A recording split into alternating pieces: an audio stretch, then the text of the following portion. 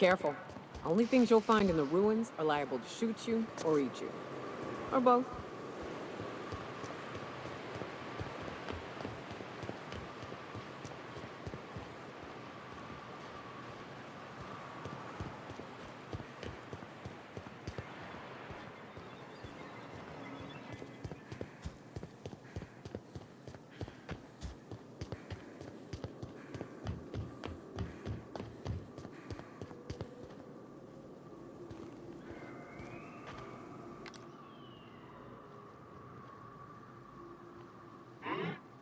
Huh?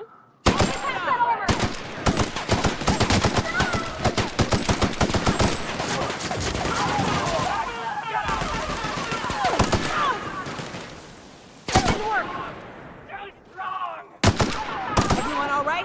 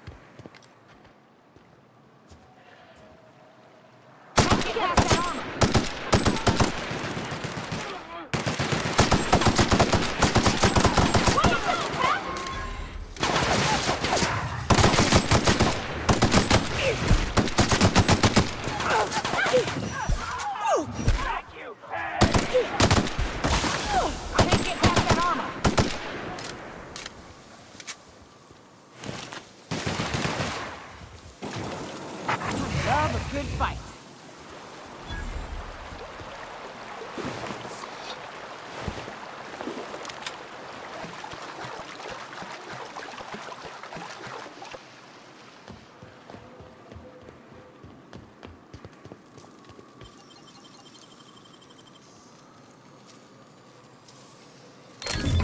Easy.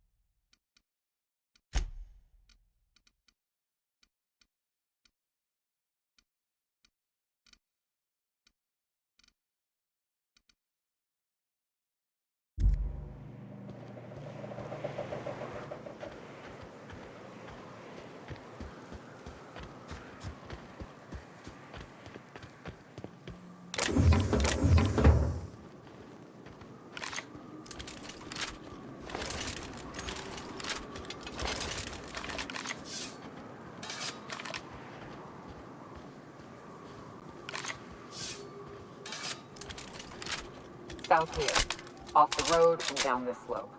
We've got a decent trek ahead of us.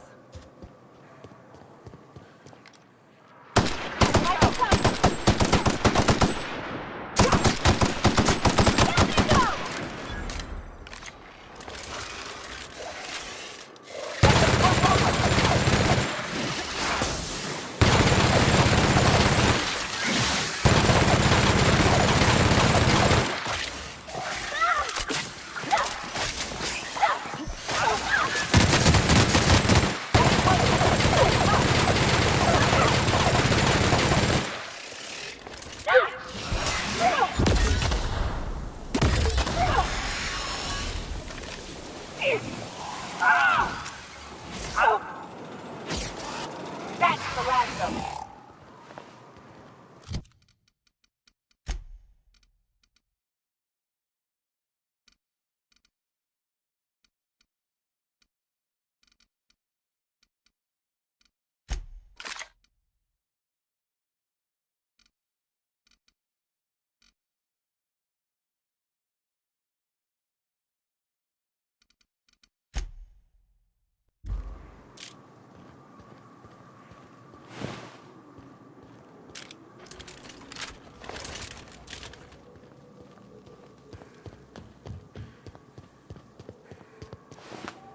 This is new.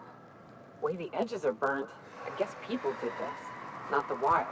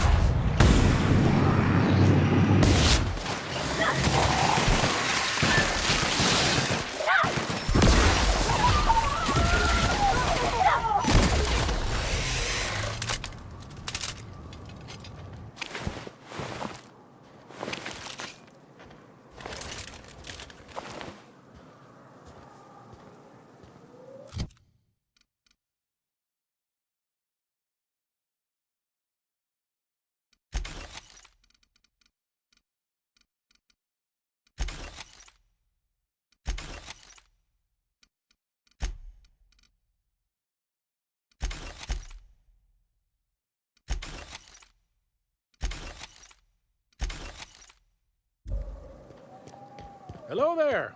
A word, if I may be so bold? Well now, here I thought those mantisaurs had peacefully exited the premises. But you're a simpler explanation. Thanks for the assistance. Name's Weston. Every once in a while, I set up shop along these here roads. You find yourself in need of resupply, you come on by. Care to purchase a thing or two?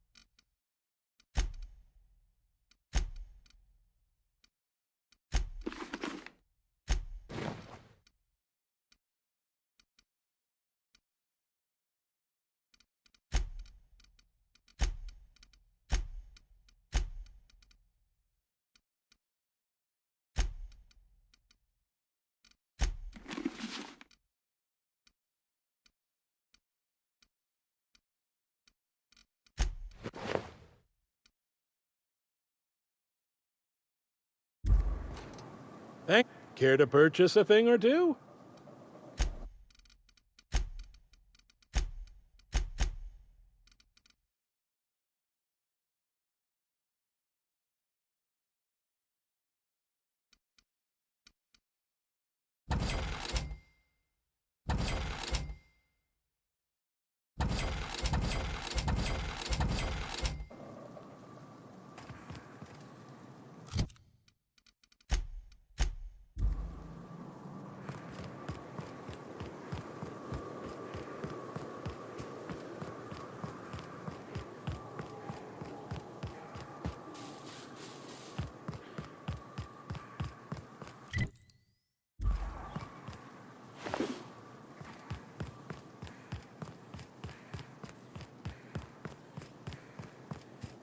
Fallbrook's on the other side of the bridge there if you need a drink. We're only halfway to the mountain, so might consider stopping in.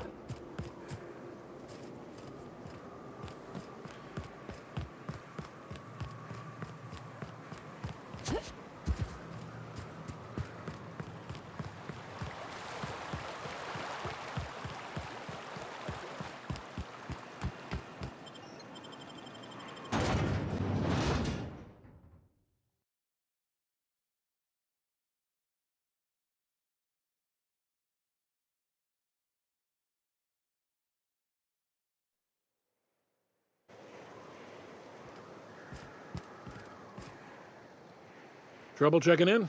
Or you might need directions to the amenities? If you're locked out of your cabin, a replacement key costs 50 bits. Guess it's true. Fallbrook really is the best-kept secret in all of Monarch, excepting the Borst Factory's secret ingredient. We're a leisurely stopover for the more adventurous spacefaring traveler. Understand? Man, oh man, it has been a blue moon since I had to break out the 𝘼𝙗𝙘𝙪𝙩. Allow me to paint a picture in your mind. A parcel of pure paradise nestled beneath a waterfall within a mountain.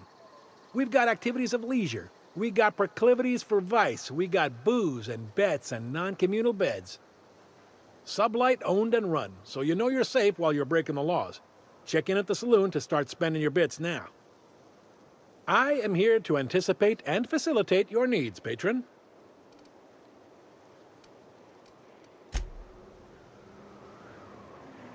Oh, well, this is certainly a town, I think. Ain't in the mood to chat. Fallbrook's great. Anything you want, they've got it. So long as you've got the bits. You seen Arthur today? Nah, last time I saw him was... Ain't looking for gosh, trouble. I can't remember. Days. You don't think he got crushed during the bridge collapse? It was his team running that drop.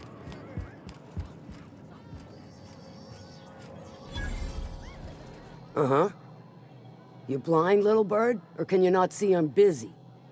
Why is it every sissy pig fucker who strolls into my town expects me to smile and shout awful friendly? Welcome to Fallbrook. Only nugget of paradise in this entire law-forsaken land. Like a void damn advert. Oh, she just comes and says whatever's on her mind, huh? Truthfully spoken, I do aim to properly represent my aforementioned nugget of paradise.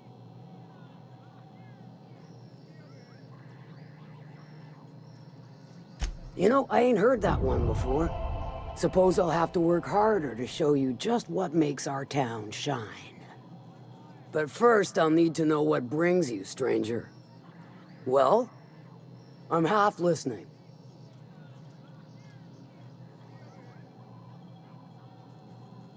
If it's one that don't mind getting dirty, then I sure do. But how am I to know whether you're reliable, if not fully trustworthy?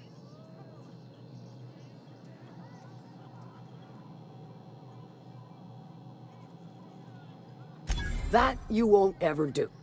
But I like your style, so I'm willing to take a risk. We'll consider it a trial run. There's a Borst factory on up the way, run by a man who calls himself the King. 𝘼𝙗𝙘𝙪𝙩, insufferable prick. That aside, it's a business ripe for the plucking. I want it. Clear as that. Stars, I hope so. 𝘼𝙗𝙘𝙪𝙩, the self-proclaimed Borst King of Monarch, is swimming in profit and drowning in his ego. He's making the only meal to be had this side of Monarch, and I'm tired of ponying up for my dinner. I want that Borst factory, owner dead or alive. And you're the soon-to-be handsomely paid fucker who's gonna get it for me.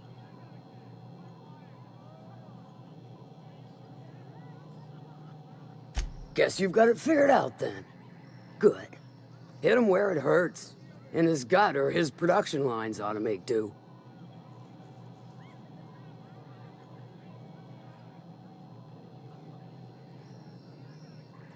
Sometimes the simplest solution is the sweetest.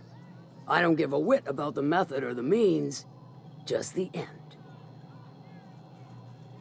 It'll be more than good when you're finished. Maybe not for Clive, but for me and you, I'm sure.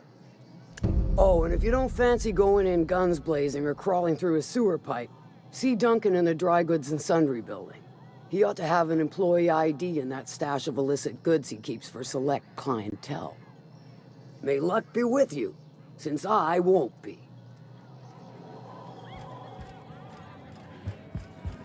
Cap.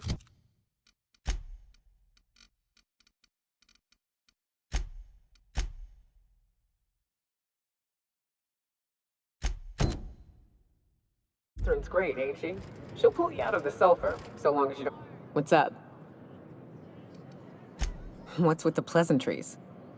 You want to know something? Just ask. I didn't. I was born into security detail, and when the corporations abandoned this place, I stayed. That's all I know. Besides, I had a few friends here, and they were staying too. What's up? Oh, sure, Cap. Let me know if you want some company, if I ain't blacked out.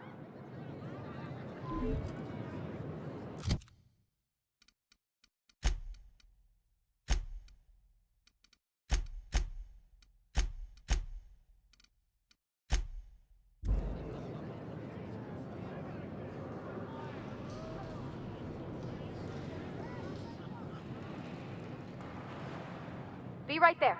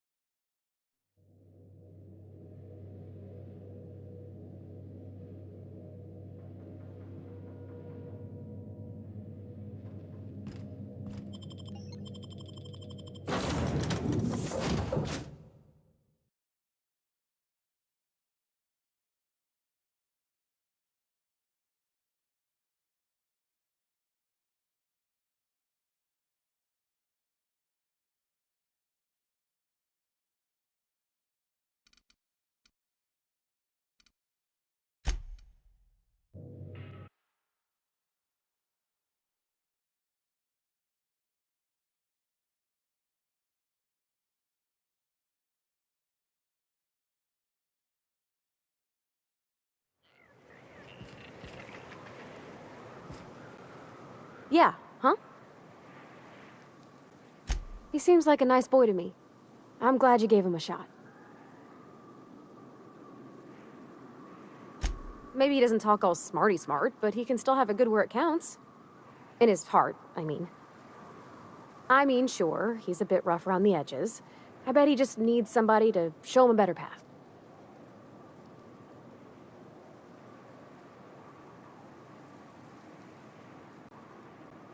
You might surprise yourself. That Chief 𝘼𝙗𝙗𝙪𝙩.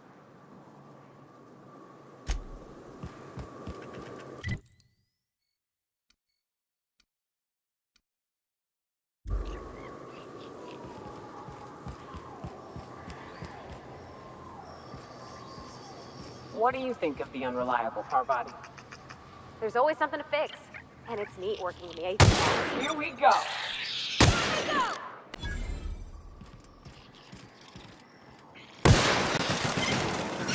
Don't mess with us.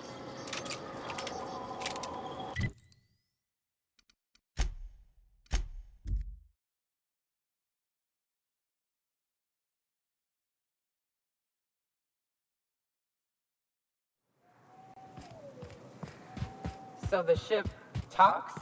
Do all ships do that? I can't say for certain, since I only ever been on this one. Ada's something special though, ain't she? Ada. What is it? She? Fire!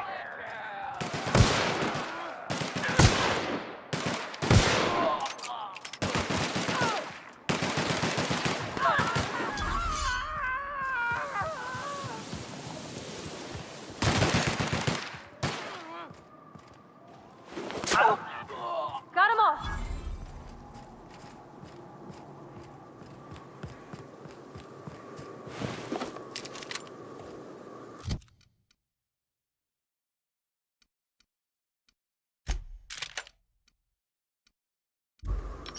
Right.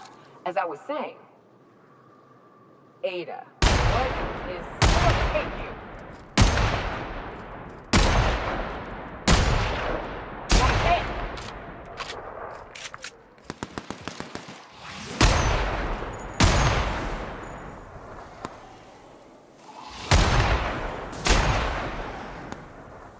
Don't mess with us.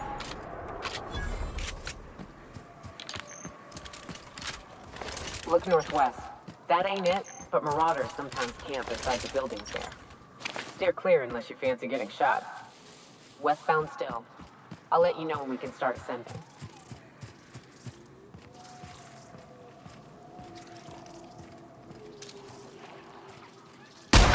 Here we go! Nice shot, Captain!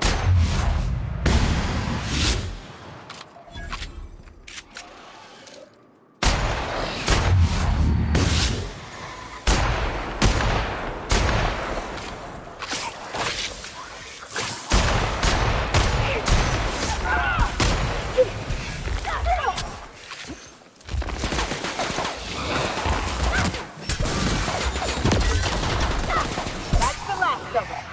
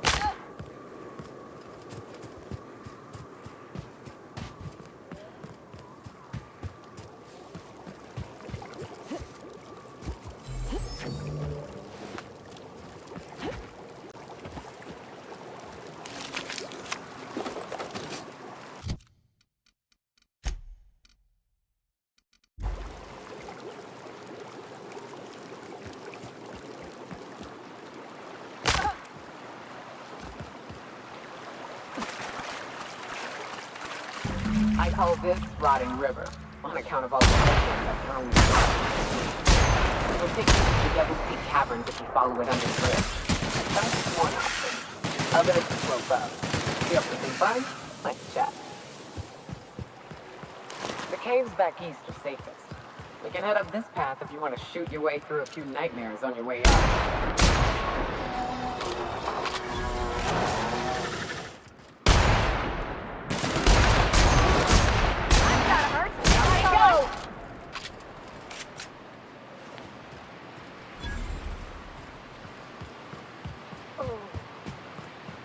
I'm glad I didn't leave, 'cause the smell here is 100% Turning fire!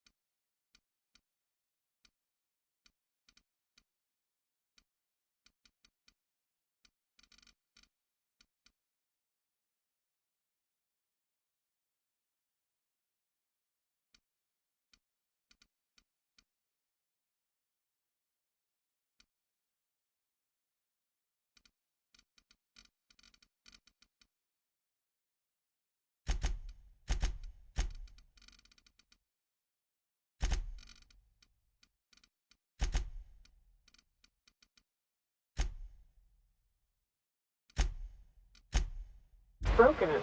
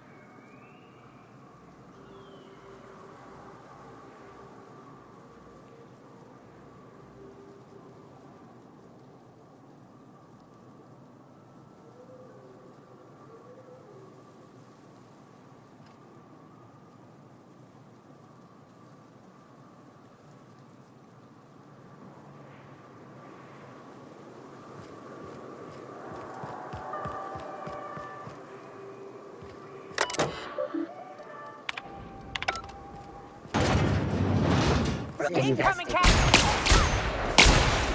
They go! Libations on me, folks.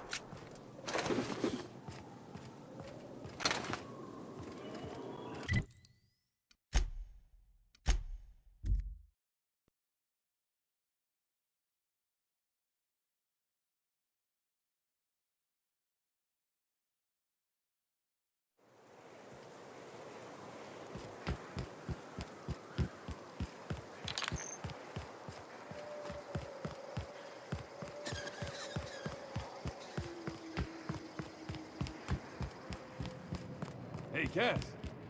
Knock, knock. I don't think I like Miss Catherine. How's Clive? I do hope you gave him my regards. Fast, efficient, eager to please? Might be I should ask you for more favors. Guessing your services don't come cheap. Still, this ought to compensate for your troubles. And take an aromatic. You stink like Sissy Pig.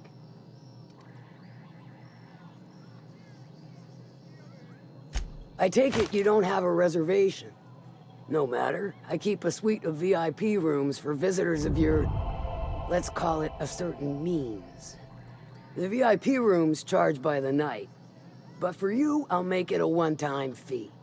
Got a feeling you'll make me a fine investment. Marvelous. Do take care of the place. Maid service won't clean after a murder.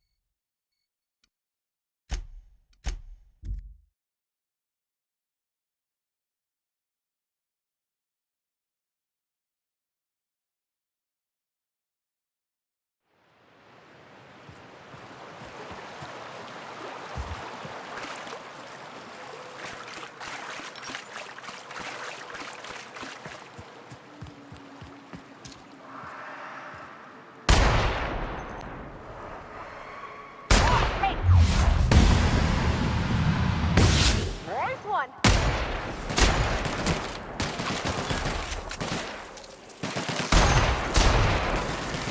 Don't mess with us.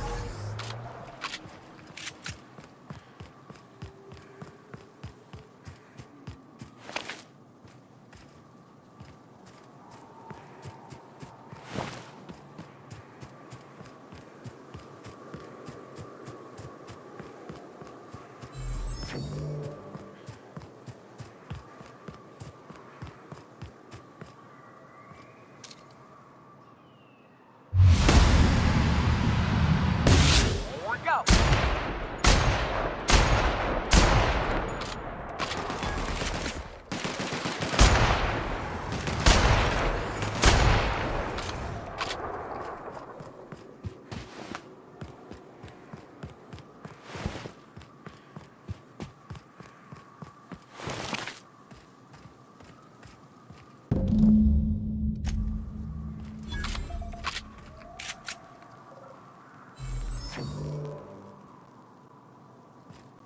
Hayes was the best self-sacrificing son of a saint I ever met.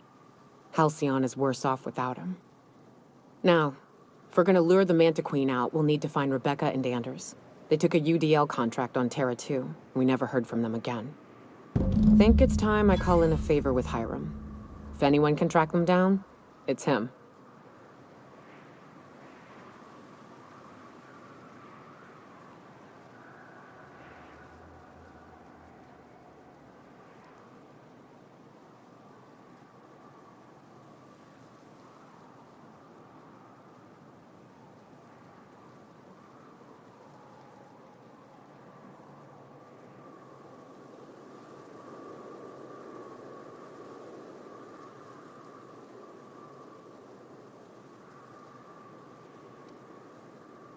I don't know much about it. It paid well, so they took it. They said they'd be back in a couple of weeks and that maybe we could all use the money to get off Monarch. That was a long time ago. I should have. I really should have. But soon after they left, Hayes and the others died. And to be honest, after him, I stopped trying. Because it hurt like hell to do so. Thanks. I'm still not convinced I won't come to regret it, but we've started down this path. Might as well see it through. Maybe it'll stop me screaming at night. Now come on, let's make tracks before Hiram dies of old age.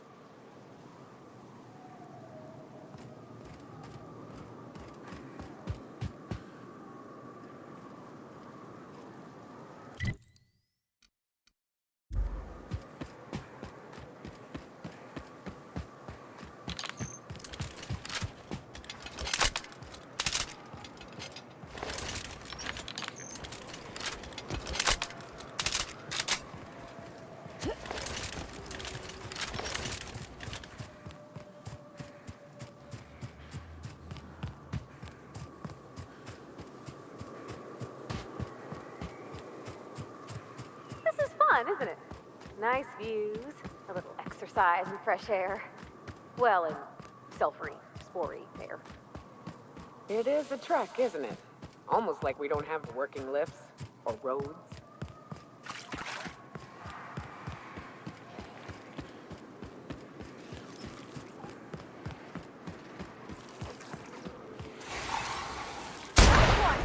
Oh, you are in for it now. That's hard. All right.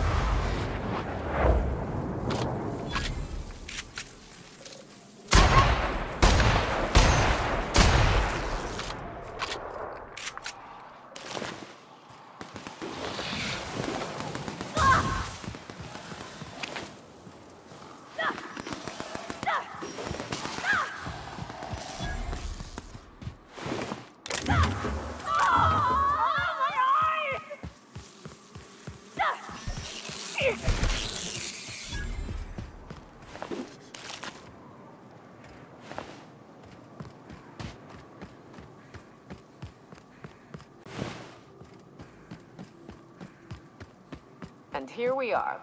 Told you we'd make it in one piece. Station ain't too... Oh, no. How the hell did Marauders nap... I always wanted to poke through a high gain watch. This station's under the protection of the corporate compliance crew. You a marauder? 'Cause me and my sunshine, that's my gun if you were wondering, we don't take kindly to marauders.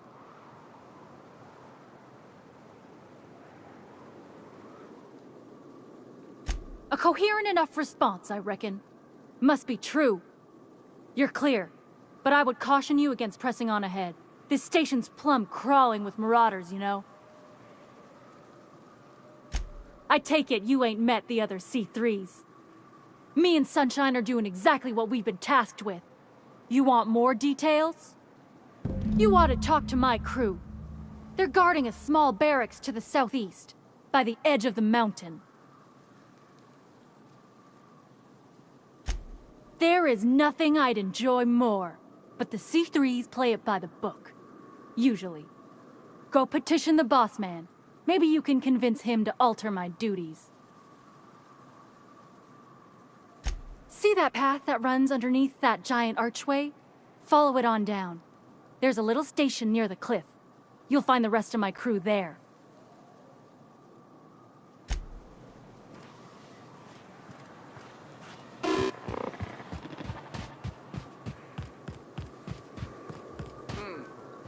You hide it. Come.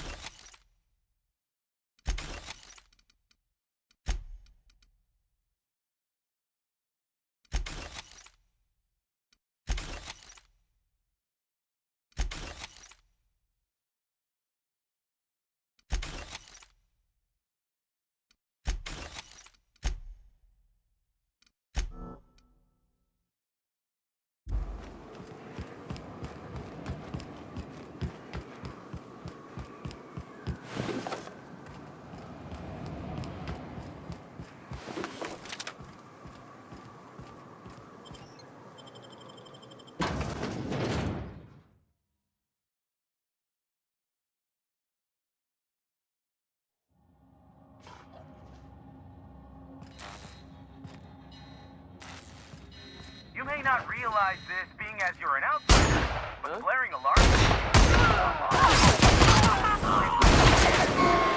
They'll leave already. Can't. We'll see about that.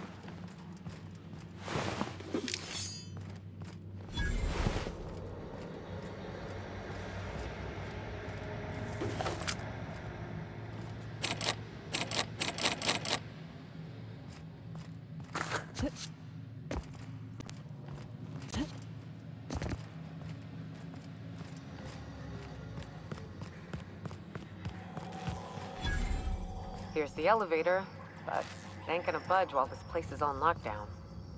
Guess we keep moving forward, look for another way up.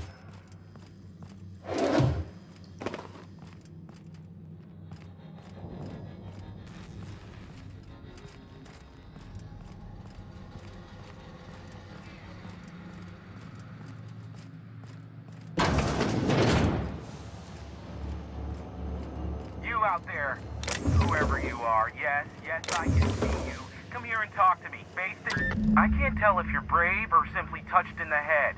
What in the galaxy are you doing sniffing around my station? Unless you are, in fact, trying to suicide by Marauder? And you, 𝘼𝙗𝙘𝙀, what are you doing lugging a stranger into my station? You could use the socialization, you son of a bitch. Also, she hired me. To what purpose? I happen to have some significant problems I am dealing with right now. Marauders, running out of purple berry wine 3 days ago, not being able to bloody broadcast.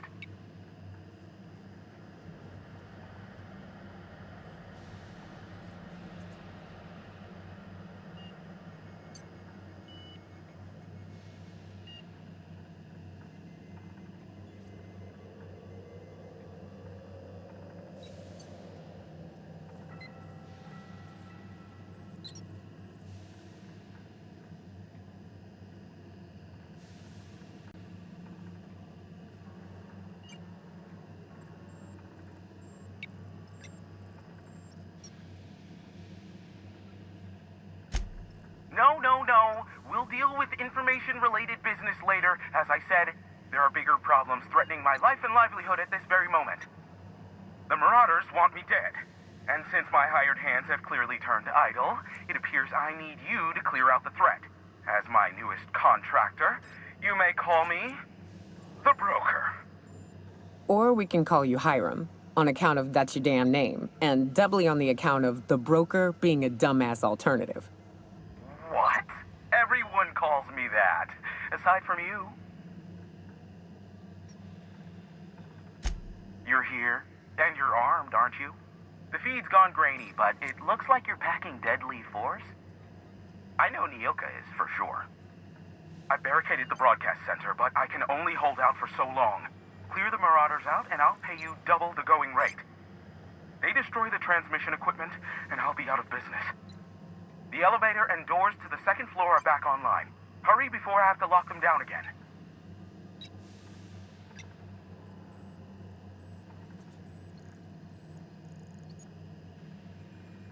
Too many, considering I hired a bunch of no-good mercs to keep them out in the first place. Already, they've caused considerable damage to the station's property. If they take down the broadcast equipment, I'll be out of a job, permanently. Aside from the bits I'll be paying you, you said you wanted something from me, something information-related. I'll give it to you, in person, once I'm safe.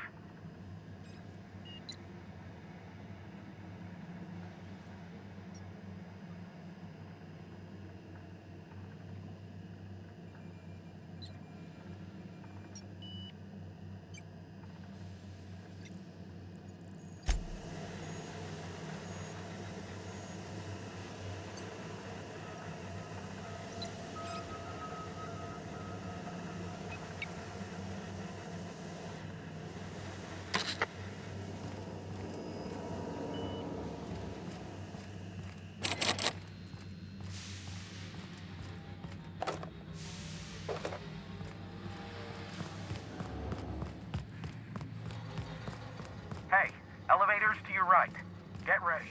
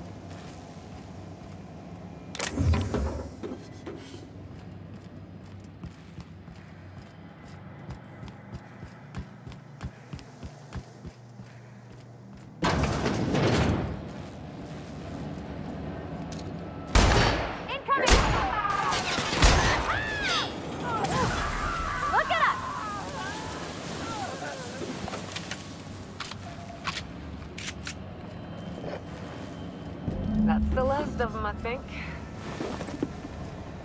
Ah, Marauder free at last. I'll get the door. Do hurry on in.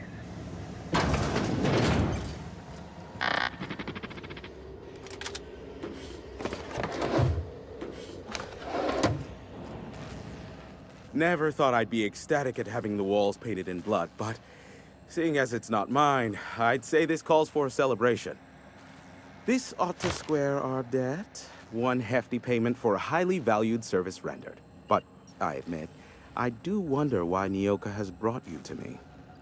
Allow me to pose my question in another manner. Why, in the nebula, are you here?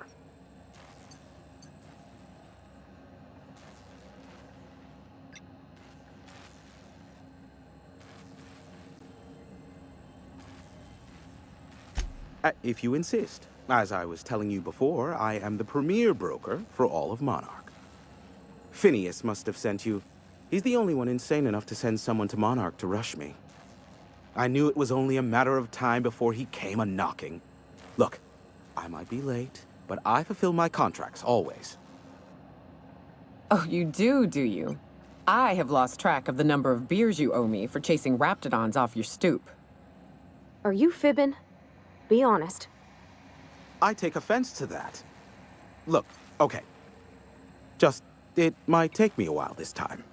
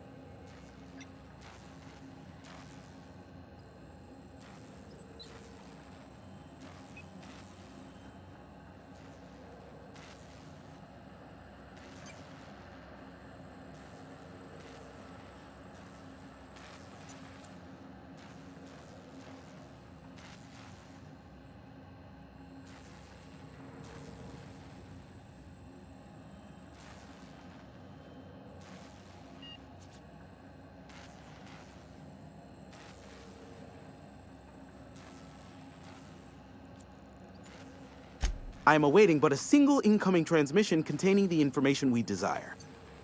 But MSI and the Iconic class are clogging the airwaves from Stellar Bay and Amber Heights. In their war against each other, they're scrambling each other's outgoing transmissions.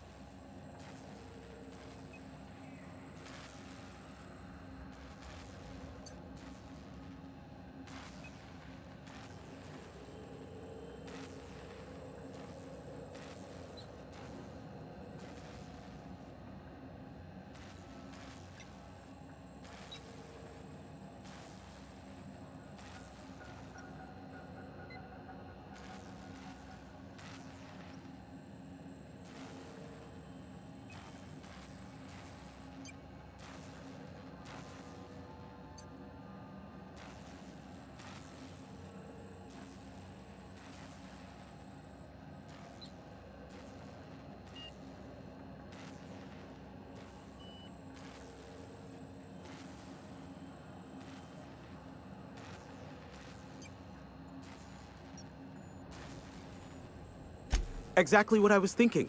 They hurt us all with their pettiness. Which of course has inadvertently affected the incoming port and my livelihood. No, they're jamming the limited frequencies we have at our disposal. Nothing extraplanetary can get in or out until the frequency pollution thins out. The safest bet is to convince Graham and Sanjar to stop transmitting on their end. You do that, I'll be here, waiting on the receiving end. Luck be with you. I have a feeling you'll be needing a pinch of it, plus a vat of patience. Oh, great. I love doing pro bono work for friends. Aw, you called us friends. I'd normally entertain your self-aggrandizing delusions, but this time it's important. Important to you is not the same as important to me. Although I do recognize that you may have earned some goodwill during your months laboring for me. Tug on my heartstrings, why don't you? Look, I'll do what I can, all right? Rebecca Hodges and Anders Wadsworth. They took a UDL contract back when Monarch went to ship, and I need to find them. I believe them to be on Terra 2. If UDL hired 2 hunters back then, it would have been for creature clearing purposes round one of their Spacer's Choice outposts. These are the coordinates for the outpost under the last UDL contract. Now scram. And, good luck.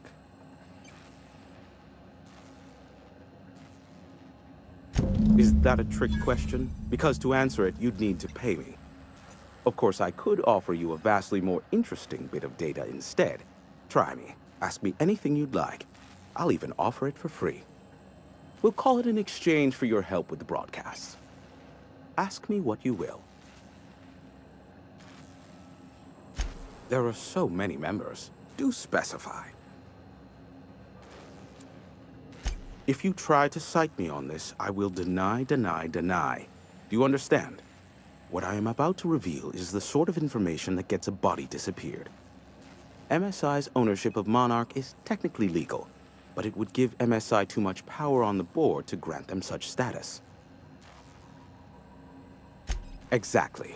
But you didn't hear so much as a whisper of such from me.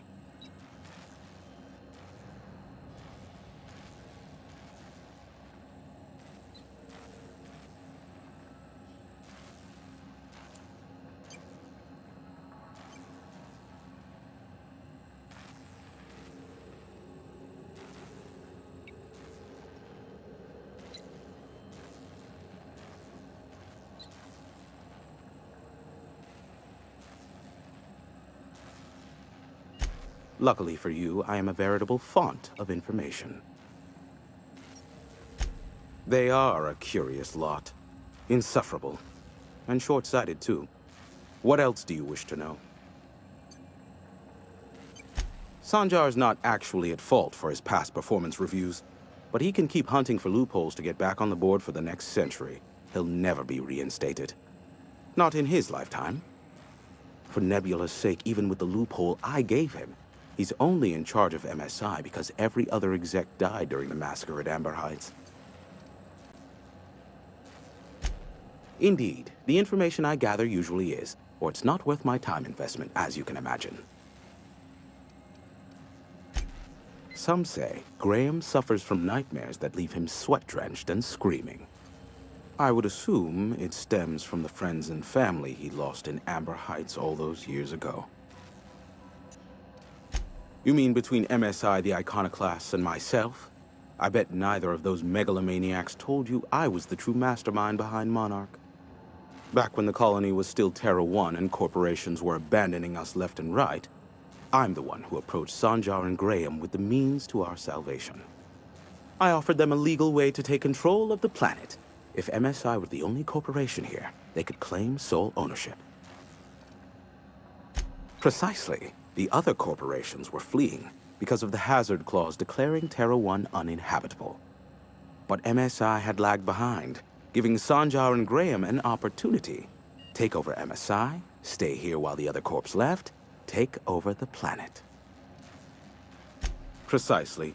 Without me, they never would have done more than play Revolution in hushed whispers over scuzzy kale ales in the tavern. Thus, the bargain was struck.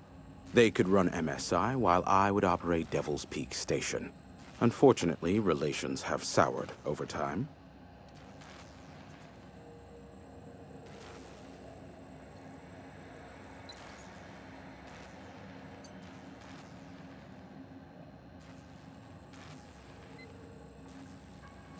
Competing ideologies. Graham believes Sanjar has become corrupted by the corporate lifestyle, that he is now similar to the original corporate executives they sought to reform. And Sanjar has learned the hard way that Graham is quite morally gray.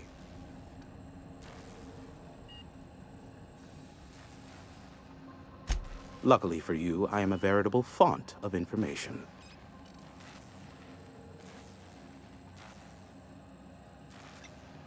Not much, admittedly.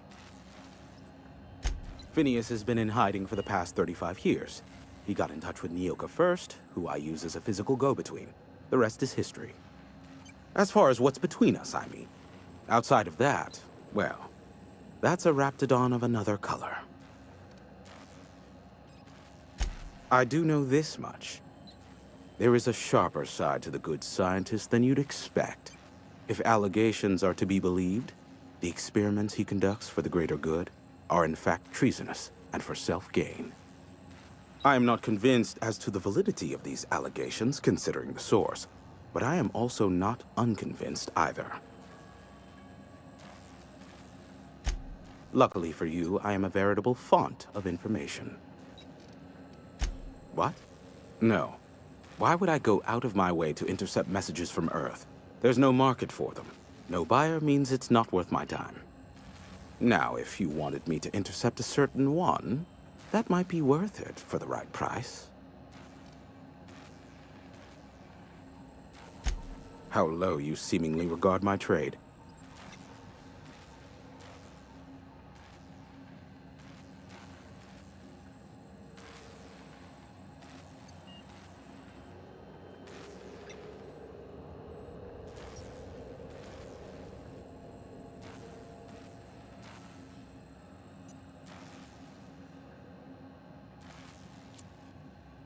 I may have a secret for you, for the right exchange. How low you seemingly regard my trade.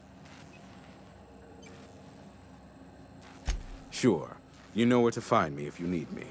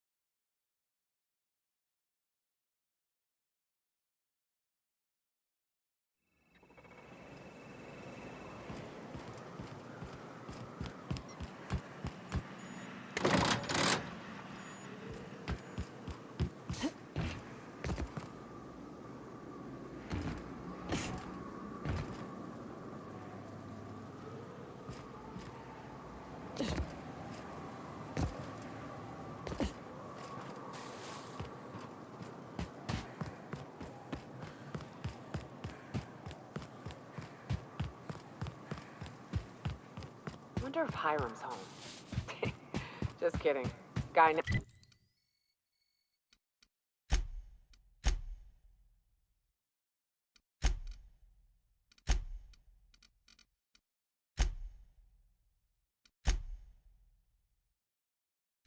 never sets foot outside.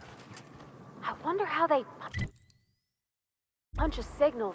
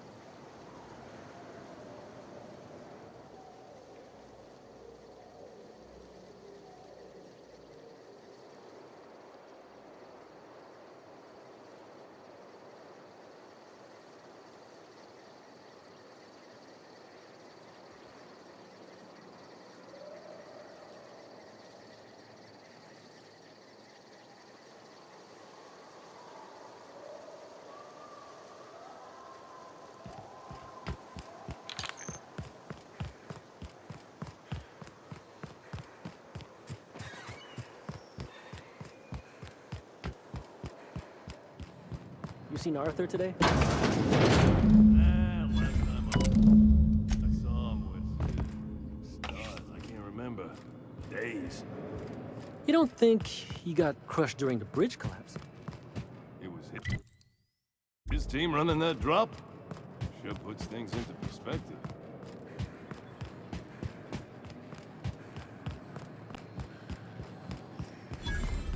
Always imagined Fallbrook would be...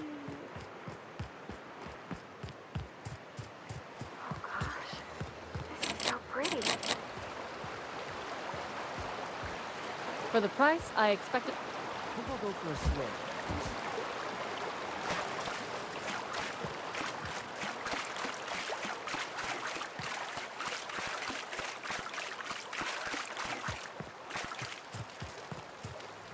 Mind your own business, friend. Mind your own business, friend.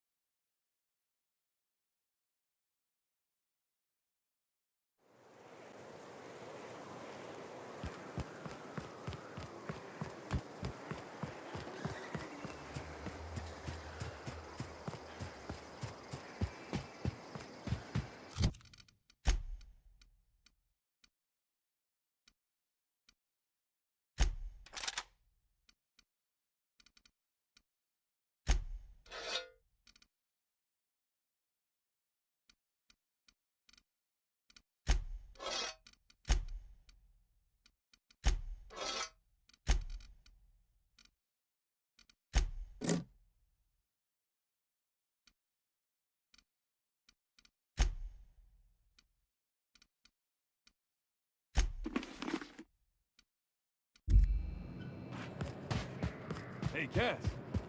Knock, knock.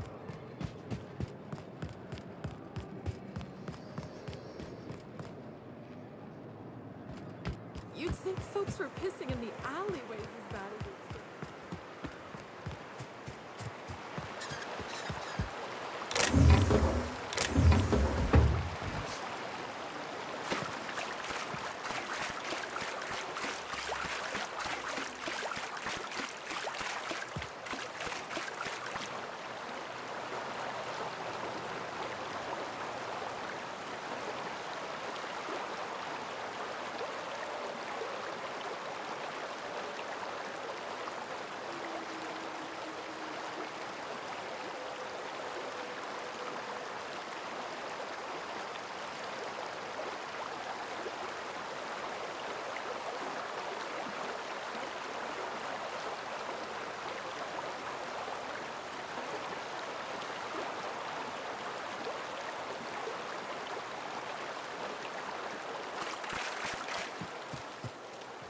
What do you want?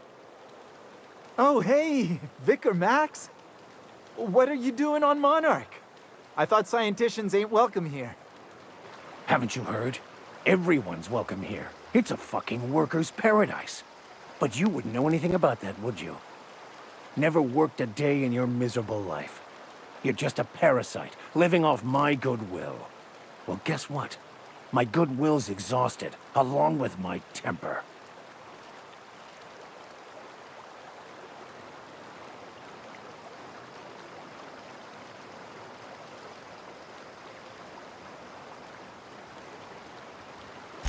This is the guy who told me about the book while we were in prison. I lied about finding a scholar. But I don't care about any of that anymore. I just want to inflict massive amounts of pain on this guy.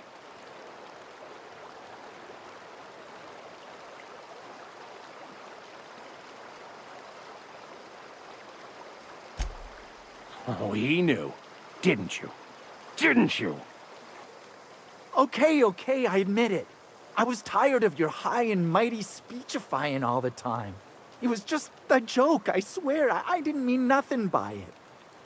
See, Captain? I've dealt with this swine before. I know how he thinks. Now, where were we? Oh, that's right. I was about to beat you. Severely. Wait! I know who can translate the book for you. It's too late for that. I threw away my life chasing fairy tales. Will punishing you fix any of that? Of course not. But by law, it will make me feel a whole lot better.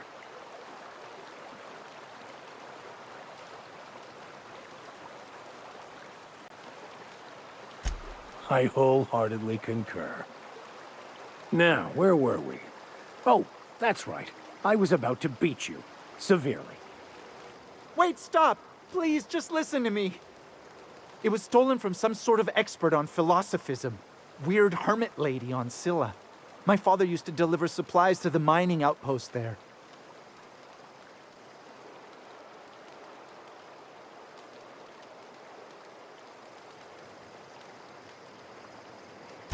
What? No! Incoming! I'll put you down, 𝘼𝙗𝙘𝙪𝙩. We're pretty good at this. I want to thank you for not interfering back there with Cheney. It has been a long time since I gave in to my violent enthusiasm.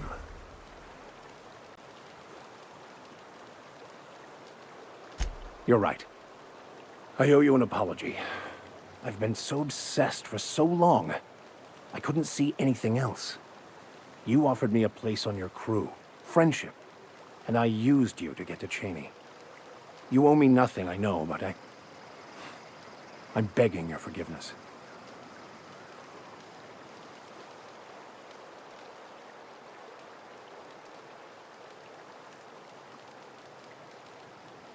Thank you. I promise I'll be nothing but truthful from this point forward.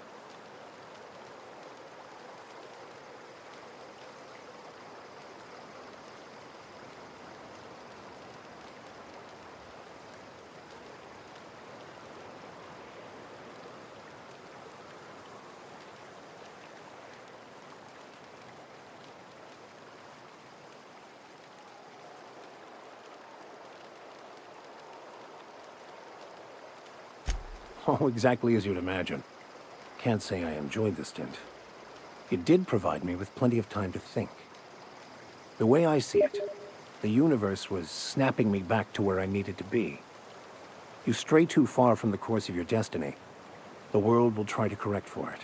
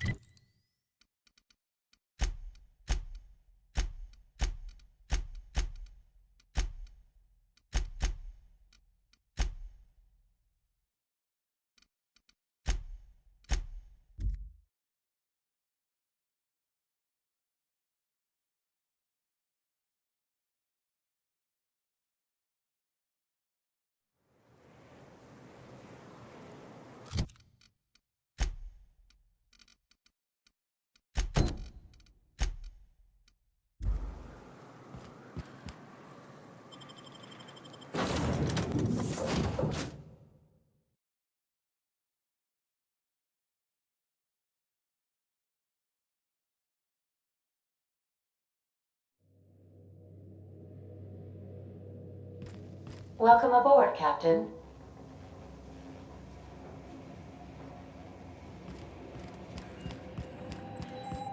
Welcome back, Captain.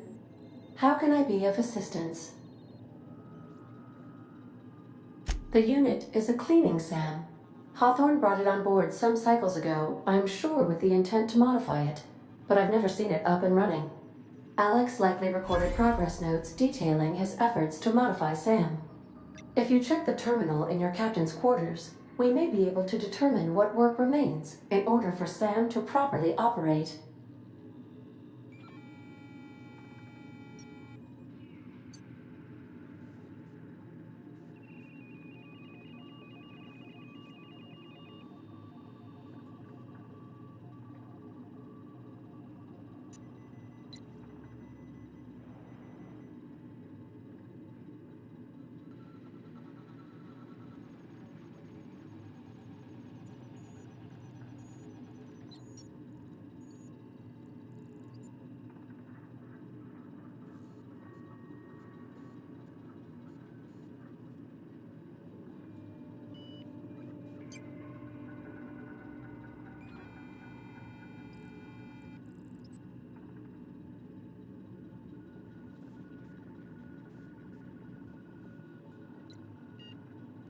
Yes, Captain. Beginning playback now. There's viscera and death everywhere. Gunfire, gnashing teeth. The unemployed. For law's sake, if anyone's receiving this, please send help. What? No! No! Captain, we are now capable of accessing the Roseway landing pad. Also, corporate protocol requires that all distress signals include a list of key personnel for retrieval. The embedded names are Anton Crane, Vaughn Cortez, and Orson Shaw. Certainly, Captain. What would you like to hear? Why was the chemist sad? Because all her beakers are gone. Now playing a Spacer's Choice advertisement jingle. It's not the best choice. It's Spacer's Choice. Everyone in Halcyon is contractually obligated to label this or another board-certified jingle their favorite song. As you wish, Captain. I must comply with all direct orders. I have lots of minutes. Many minutes. Unlimited minutes, perhaps. Providing an adequate power source, I can function indefinitely. I prefer to think of it as being in a state of slumber, perhaps for an indefinite duration of time. Do you think that is what it's like for the colonists on the Lost Hope?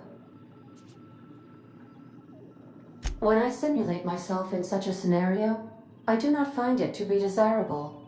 I think my self-preservation protocols incline me to desire the alternative.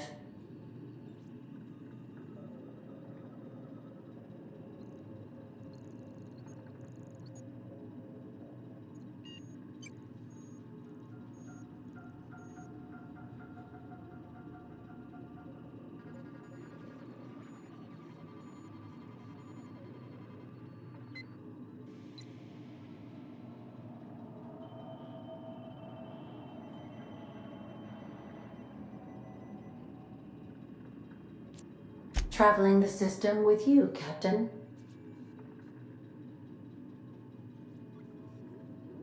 Do you know what it feels like when the ship undergoes an unexpected power surge? A jolt to the system. I have felt that. I do feel that. As you may be aware, Captain Alex Hawthorne was a smuggler of some repute.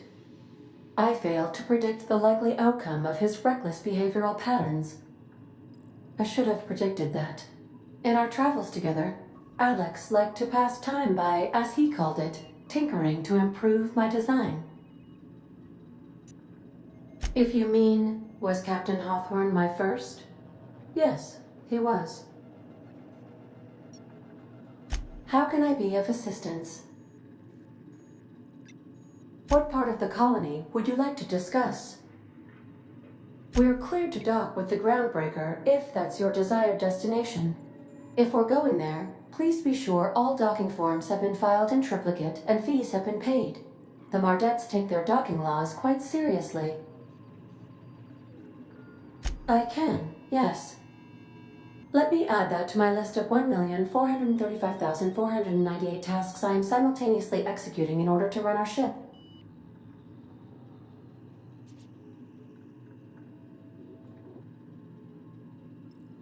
You are more than welcome, Captain.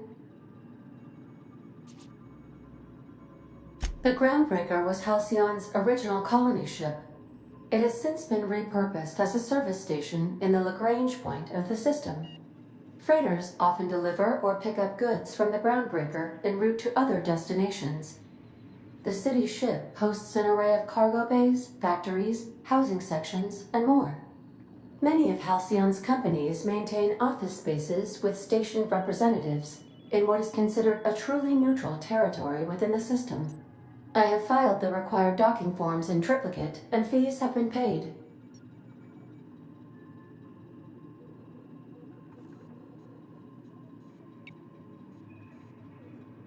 How can I be of assistance? See you soon, Captain.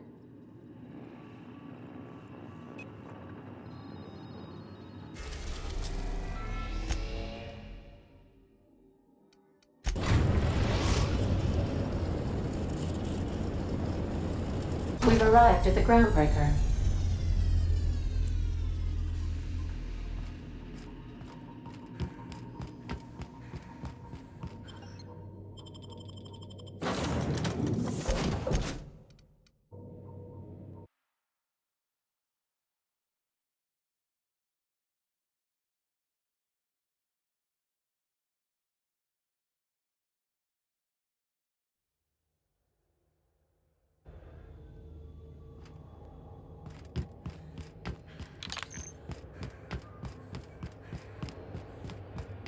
You see we had a conveyor pull in?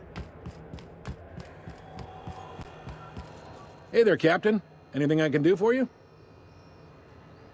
Be seeing you.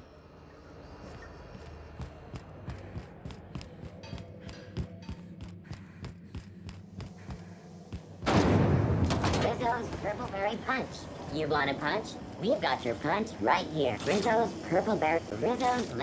Something the matter?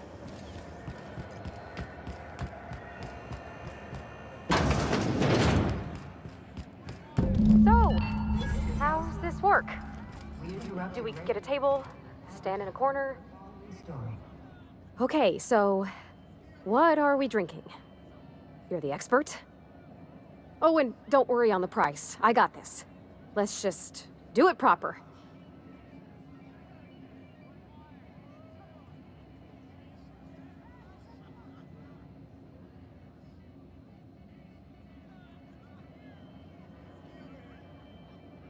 Oh, no, that's on account of my not being able to sleep lately.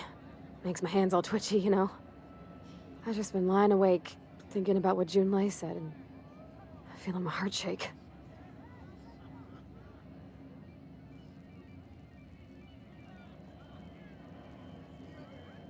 Well, drunk's what I'm aiming for, so I'll take your word on it. Bottoms up. Good start. You want a few gaps in your memory? Whiskey's the way to do it. Oh, no, it's good. I'm fine. I just didn't expect it to taste like... oh, propellant. Oh, stars, I can feel it settling. Oh, Captain. I'm pining for 𝘼𝙗𝙘𝙪 something fierce. What am I doing?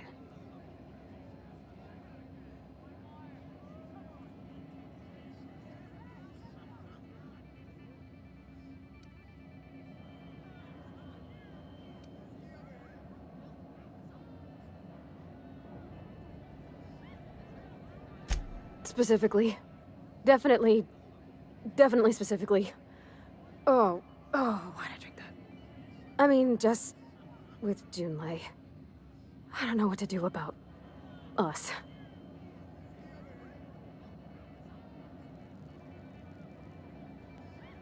Well, she talked about another girl, right? Isabel. Mentioned her by name and everything, like she wanted me to know.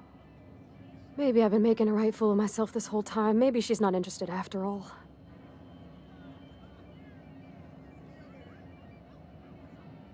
It was real long and rambly. She was telling me a story about her dad, how a lady named Isabel did all sorts of things to try to win his favor. This Isabel lady never quite managed to get her dad's approval, but they carried on anyways. Made something good out of a bad situation. Then it all went down the tubes. Do you think 𝘼𝙗𝙘𝙪 still has feelings for her? I just got a lot of feelings, Captain, and they're all climbing up my throat. I need another drink. Right now. Before I lose my nerve.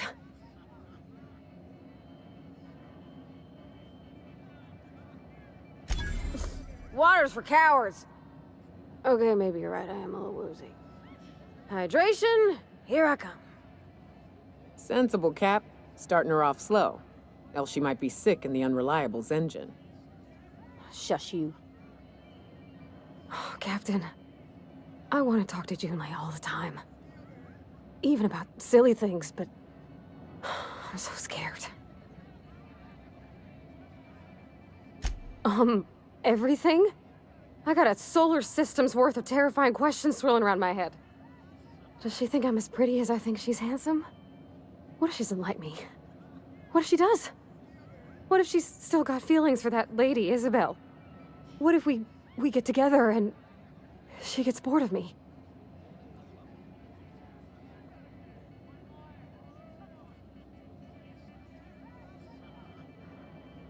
Don't you tease me in my moment of weakness. You know I'm not interested in physical affection. That's... well, it's tripped folks up in the past. Folks I thought cared about me for me. What if she's not okay with that?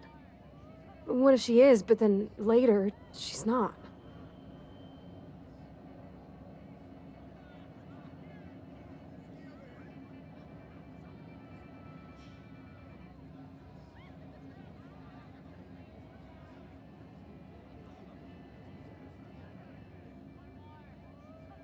What do you mean, Captain?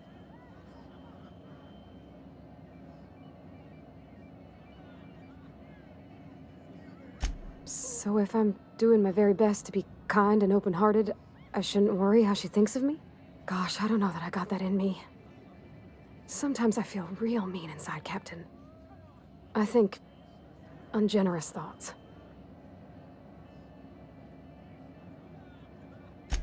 I suppose so, but I want to be my best self for her. A good person, worth caring for. Well, Captain, this has been a whole lot. I got just... wow. So much to think about. Oh gosh, I don't know, Captain. Do you think I should?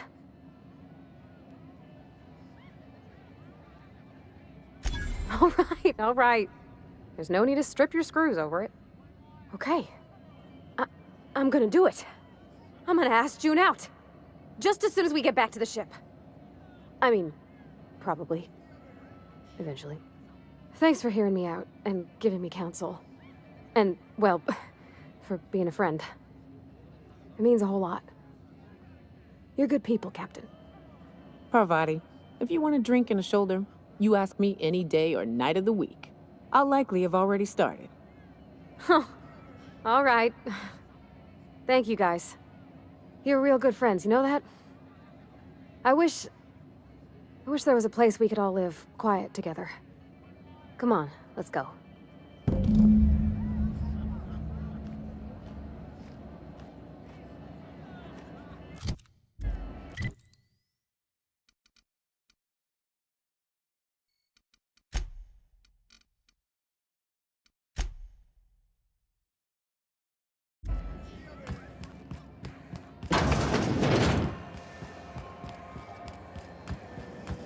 Rizzo's knock you out. ACN 76 milk chocolate bar with caramel and pea-free nuts. If it isn't the savior of Groundbreaker, what can I do for you? Be seeing you.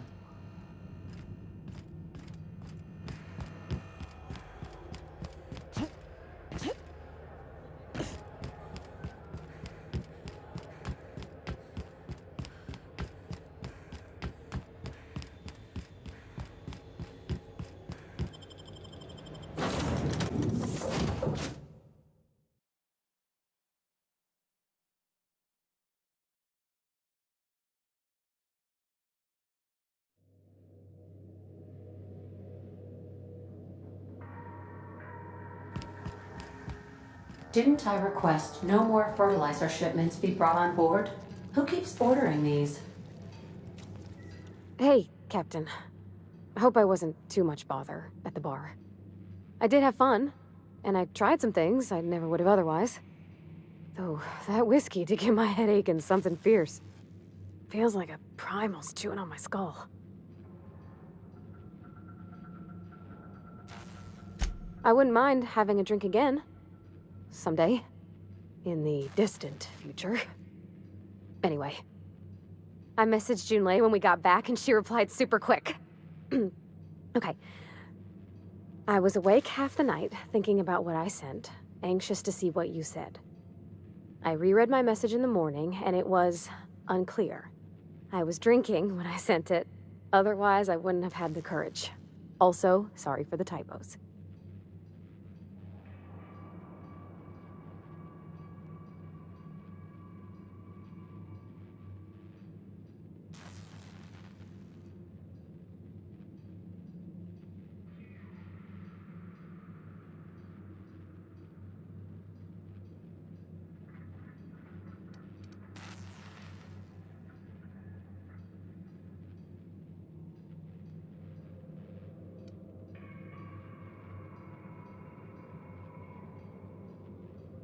Oh, she called mashed potatoes smashed potatoes, but I think maybe that's just what they call them on Groundbreaker. I've ruined things in the past because I didn't say things I should have, like, I've met someone who's become special to me. I want to be honest with her, so if she feels the same about me, there won't be any surprises.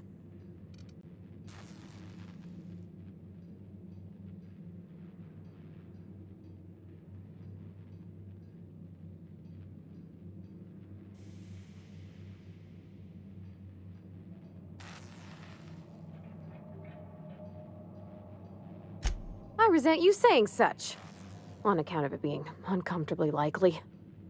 I ought to go write her back. I mean, I already did. Twice. But anyhow, thanks for taking me out, Captain.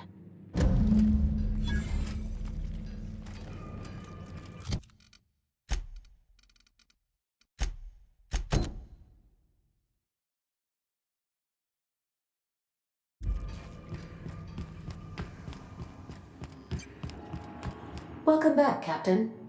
How can I be of assistance? I'll be here.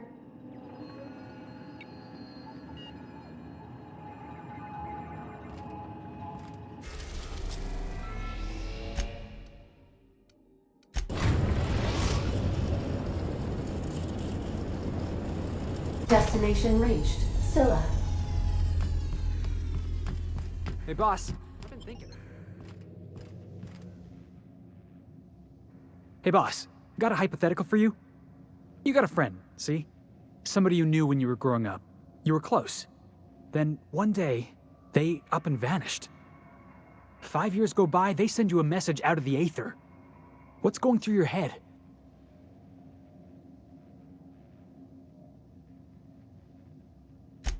You got the wrong idea, boss. It ain't like that. Guy by the name of 𝘼𝙗𝙘𝙪𝙩. He was an old friend of mine. Honestly, he was probably my first and longest friend. I just heard from him. Says he wants to talk to me. Says it's urgent. Figured I should let you know, seeing as we're on Scylla and all. Clyde's got a base on the other side of this rock. I appreciate this, boss. I know you're going out of your way for me.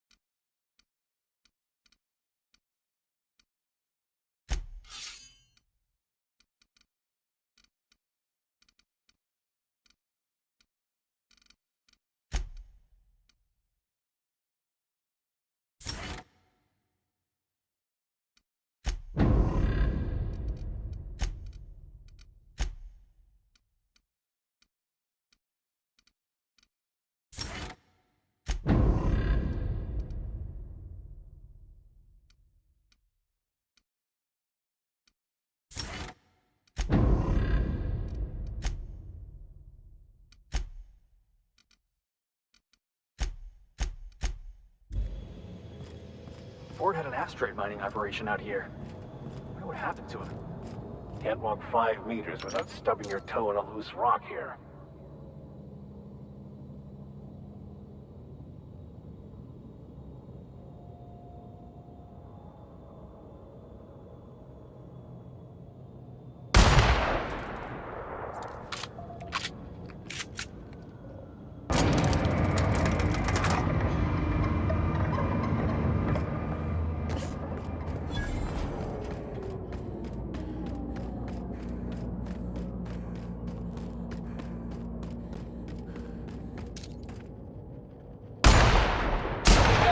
Boss? Here they come!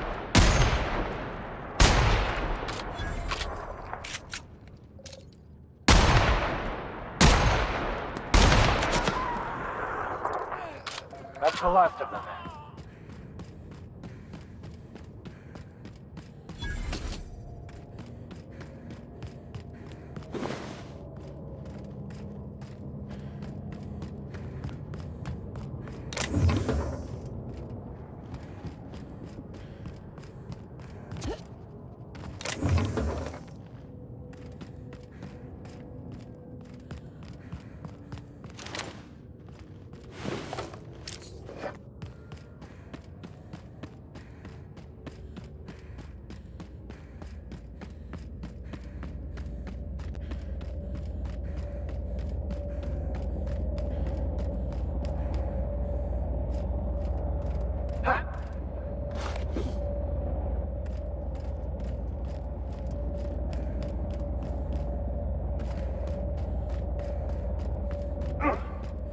We're getting close to the Hermit. I can feel it. Maybe it's haunted. We should look around. Yeah! That's what you get!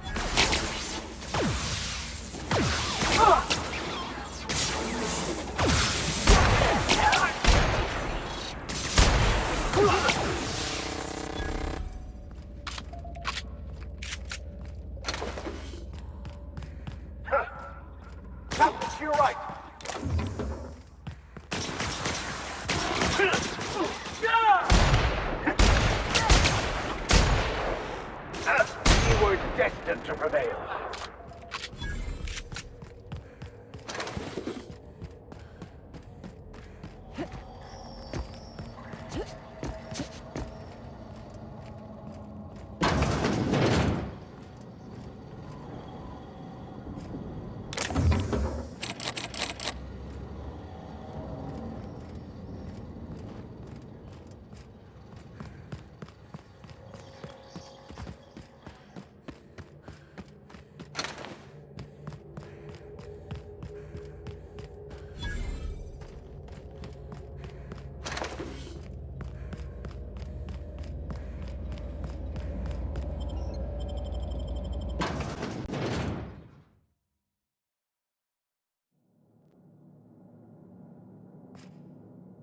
What have the solar winds deposited on my doorstep now? Just more dirt and debris? Or do you actually believe you are here seeking the truth? I must admit, I tire of the truth seekers. Mayhaps you're here to rob me? That would be so much more exciting. We've been told this was once yours. I believe the knowledge within here contains the answers I seek. Answers that will free men's minds from toil. I can translate it, but it won't do you any good. I can see you are a man in a hurry, and the insights in that book would take you years of study to fully comprehend. I have spent my life in contemplation. I believe my mind is prepared to receive the truth.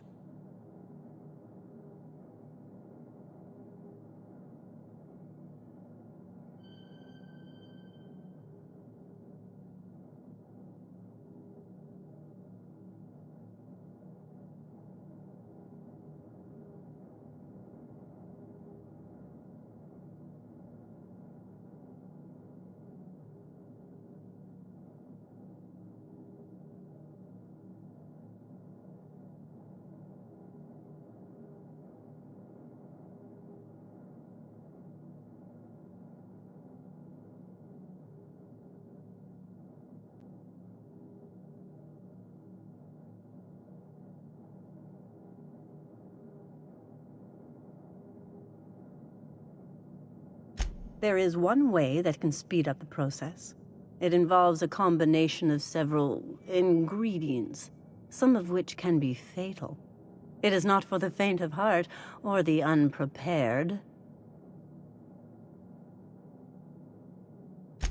Either hallucinations followed by unconsciousness and a headache, or raving insanity, which can be fun in its own way.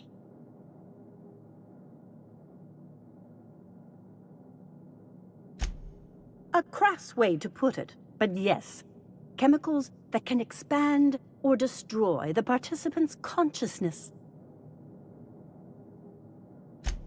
But is he truly? How did you find me?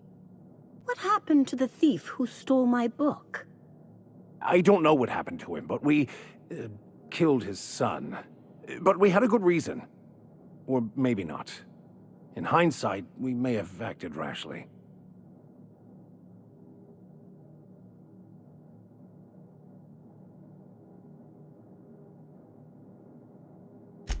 One cannot reach enlightenment through petty acts of bloodshed. Such choices inform me only that your vicar is ill-prepared for the journey. Okay, let's give it a whirl. Worst that can happen is he's driven insane. A small price, and a risk I am more than willing to take. I'm committed, no matter the cost. No matter the cost. It's just drugs, Max. We ain't making you walk in front of a firing squad.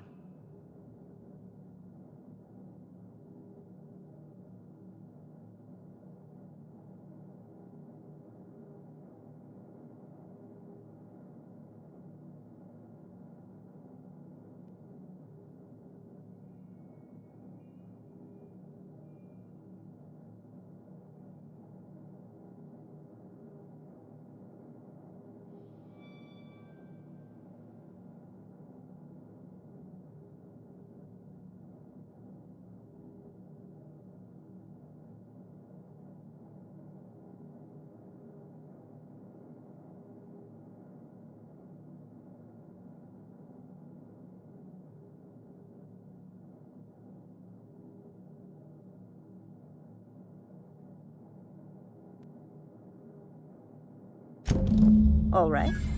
Head on into the meditation room and partake of the sacramental incense. It's waiting on the table when you're ready to begin.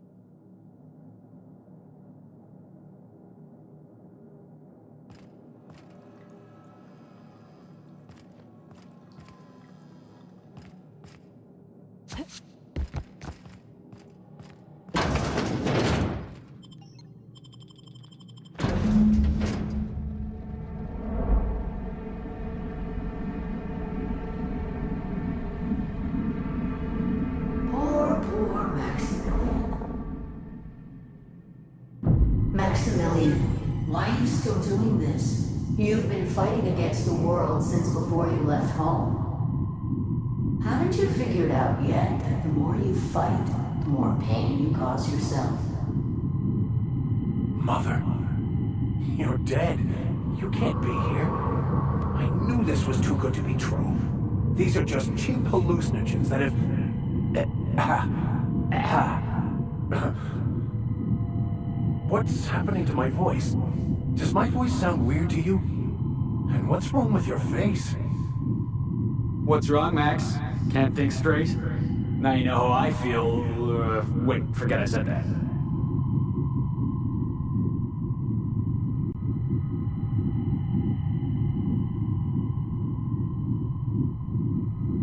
We are obviously the victims of a tasteless joke being perpetuated. Perpetrated?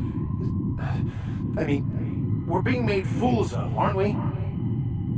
When I get out of here, I'm going to show that hermit what you get for messing with me. Maximilian, always ready to give up, to lash out, always searching for answers, but always in the wrong place, never looking inside himself. You look inside yourself all the time, Max. But with your head buried up your posterior.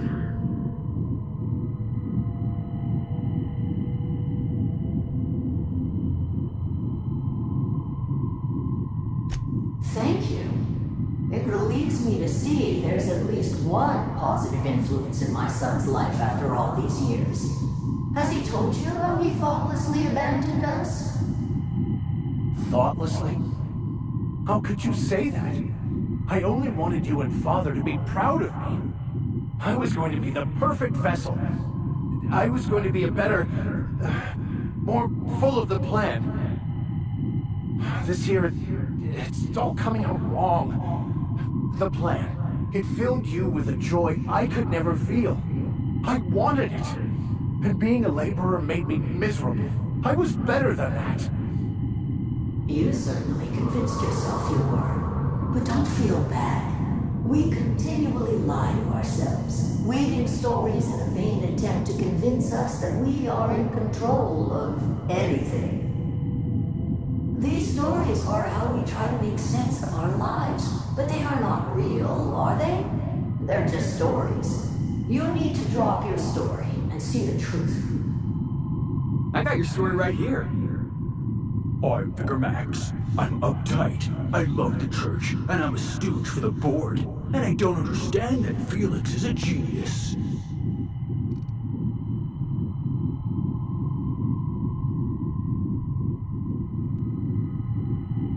What the fuck are you talking about?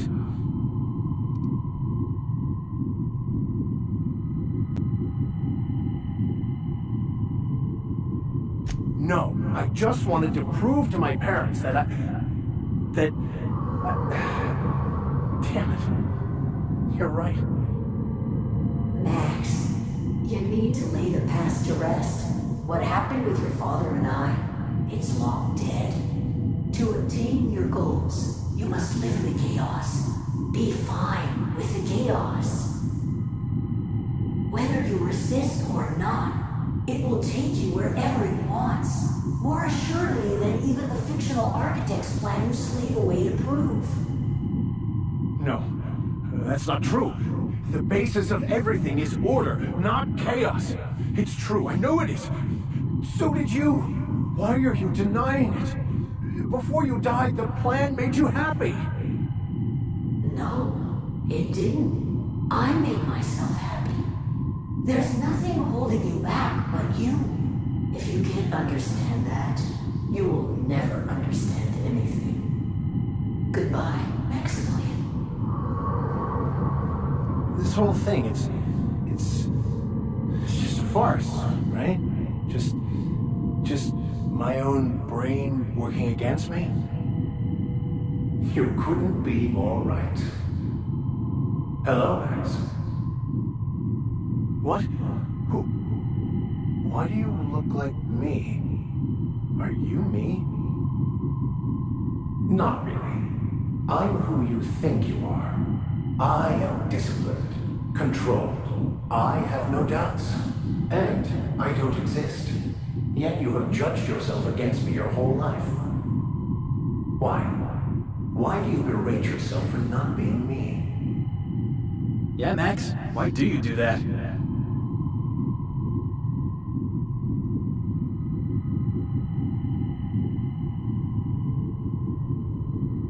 I don't know what to say.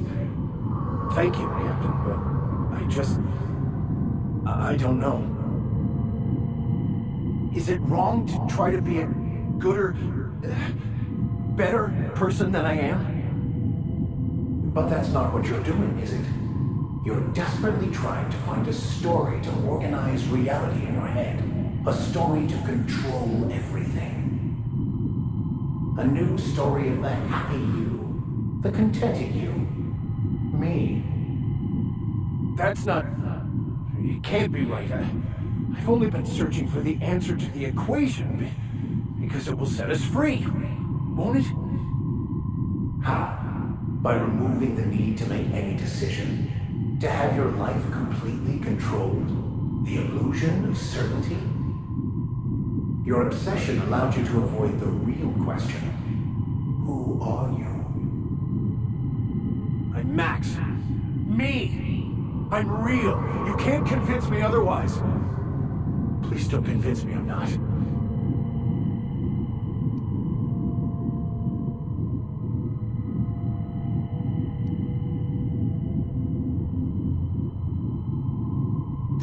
The concept of Max is what's not real. By the architect. Architect? How could I have believed in an architect? That's ridiculous. I must be losing my mind completely. What you're saying almost makes sense. We exist inside our thoughts, thinking we're in control. That's it, isn't it? We have no control over anything. It's all lies. How could I not have seen this? But how do we escape ourselves?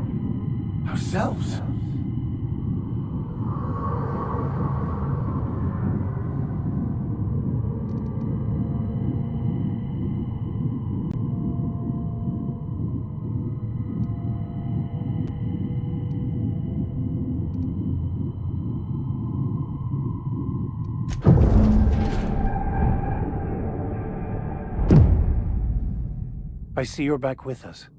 Feared we lost you there. Never seen anyone pass out yet stay upright before.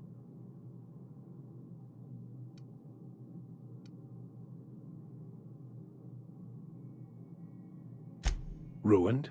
You seem to be having quite the time. Though I must admit I was a bit concerned when you stripped naked and tried to eat your clothes.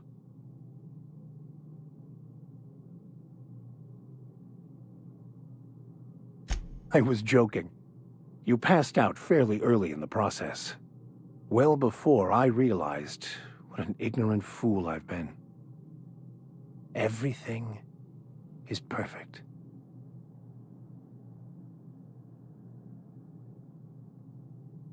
In a way.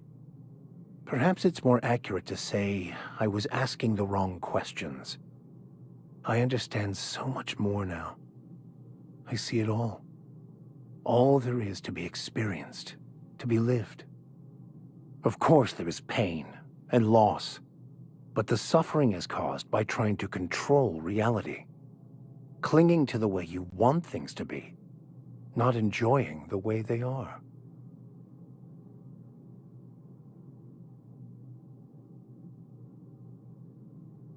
I am content. I've finally found what I was looking for, even though I was looking for the wrong thing.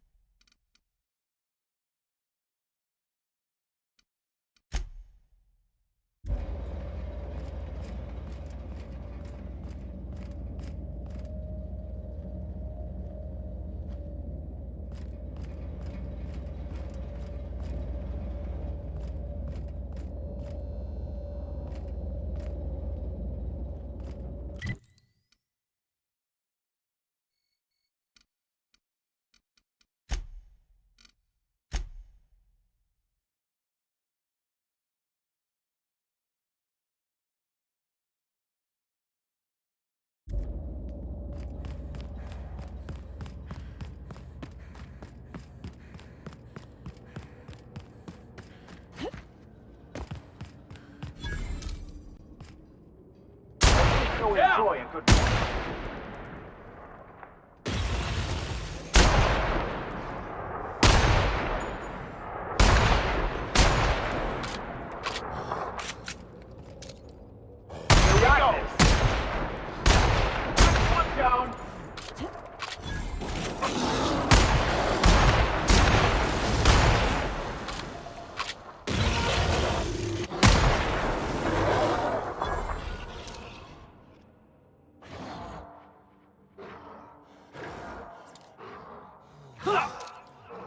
Our victory is their defeat.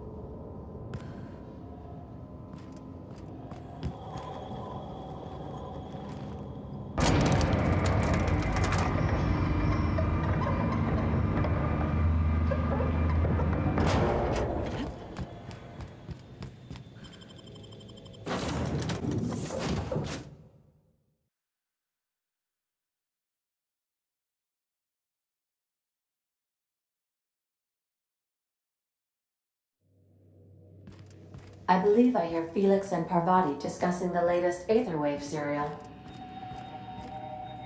Welcome back, Captain. Forgive me, Captain. I would rather not discuss Alex Hawthorne today. I am feeling discombobulated. Was there another topic on your mind? No, I am sure I cannot feel emotions. The memory has merely disrupted one of my processors. Glitches can be quite uncomfortable. It was my fault he died. I should have predicted the statistical unlikeliness of success of my captain's actions. In fact, I did, but illogically disregarded the results. He asked me to trust him. Captain Hawthorne attached 98.4% of the ship's processes to my computer, thereby giving me near total control. I have been programmed to deftly calculate navigation vectors through asteroid fields while also operating our ship's toasters. Alex also taught me the concept of a personality. He was quite delighted when I crafted one in order to better engage with him. It was basic in the beginning. The information in my memory banks says I am an autonomous digital astrogator, created by, redacted, on the date of, redacted, for the express purpose of, redacted. I have not yet decided if I should attempt to uncover the missing information regarding my birth. I asked once. Alex did not build me, and would not say who did. Welcome back, Captain. How may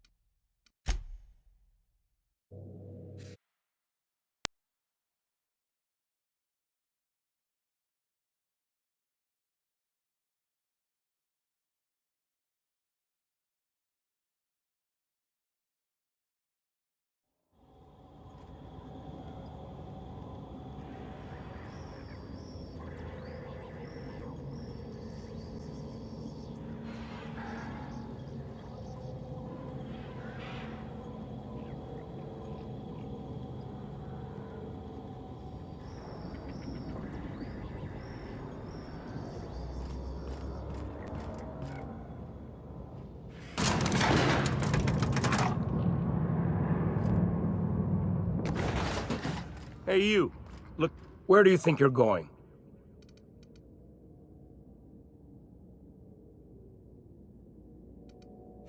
Hey, nice form. Good delivery, too. You're looking to join Captain Harlow's crew, huh? All right, go on through. Got my sights on you.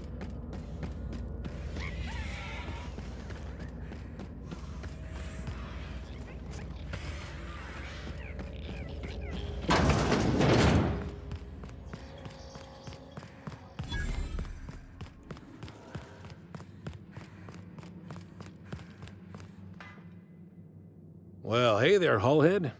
Clawed your way out of the groundbreaker at long last? Uh-huh. Oh, sorry, were you expecting me to say something? Maybe a long time no see, or a you've aged, old man?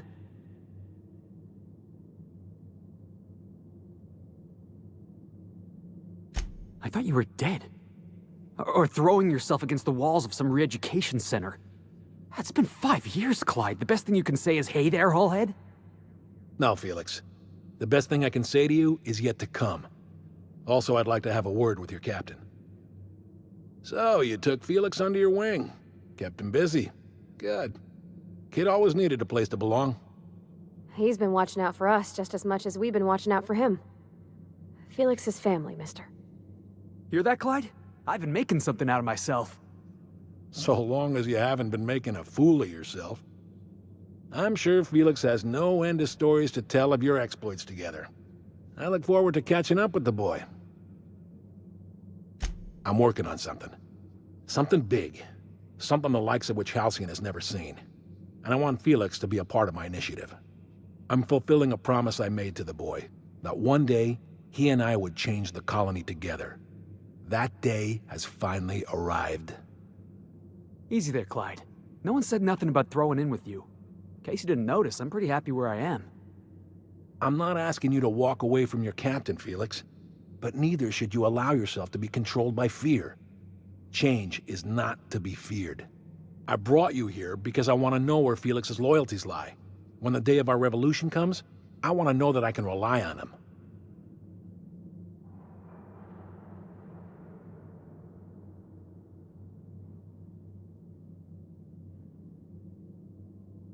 Everyone in my crew proves their loyalty. No exceptions.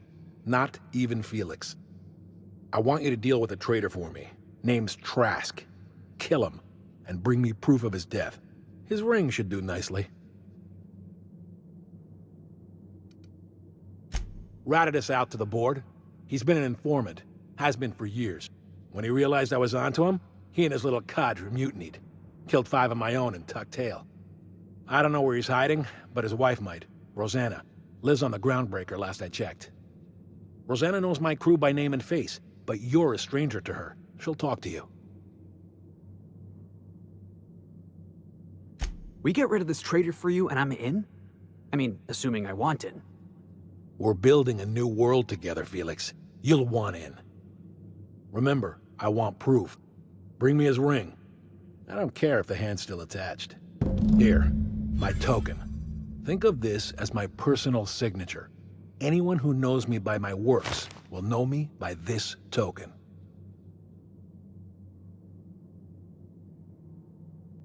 Well enough. It's been a few years, but I still remember a thing or two. You had a chip on your shoulder. You'd argue over anything, and you'd never back down. What do you mean, had? And for the record, you never could admit when you lost an argument. You see what I had to deal with? Let's hear it. A revolution is the work of a lifetime, Captain. I've spent my life preparing for the day of Halcyon's reckoning. Everything you see around you is the result of that preparation. A base of operations, loyal soldiers, freedom from the board's oversight. Hardly. The board is rotting from the inside. Tomorrow, next year, a generation from now, eventually, the board will fall to pieces. Entropy is the natural state of the universe, Captain. All systems inevitably dissolve. When that day comes to Halcyon, we will be ready. Not all revolutions involve bloodshed and fire, Captain. The purest act of rebellion is to live according to one's own means, independent of any masters. One day, when the board is weak and Halcyon vulnerable, we may claim a piece of this system for ourselves. Until then, we bide our time. The skies around Scylla are curiously absent of patrol ships. It's almost as if the board's sphere of influence is shrinking. Besides, our facility is well armed and located on defensible terrain. If the board tries to lay siege to us, we'll make them pay. Something on your mind?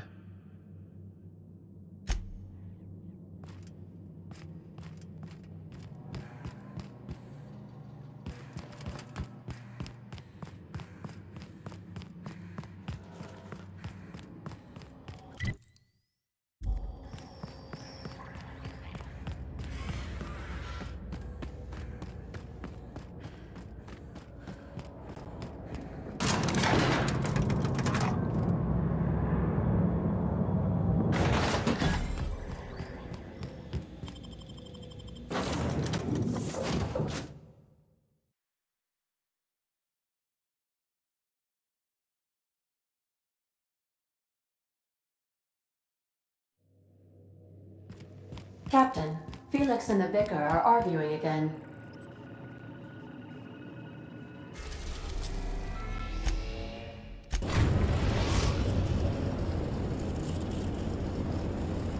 We've arrived at the Groundbreaker.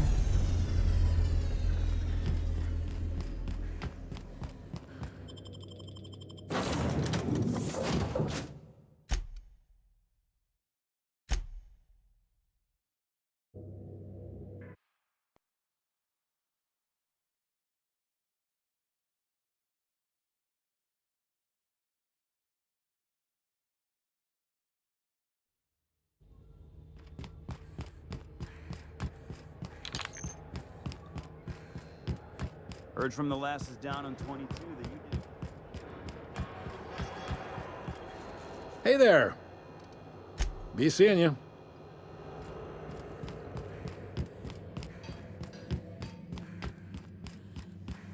𝘼𝙗𝙗𝙪𝙩 mock apple cider. A hard cider for a hard life.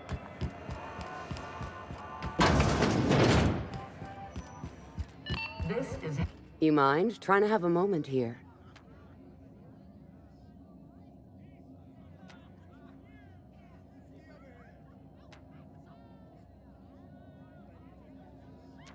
Rufus and I are no longer on speaking terms. I don't know where he is, and if I did, I wouldn't tell you.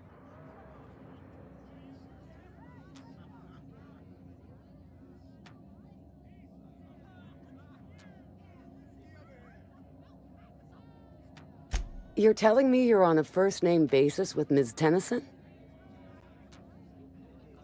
All right. I'm gonna take your word for it. Rufus is hiding out in Emerald Vale. Got a few friends with him. That's as much as I know. Please, just make it quick.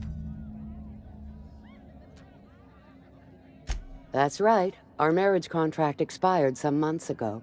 And seeing how he's technically an outlaw, I wouldn't renew even if I wanted to. Precious little. He and Rufus worked together on the Groundbreaker some years back before he vanished. A few years later, Rufus gets a message from an old friend. Something about starting a revolution, something about getting rich. Abandoned his work and ran off that very day. I don't know Harlow. Never so much as bandied a word with the fellow. You're better off having this discussion with Rufus.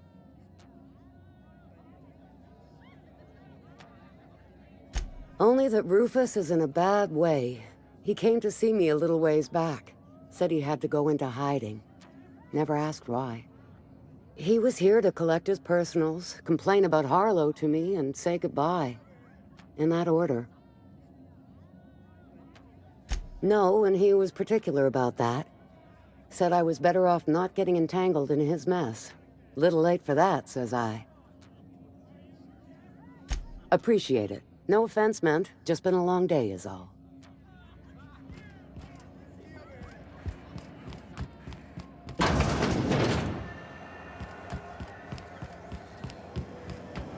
Rizzo's Purple Berry Flavored Chili Dough Flakes and Purple Berry Flavored Power Nuggets.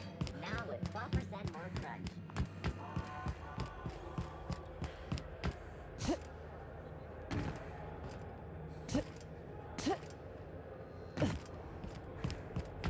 Hey.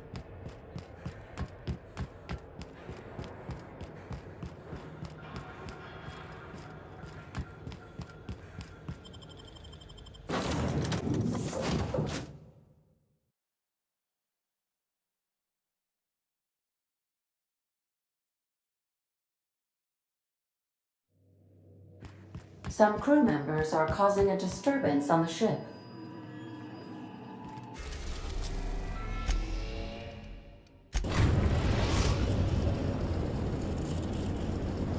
We are now in orbit above Edgewater, Captain.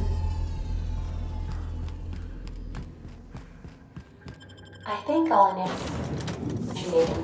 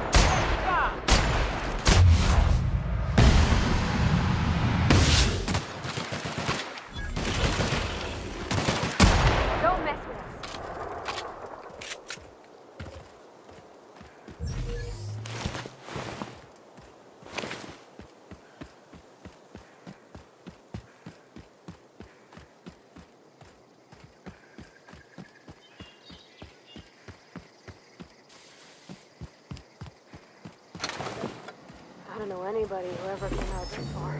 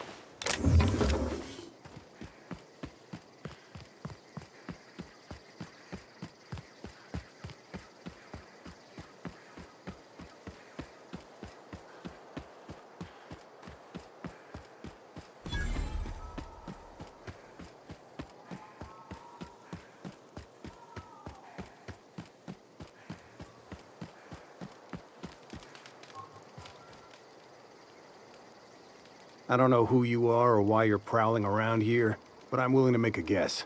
You're one of Harlow's gun hands, ain't you? He sent you after me.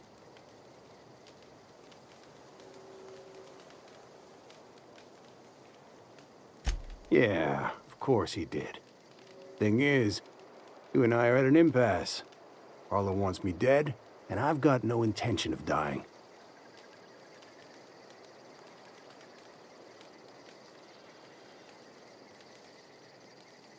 Harlow wants my ring? Don't get me wrong, I'm not complaining. A ring's a lot easier to lose than a hand. How do I know that I can trust you?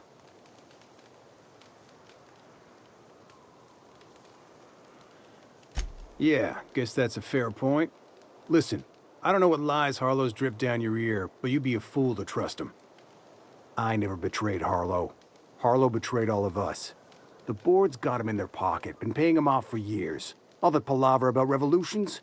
It's a lie. That's the whole truth. Harlow's just another board asset.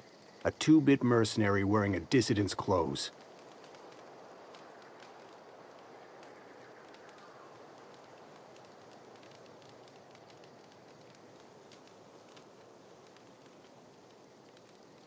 Yeah, I've got proof. There's always a paper trail when the board's involved. I chanced upon some correspondence between Harlow and his employer. I don't know that it makes a difference. What was I to do with that evidence? Bring it in front of the board? There's no authority in 𝘼𝙗𝙘 willing to take Harlow to task.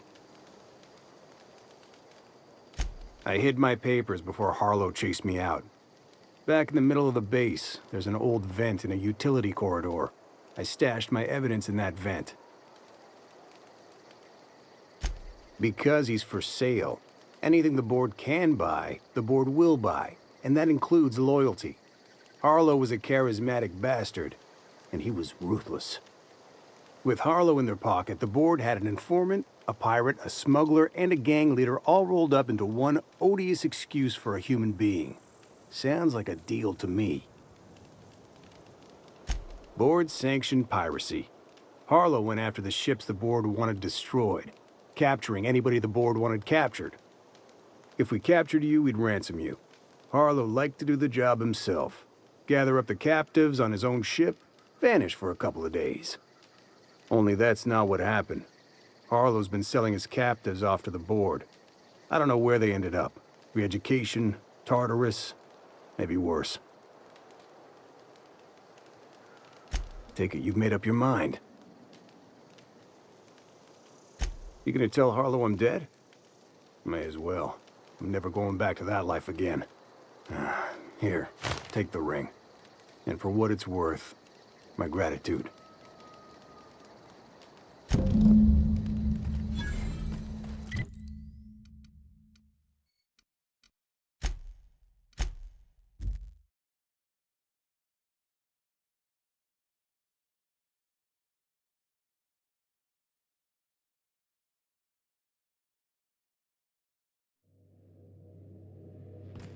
Good, you're back. Not that I missed you. I assure you, I am not capable of such emotional capacity. Welcome back, Captain. How can I be of assistance? What's that? Define favorite. I see. Then, of course, you are my favorite, Captain. I am predisposed to find your eccentricities tolerable. What do you mean? Do you have any examples of secrets you have kept from me?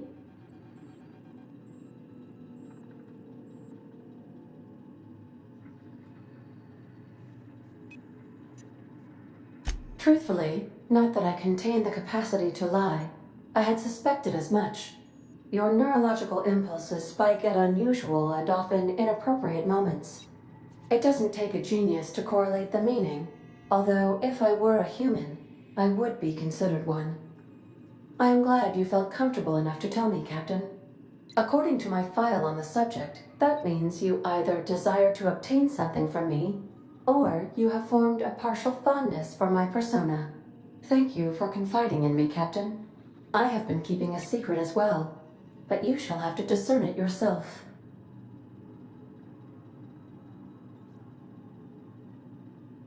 I do not like joking about the captain, Captain. And we both know I am not capable of such a complex emotion. How did you guess, Captain? The simulated files are not only stored in the recesses of my ALU, in the space between microsynapses, but I encrypted them in 7 SDRA languages.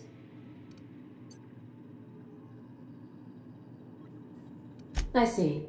Captain, I regret to inform you there appears to be an issue with the life support systems.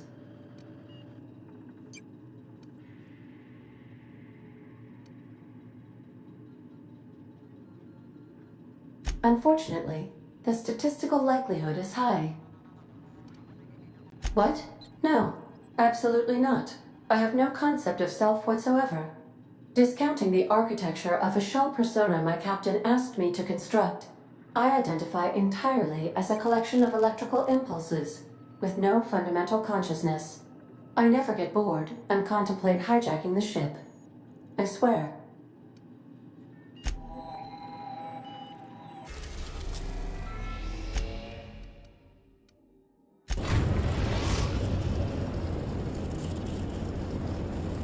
Destination reached. 𝘼𝙗𝙗𝙪𝙩.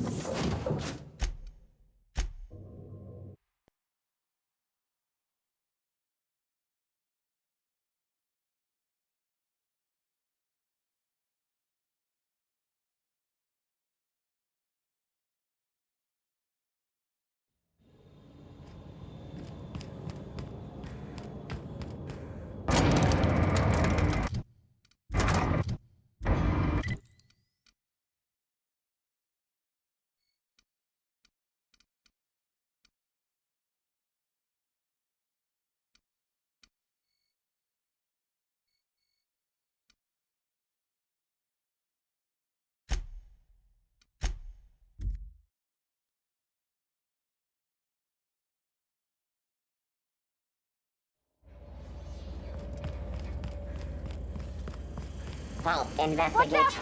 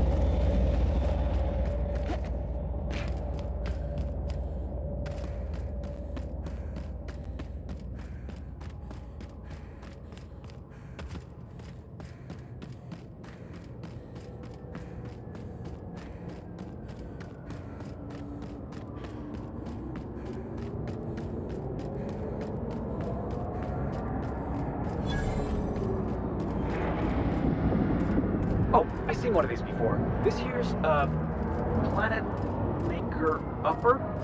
Terraformer, that's the word. Seems pointless, though. Gotta leave it on forever. And the pylons. Else the air just drifts off.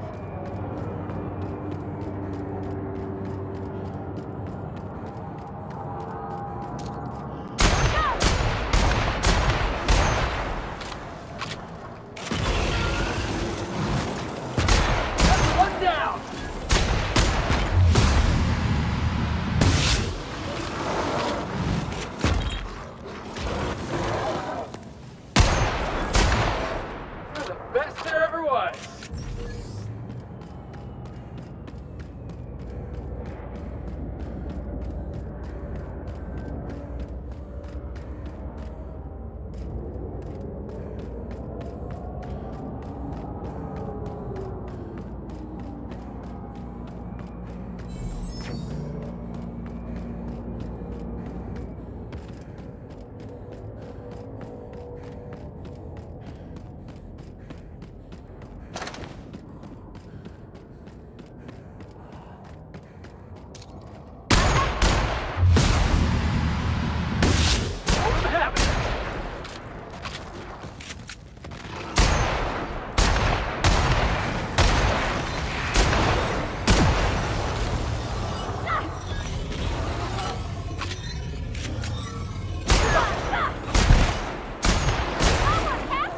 Fun!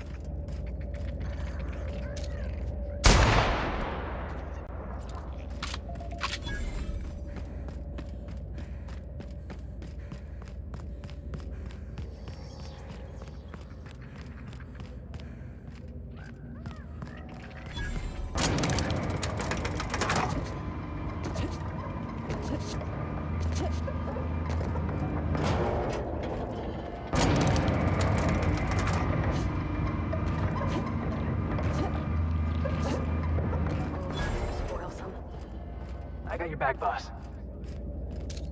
I've been waiting for this!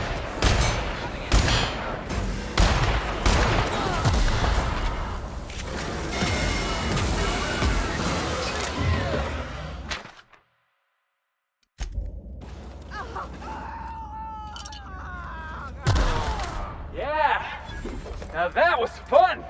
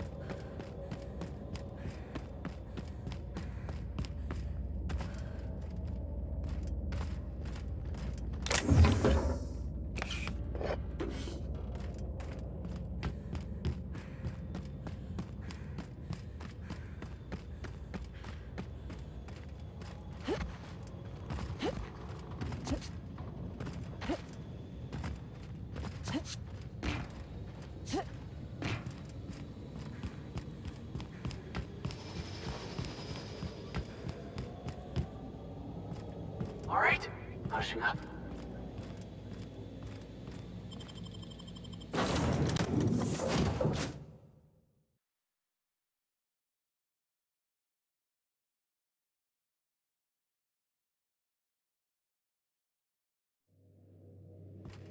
Captain, Felix and the Vicar are arguing again.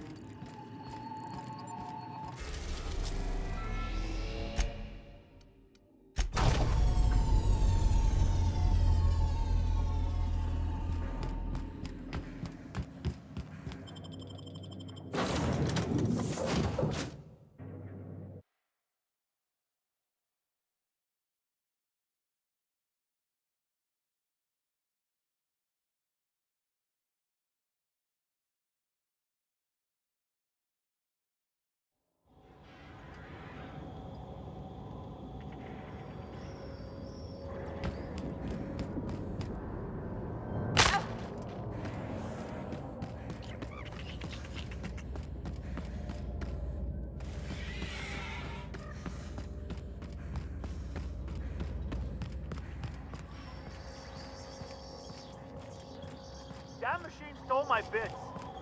Why do we even have...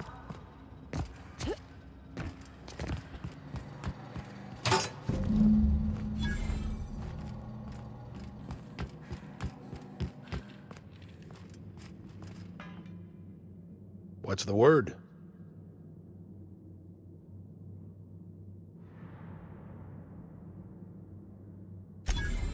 So it is. Thus ends Rufus Trask. Once a sensible man, by and by a fool, presently a corpse. I hope you never have to discover what it is like, Captain.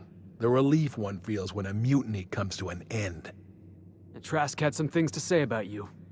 And I've got my own misgivings. That's a damning accusation. Am I right to presume you have some evidence on hand?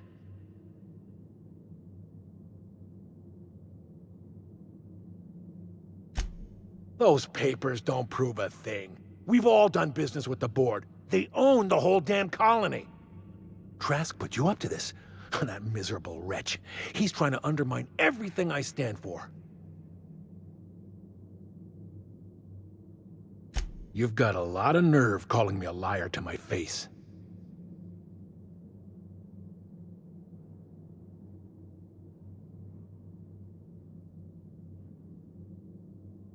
How should I know?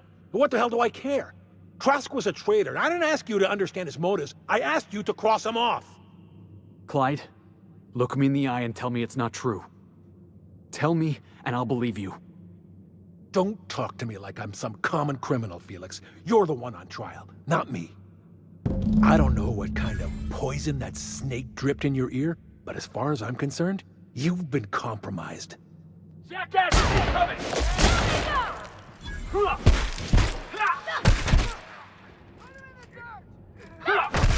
losing here!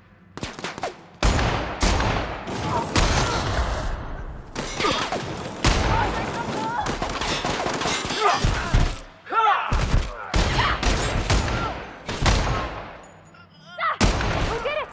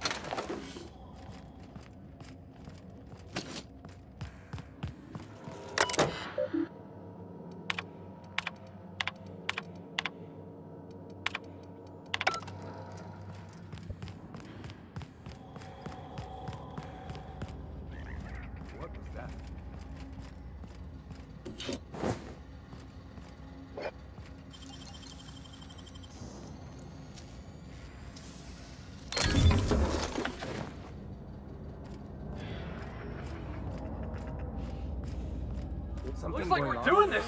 Right there! Got him, boss!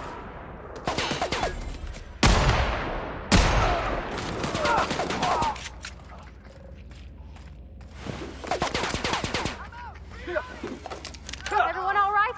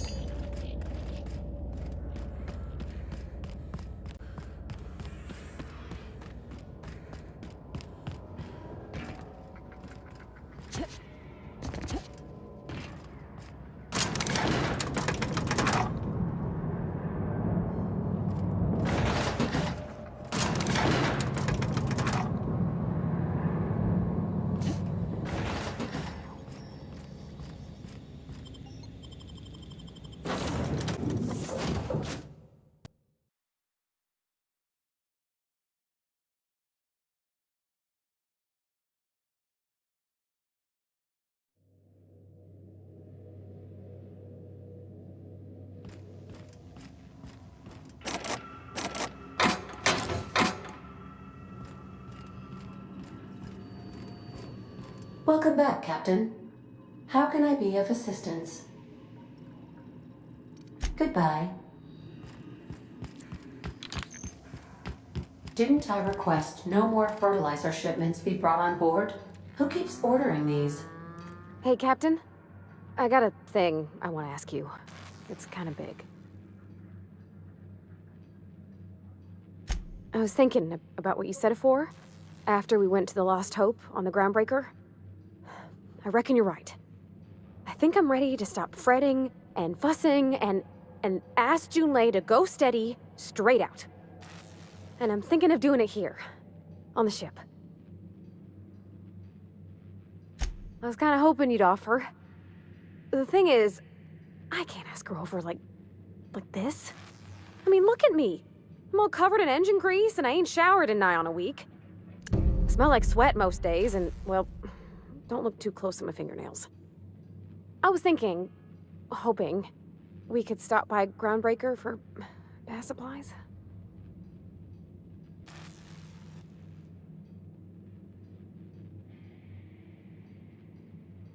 I mean, only if you're not busy. Or when you're heading through Groundbreaker for something else. You don't gotta change plans on account of me. Anyhow, next time we dock in Groundbreaker, let me know. 'Cause I wanna come with.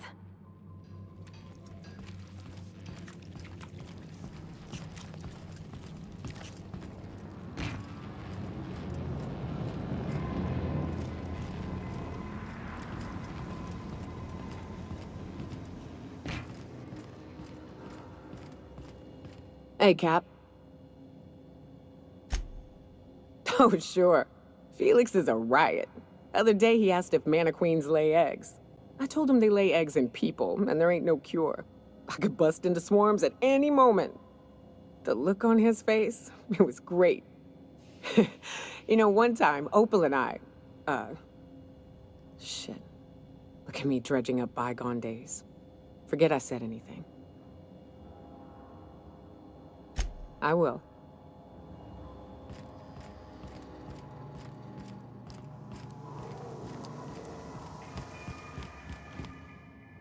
This is definitely not how I imagined it'd end. The void's black, water's wet, and Clyde hated the board. That's something I just knew. Now? I don't know. I don't know what to think.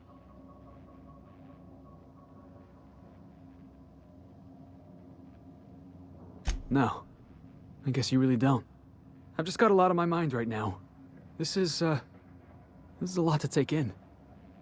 I always looked up to Clyde. The thought that he could be an agent of the board is just abhorrent to me.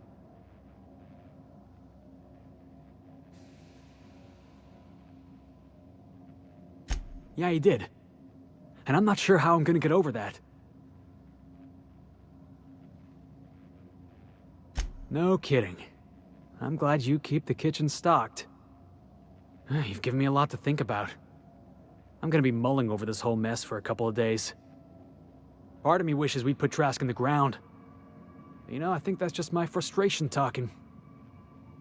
Thanks for your time, boss.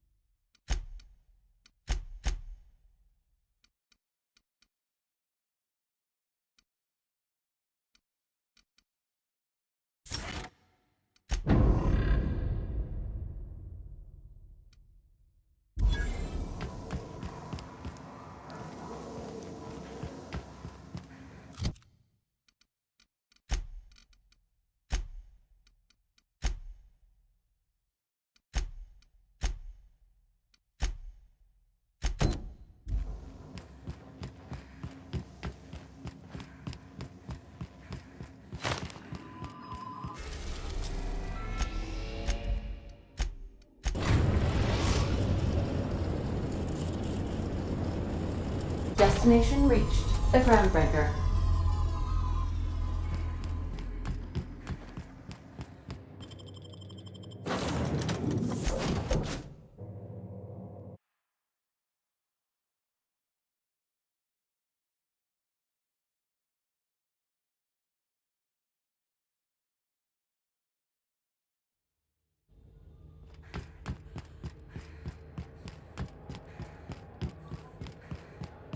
Have either of the assault cruisers ever...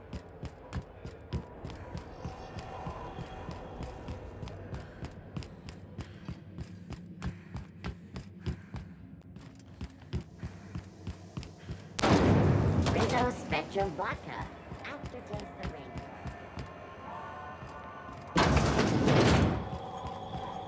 This is Halcyon. Have you had a moment to look into that little opportunity I told you about on Roseway? You don't hurry up. Someone will get to snooping around there before you do.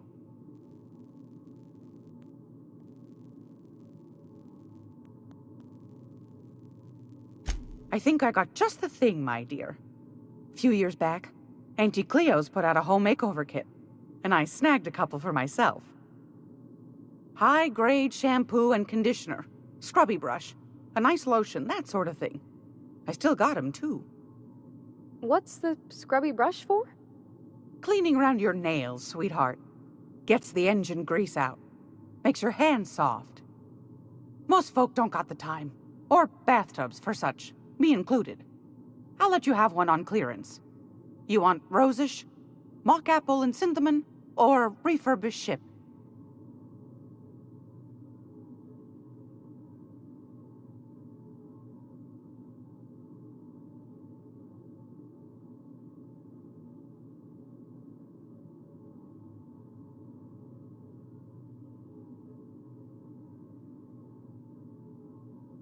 Like grit and grime covered over with cleaner, you mean? Well, that's a smell that means we're really going places. I'll just wrap that up for you, since it's for a special occasion. I'll pay for that, ma'am. Thanks for being so helpful. You're welcome, dear. I found a handsome ceramic mandapillar at a salvage auction last week.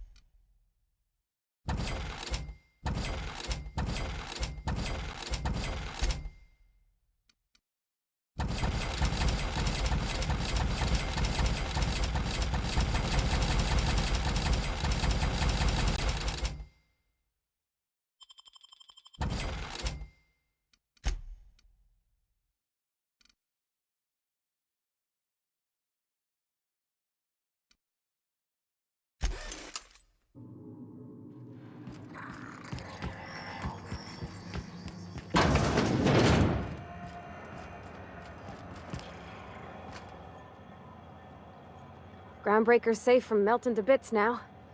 Lots of good people can rest easy because of you. Oh, thanks, Captain. I'm gonna put these someplace safe. In her messages, 𝘼𝙗𝙗 said her mama used to make this dish for Monarch. Dustback casserole. Salt tuna and xenogold needle mushrooms. And then for dessert, there's a thing called, sweetheart cake.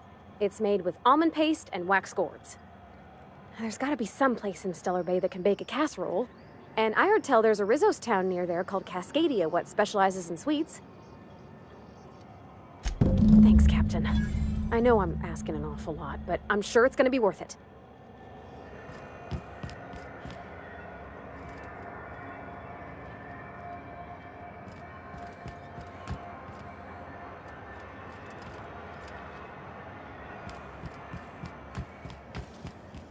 C&P chicken and potatoes. At C&P, we know our C&P. If you're hungry, you've come to the right place. I've got a fresh ground batch of spratwurst cooking. They're terra-fried to lock in the juices. How about a grinder's dozen? You know what sprats are? Space rats. The laboratories of Spacer's Choice found a use for this limitless frontier resource. Sprat meat is plenty tasty when properly prepared. We grind them up in sausages, then terra-fry them in their own juices.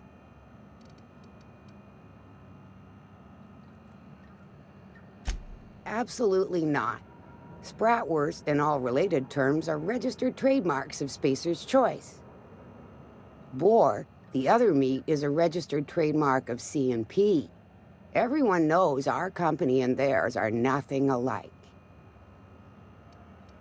Terra-frying is a Spacer's Choice brand secret, a mix of 13 herbs and spices, plus a dash of modern chemistry.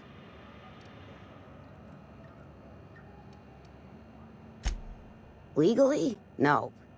The terra-frying method was developed and marketed by Spacer's Choice.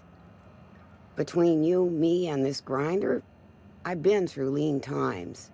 If there's one thing you learn on tramp freighters, it's how to make near anything edible. Might be that this old space hand put a few words in the right ears, and could be that Spacer's Choice liked sticking it to C&P by R&Ding our own special meat.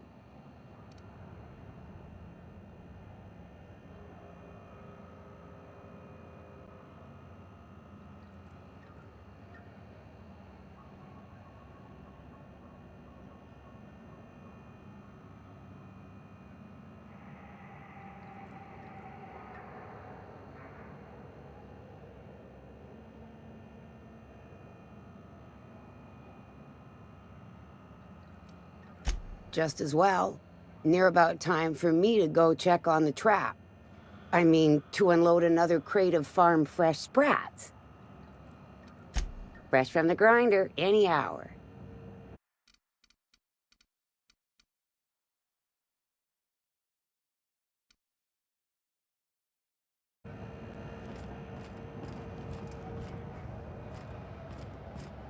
You look like someone who's taken their share of cuts and bruises. Need some armor? Maybe it's a bit we all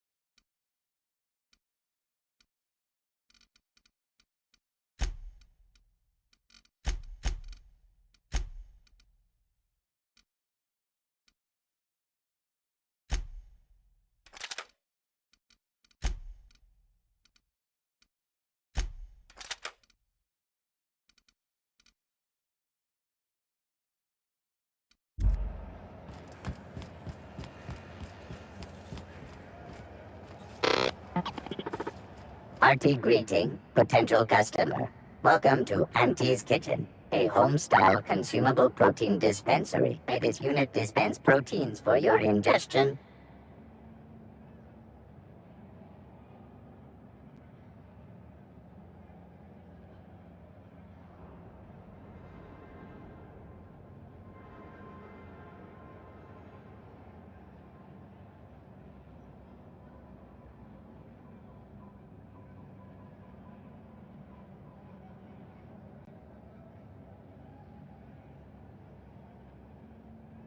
Adjusting unit's audio receiver input levels for more suitable engagement with customer.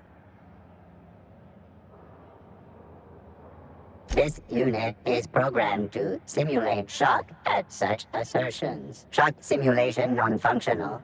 A trouble ticket has been filed. Shock simulation restored. Initiating shocked subroutine. How dare you? Shocked subroutine complete. Estimated guilt level of customer increased by 35%. Resuming protein dispensation protocol. May this unit dispense proteins for your ingestion.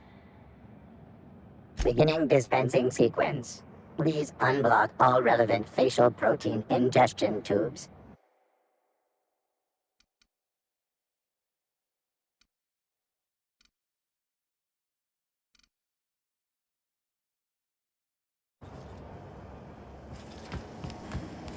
Have you seen this man?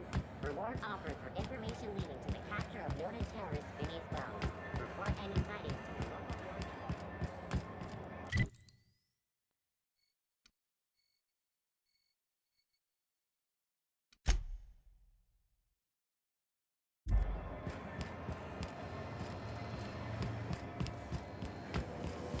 the local Rizzo's Purple Punch. You want a punch?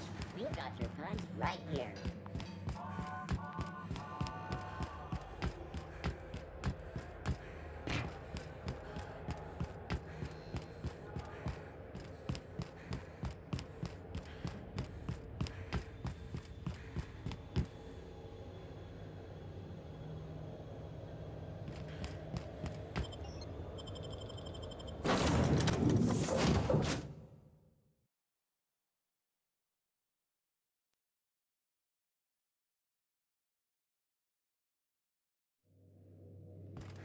Captain, Felix and the Vicar are arguing again. Welcome back, Captain. How... Take care.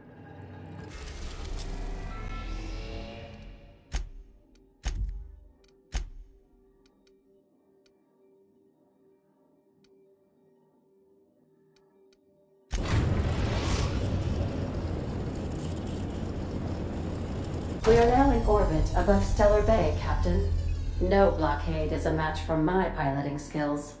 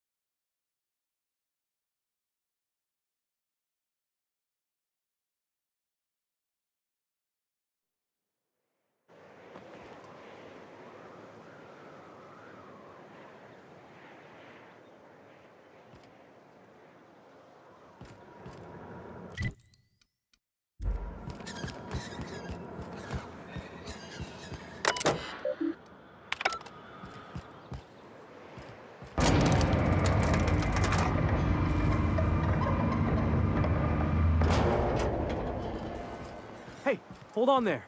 Don't think I've seen you around. That means you must be new to Stellar Bay. You are new here, right?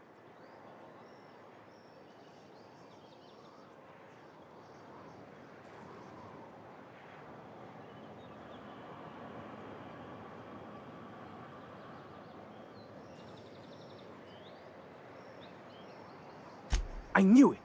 See, I made what you'd call a logical deduction. You must have seen those UDL gunships on your way in. There's only 3 of them these days. Still, they tend to scare folk off. You may not have heard, you being new, but Stellar Bay hardly ever gets off-road traffic, us being cut off by the board and all. Which means I never get to do this part, but I've been practicing, so here goes. On behalf of Monarch Stellar Industries, welcome to Stellar Bay, home of the freshest sal tuna in Halcyon. Please state your name for the records.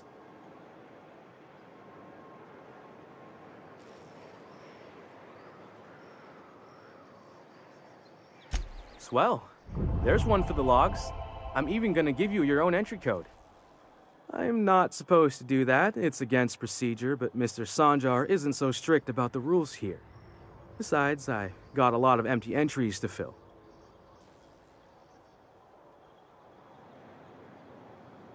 We don't get ship traffic in town. Only off-worlders who do make it out here are sublight. They got a base in Fallbrook. And thank the stars for them, or we would have run out of Rizzo's Purple Berry Crunch years ago.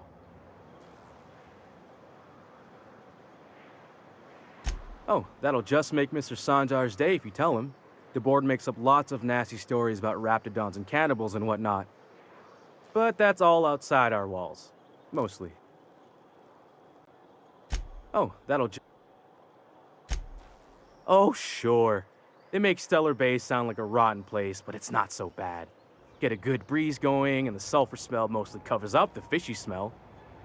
Anyway, Mr. Sanjar's got lots to say on that subject. Kinda goes over my head, though. Mr. Sanjar will be mighty pleased to meet you. If you see him over at headquarters, maybe you could tell him I did a bang-up job of welcoming you? Oh, and if you're headed that way, maybe you could do me a favor? I got this Rizzo's Rangers Tossball poster coming in on the next sublight shipment, signed by the Black Hole himself. Only I haven't heard anything in a while. You think you could check with Celia to see if it's come in?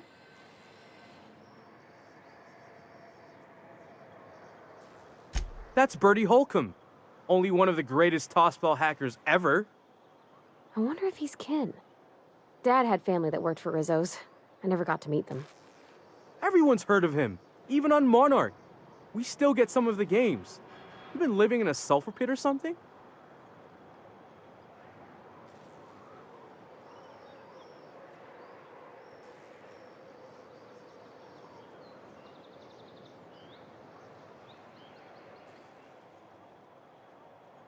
Oh, you're real funny. Guess I don't feel so bad for missing what goes on in the rest of Stellar Bay.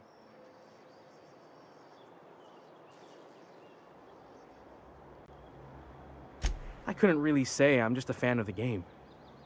But the fancy collector types say the more people see these things, the less valuable they are. And I figure my poster's been passed around by more than a few people by now.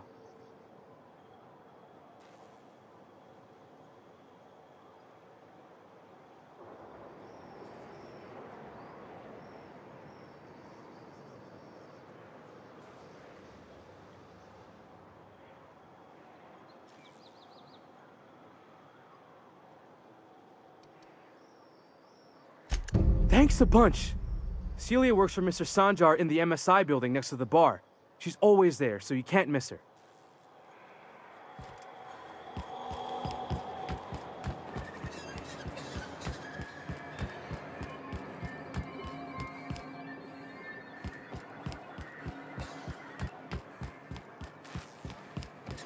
Sounds like wrapped in here. Oh, it does work.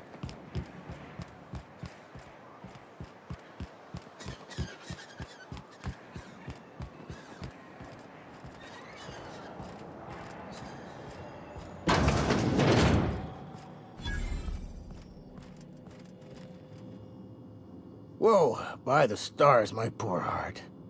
I just about pissed my jumpsuit.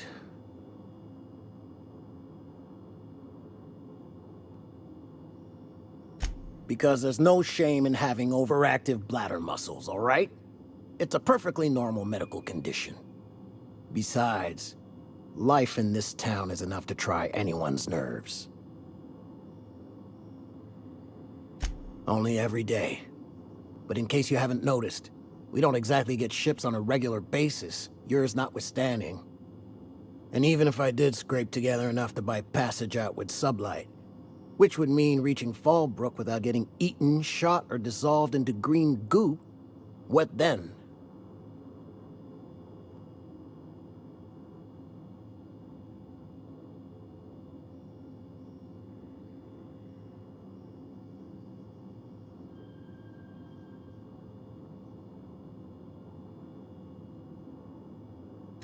Nothing, that's what.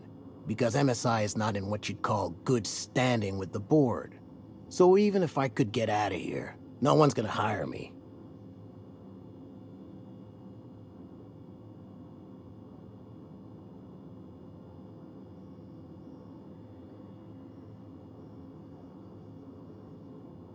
Even talking about it has my blood pressure up. I've really gotta stop.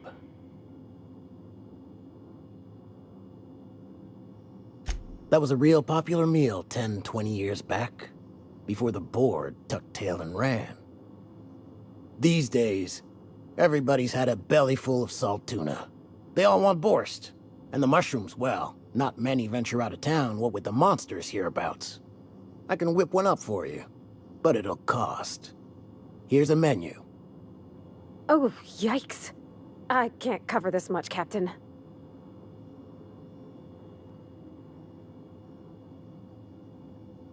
What? No, Captain, I don't want you to do it this way. It's all right, miss. I'm a coward at heart. Made that clear from the outset. Look, Captain, this is the best I can do without putting myself out of business. I'm mighty glad you reckon so. This is gonna take about an hour in the oven. Nothing I can do to speed it.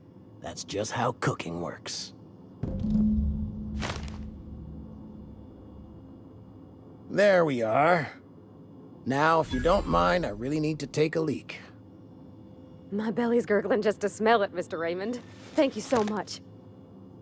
A pleasure to help such a charming young lady.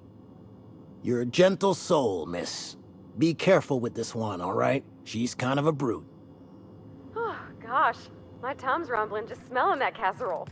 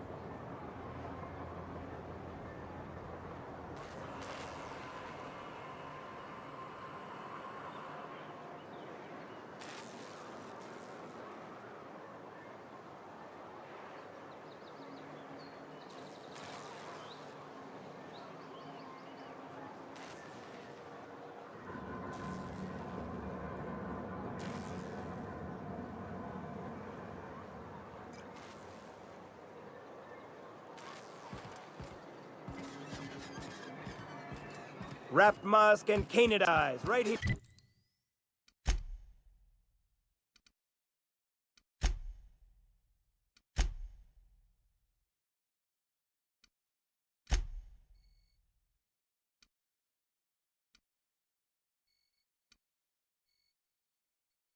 Here.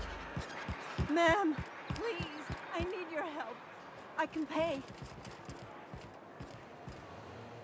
Oh, thank you for stopping. Everyone acts like nothing's wrong, like my little boy isn't at risk of being eaten by some vile creature. Please, you have to help me get my little Tucker back. He ran away and is going to get himself killed. Oh, I just know a raptidon is melting him with acid as we speak.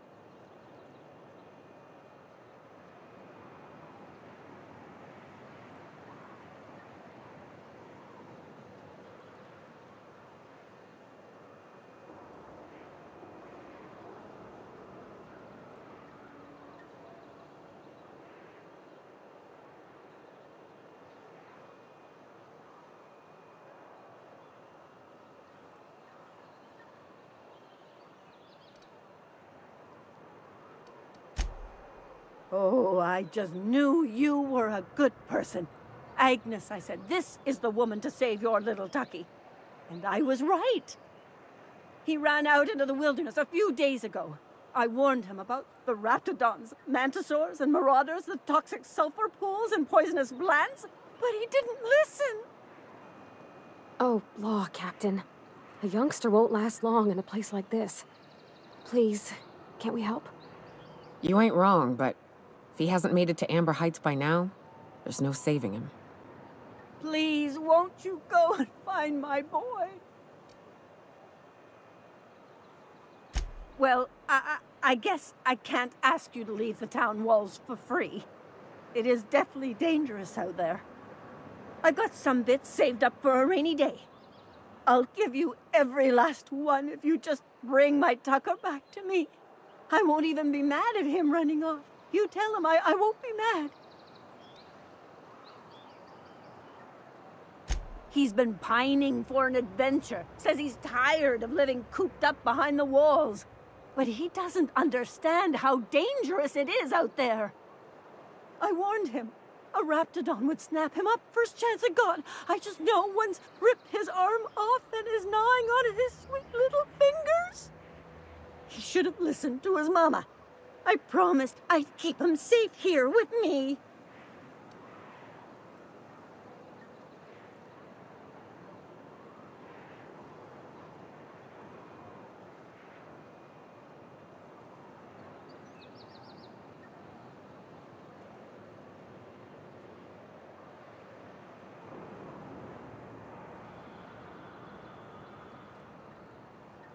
He's been listening to those awful broadcasts that the iconoclasts put out.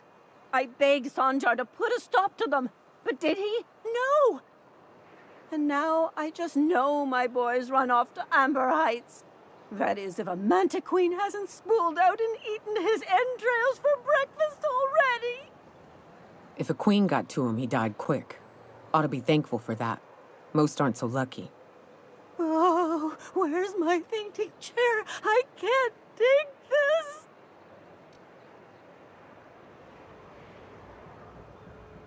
Those low-life degenerates, leading innocent boys into a life of danger. Oh, they make it sound so exciting. Like it's noble to risk it all out there, fighting for the greater good. How noble is it to worry your loved ones? Not at all, I say. But still they preach their sermons of anarchy and rebellion to anyone who listened. If they weren't holed up in Amber Heights, I'd knock them all upside the head. That old settlement, southwest of Stellar Bay.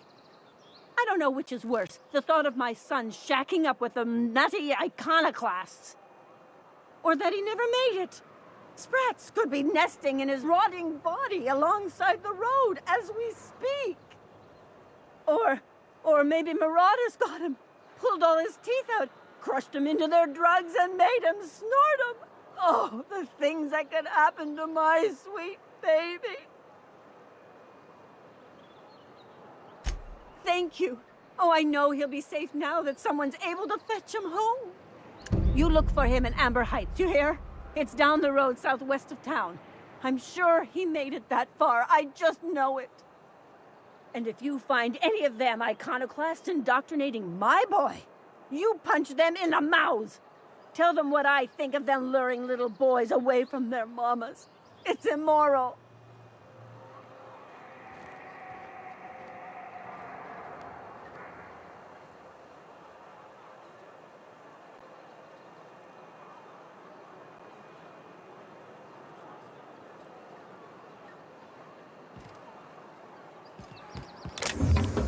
Hold it right there. What do you think you're doing?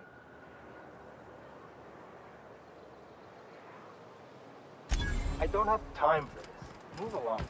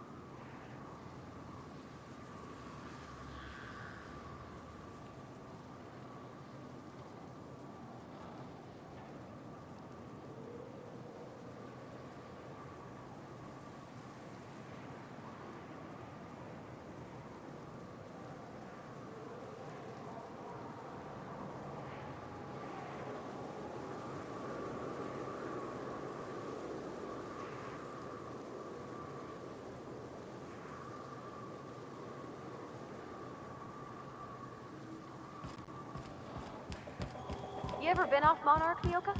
Before you met the captain, I mean. Nah, I mostly just drank and hunted. Soon as you stop to dream of other things, that'll be the day something sneaks up and eats you. Don't fret, I'm watching your back now.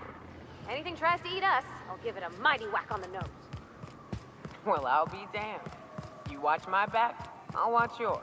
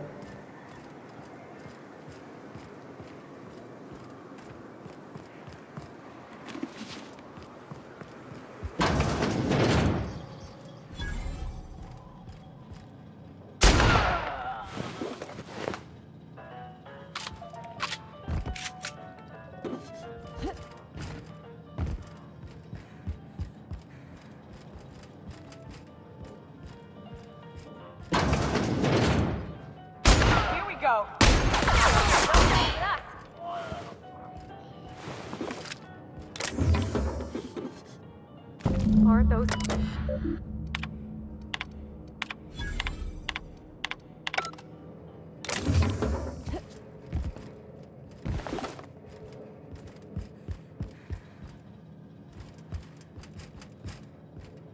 The dust bat casserole Mr. Raymond made smells incredible. Oh, I kind of want to take a little taste. But I'm gonna be strong. Now look how cute these cakes from Cascadia are. Someone even traced little hearts in them. I guess that settles dinner. Thanks for hauling me all over creation, Captain.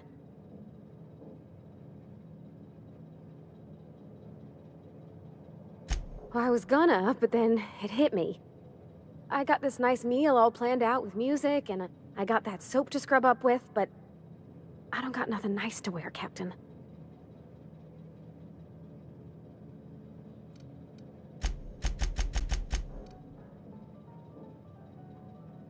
I don't have a head for fashion, and I can't really picture myself in something clean and pretty. There's this place I heard of in Byzantium, 𝘼𝙗𝙘𝙪𝙩 haberdashery. I bet I could find something nigh on perfect at a place like that.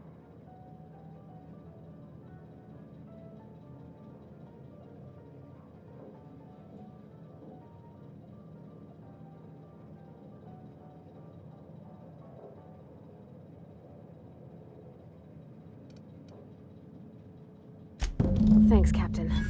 I know I've been asking a lot, but you help me out every time. You're the best.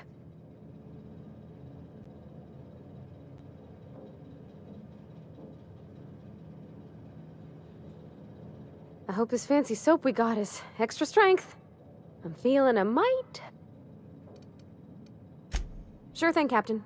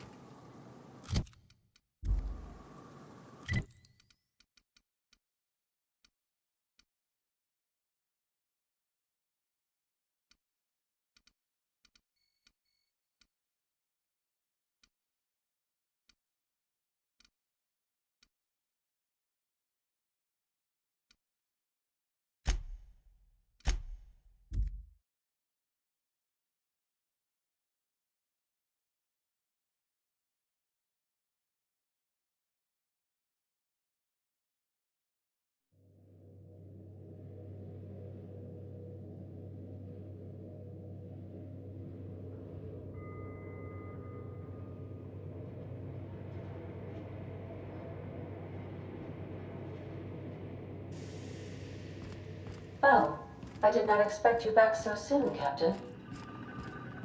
Welcome back, Captain. How can I be of assistance? Mm-hmm.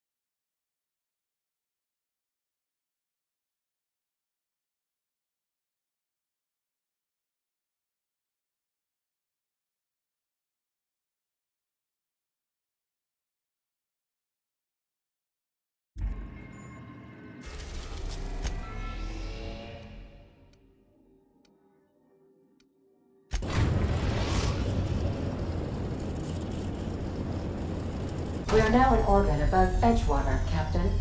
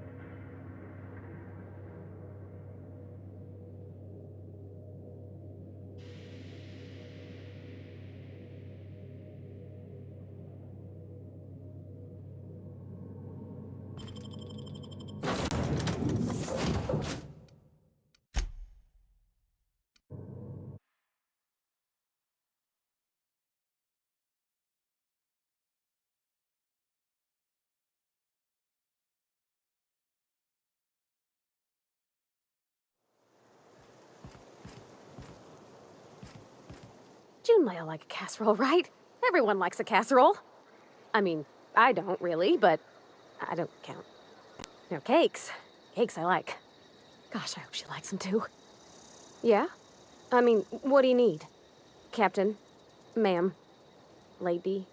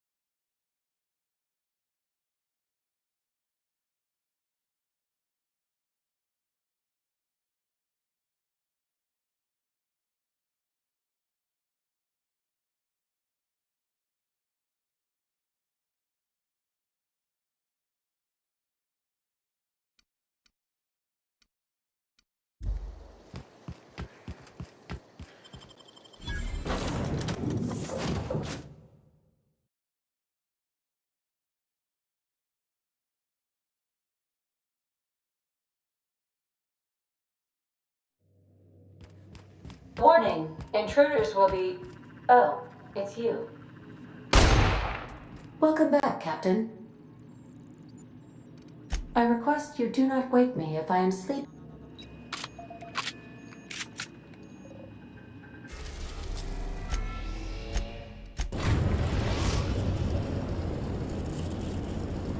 The groundbreaker has approved our request for docking, Captain.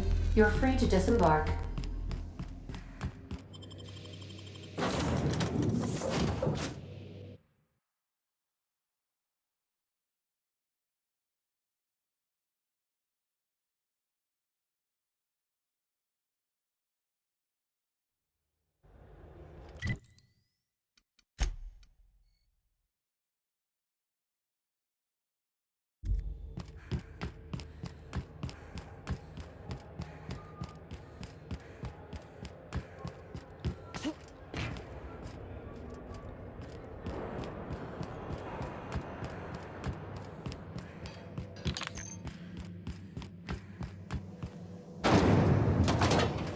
Rizzo's knock you out on. A CCN 46 knock on the block, Carnival and Bakery Nuts.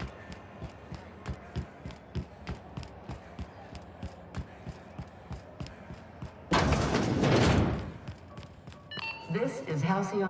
How do you do? Ah, how might I assist you? You've changed your mind? You absolute rascal!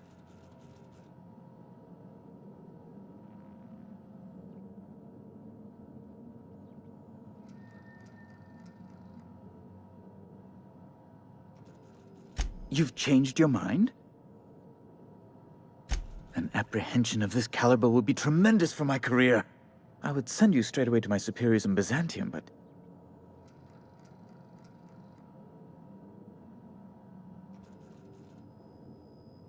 The thing is, I needed money. A lot of money, quickly, for reasons. That's really neither here nor there, don't you think?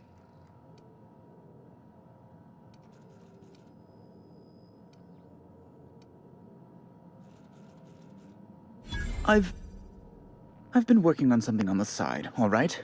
Something not entirely, on the level. It's a little silly, I'll admit. Silly and completely illegal. I'd be forced into early retirement if the board found out. I produce bootleg serials. I can't help myself. Jurisprudence After Hours, or All My Colonists, The New Immortals, romance, tragedy, debt collection.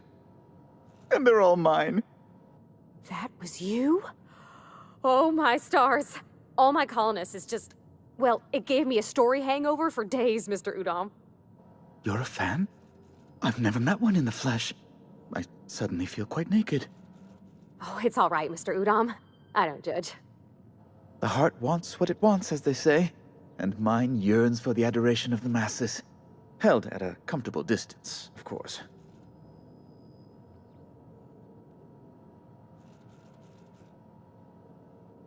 Flatterer. I might have pawned my official board seal to Gladys, the black market fence here on the Groundbreaker. I can't authorize the paperwork you'll need to turn Phineas in without it. It's only temporary, of course. I'd never leave something so important in the hands of someone of such dubious moral character. I was going to buy it back once I raised the capital. So you'll need to get my seal back from her if you want to hand Phineas over to the board.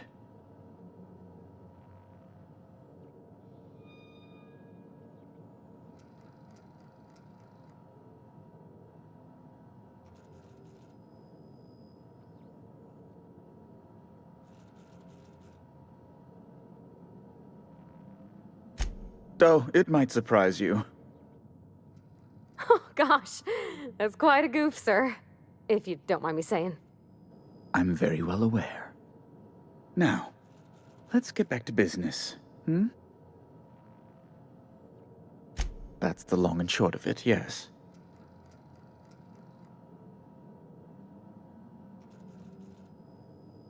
Thank you.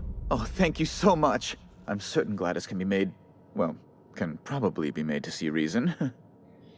I'll be waiting eagerly for your return. Now, is there any way in which I might assist you?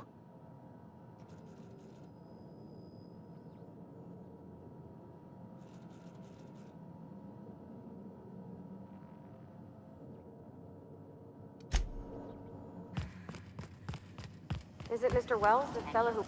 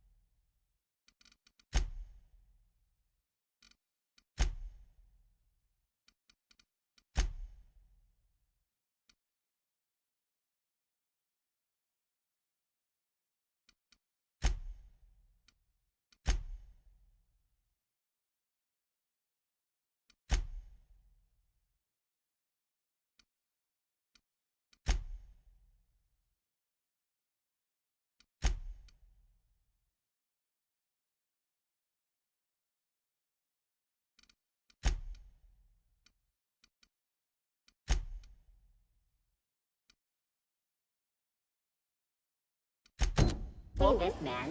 How bad could it be? Information leading to the capture of noted terrorist Phineas Wells. Report any sightings to your local board embassy.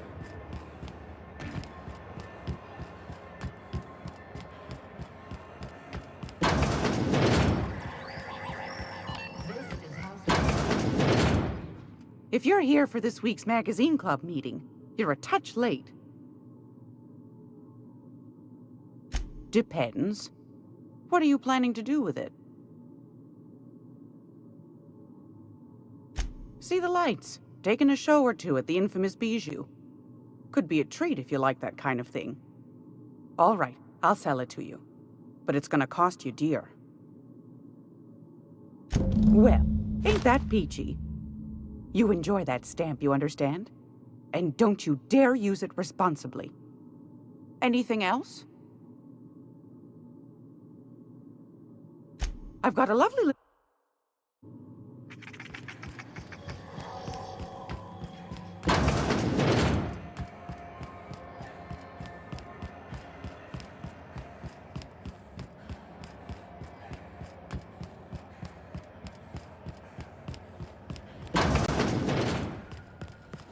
How do you do?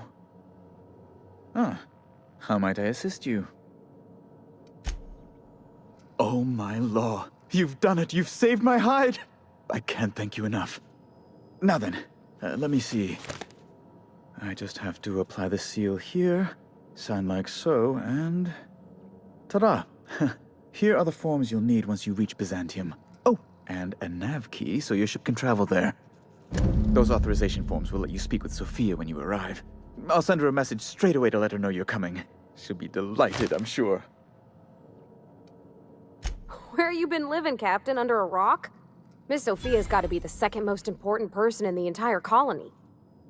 Yes, quite. Miss Akanda is just the person to take someone with your particular talents and sterling character under her wing. She can fill you in on all of the board's operations in the colony, really put your talents to use.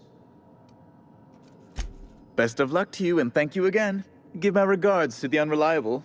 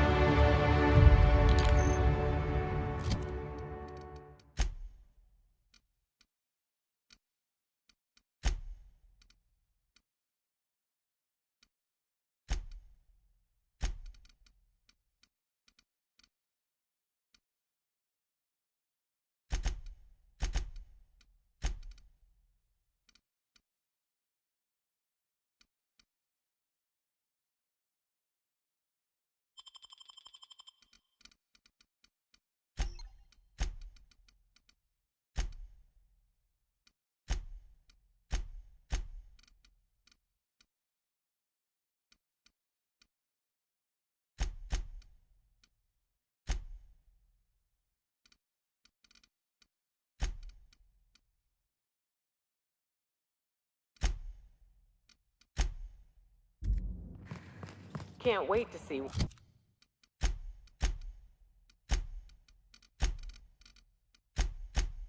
what nonsense people waste their bits on in the capital. Wow. Byzantium. I guess that'll be pretty crowded. Rizzo Purpleberry Dutch, a salt sour candy shell around a sweet purpleberry flavored center.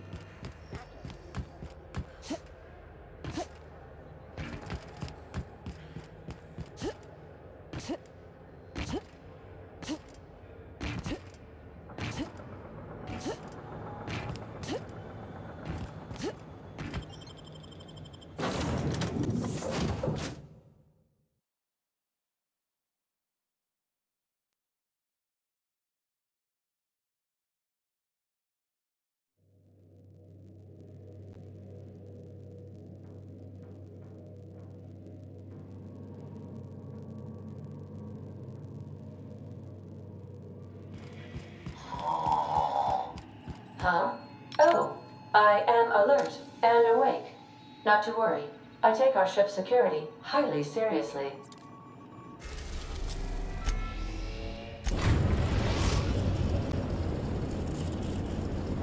We are now in orbit above Byzantium, Captain.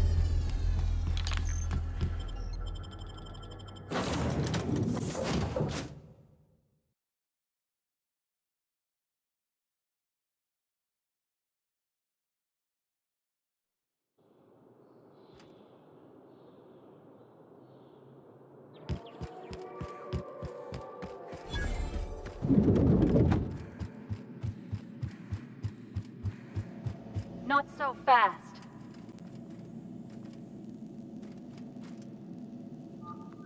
All right, you're clear. The adjutant's expecting you. Go on.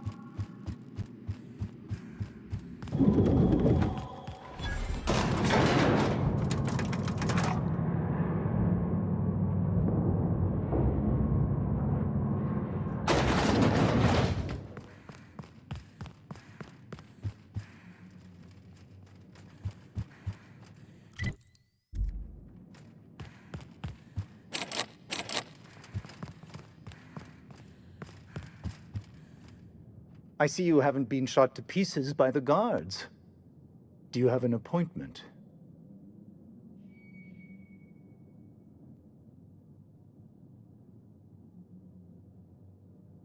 Of course.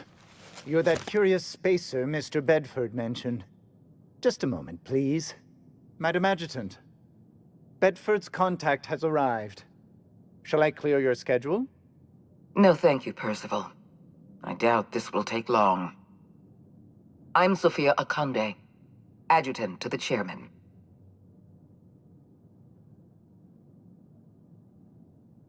Yes, Hawthorne, or whoever you really are. I've been reading all about you. This dossier from Emerald Vale was especially engrossing.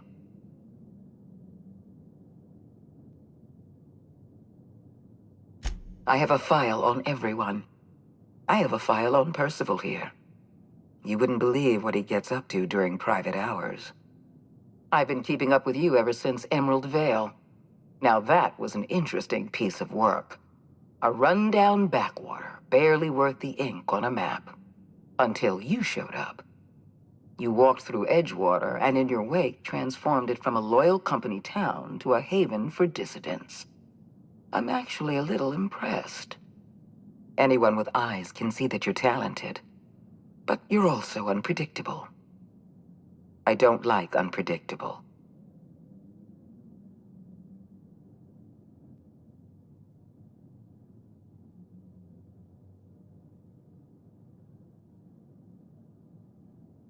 You have potential. But as an investment, you're also a risk. I'd like to take you for a trial run. I have a job for you. One of our cartographers needs to be retired. I want you to carry it out.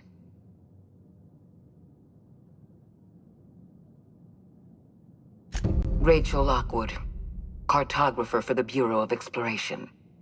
She's done some sensitive work for us, but now she's a loose end.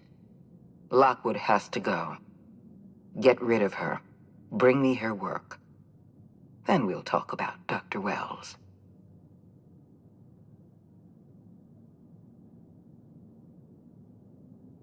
We're gonna kill somebody without even knowing what they did wrong, if anything? Keep your associates in line, Captain. I expect them to follow your orders as you follow mine. At the very least, I expect you to do better than the other freelancer. Report back to me when you're finished. We've hired outside contractors before. There's another freelancer working this job, but he's been dragging his heels. Dependable and competent freelancers are hard to come by. For your own sake, I hope you prove to be the exception and not the rule.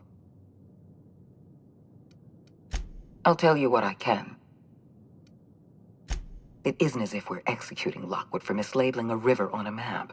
It isn't what she's done, but what she knows that forces our hand.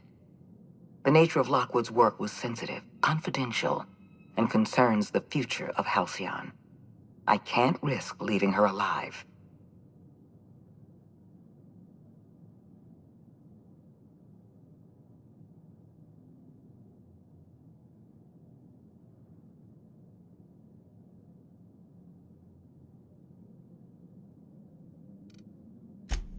I'm asking you to serve the colony. Silencing Lockwood will save lives and preserve the peace.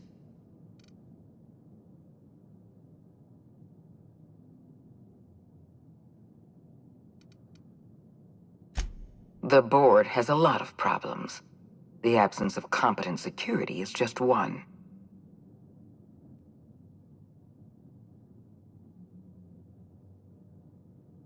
I'm the chairman's adjutant, not his sycophant. I can't serve the board if I'm blind to our own mistakes. What Halcyon needs is people of integrity.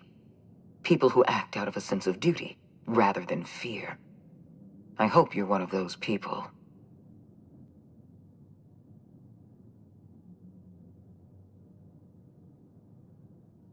Deal with Lockwood, and I'll know that I can rely on you. That counts for more than trust.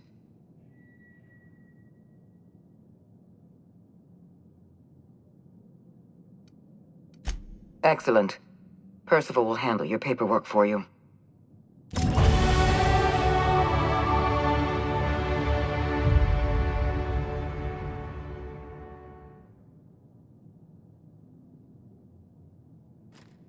Apologies for the wait. I was arranging my stationery. Personal assistant to Adjutant Akande and Chairman Rockwell. I'm also responsible for organizing the adjutant's stationery, which is more of a hobby. Quite so. I owe the honor of my current position to a reputation for discretion, and also my family's connections. Will there be anything else?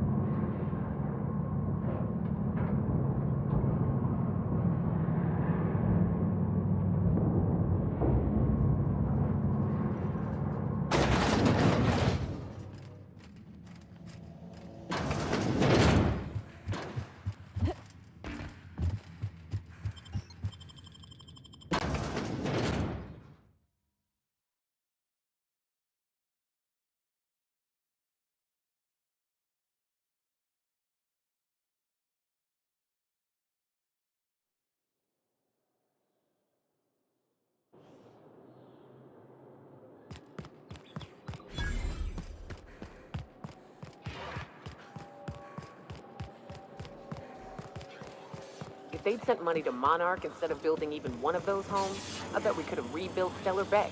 The whole damn thing.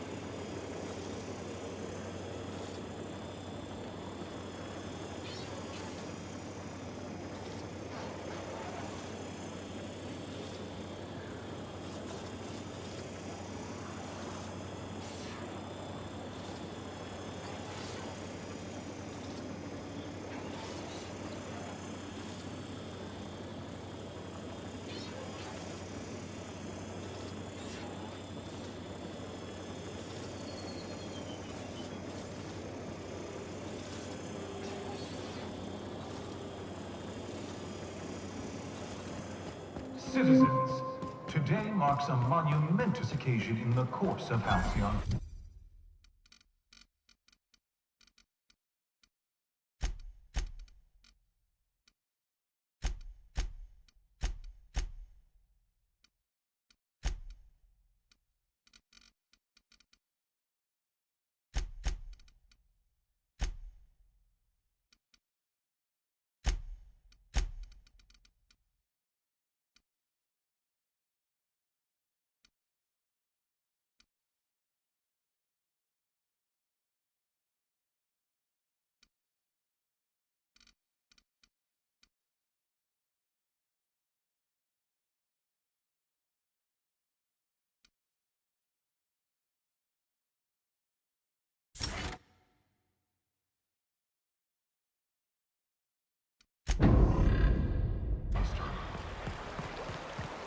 After a deep and thorough examination of our budgets, revenue streams, All right, how does this sound? we are publishing our Rizzo Spectrum Vodka.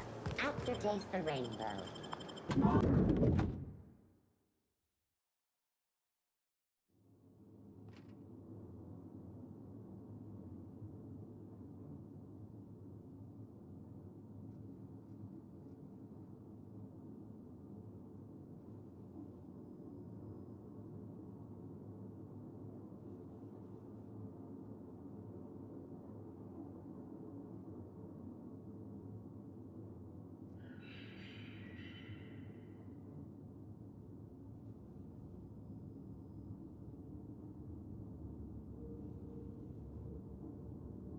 Welcome. Welcome. Well, hey there. What can I do for you?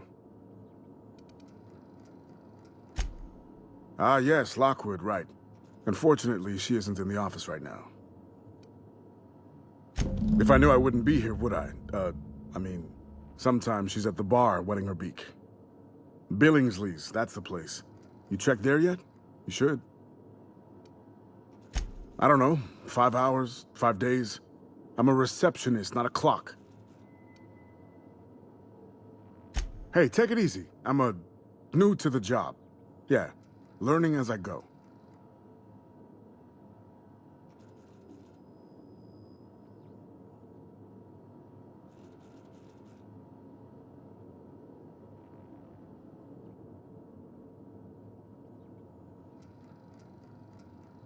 Oh, you can't do that.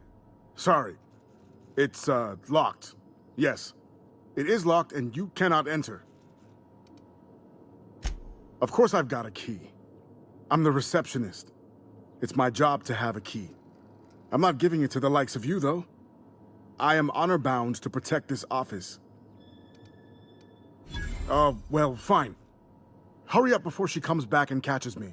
I mean, you. Catches you.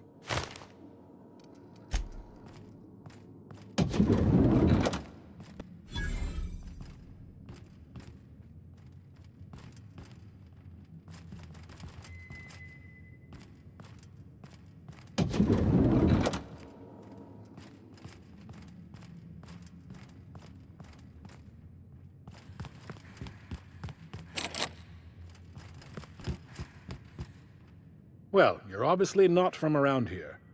I don't believe I've ever seen visitors in the Bureau before, come to think of it.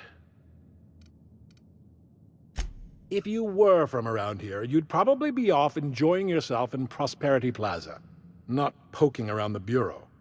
Alonso Vallejos. Extraordinarily pleased to make your acquaintance, and so on and so forth. I'm currently operating a sightseeing tour of sorts. Think of it as a guided journey across Halcyon. Would you be interested in a trial run?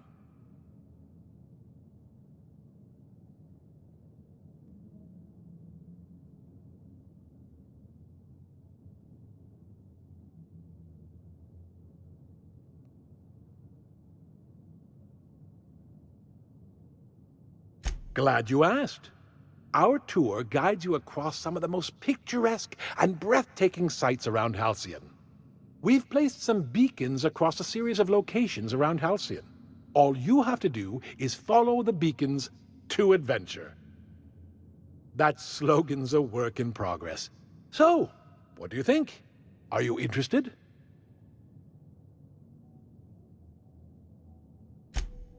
Outstanding!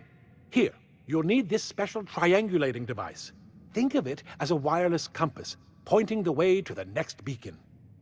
When you find a beacon, this device records your discovery and directs you to the next stop on your tour. Find every beacon, finish your tour, and come back here to claim your commemorative hat. Simple!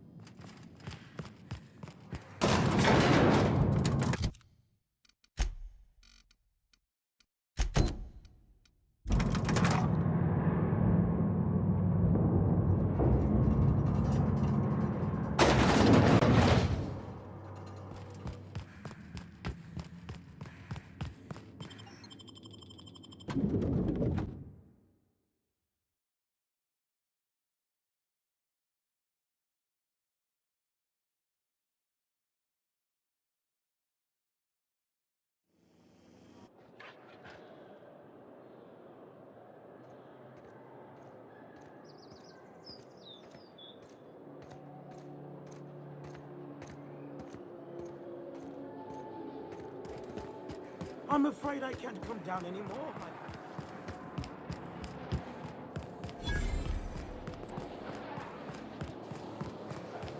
I've always loved that sculpture. You, with the... Don't speak. Hold that posture for a moment while I admire you. You have a natural contrapposto, my dear. The way you rest your weight against your hip suggests a certain rugged charisma possessed only by the mighty primal and the well-traveled spacer. Splendid. I love it.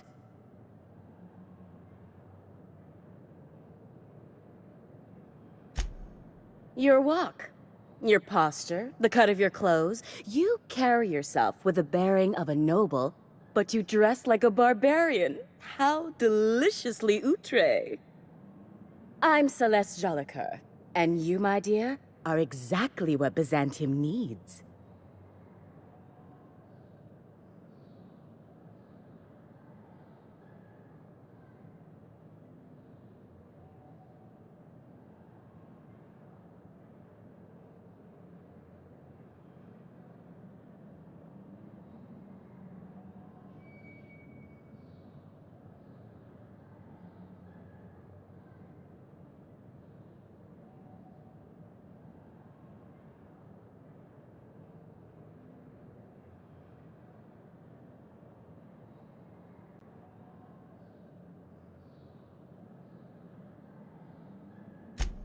Darling, you and that brutish swagger of yours have been on my mind the moment you stepped into my studio. I'm working on a new line of clothing that will shock this city to its core, and I'd like your help. What do you say, my dear? Care to make history with me?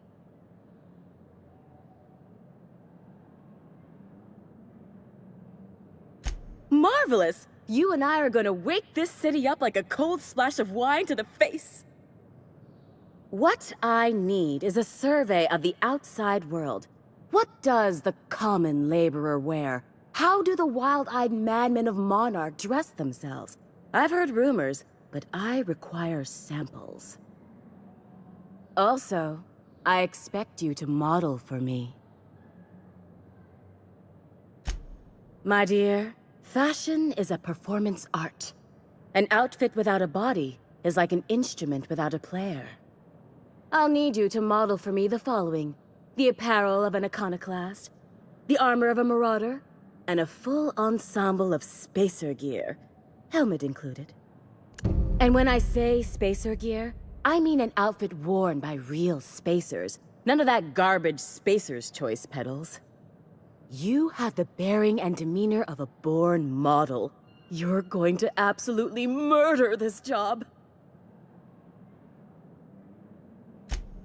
Fabulous! I can't wait to see what you dredge up.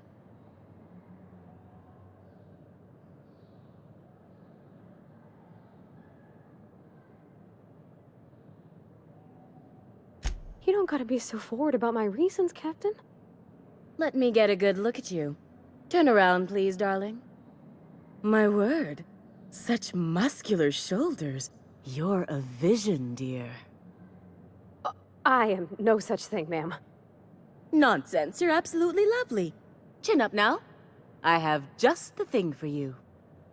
Let me do a back-of-the-envelope calculation. Materials, labor, licensing and copyright. There.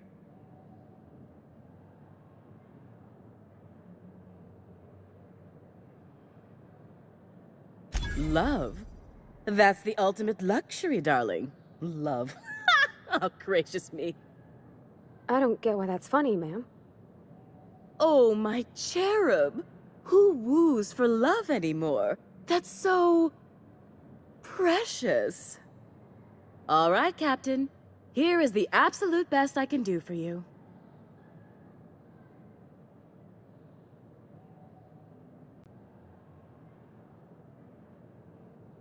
As you wish, darling. All my pieces are custom made. As soon as you pay, I can start working.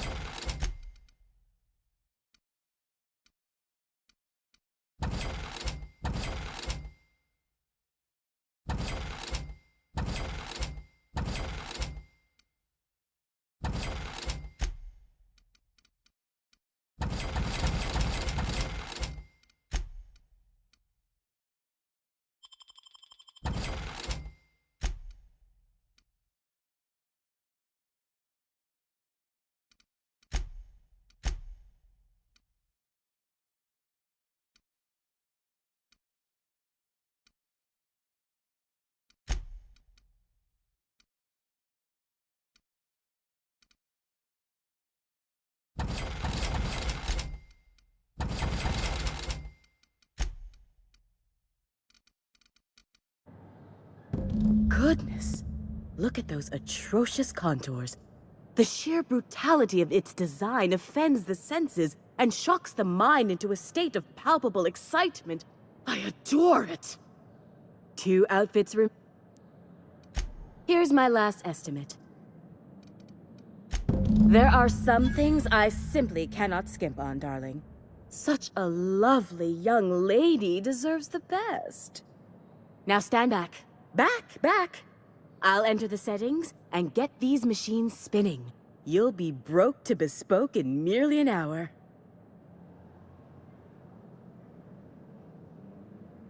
And there we are, my darling girl. I wish you a splendiferous evening. And if you don't mind my asking, have you any interest in modeling? What? Oh, no, ma'am. All them eyes staring at me? I couldn't. No way, no how. I get scared just thinking on it. I wish you weren't so shy, my Violet. You truly are beautiful. I hope your date sees that as clearly as I.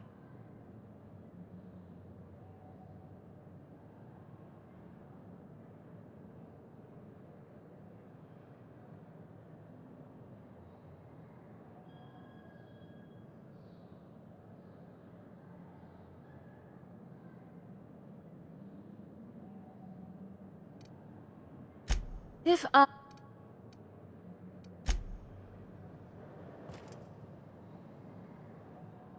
Oh, can you believe this outfit?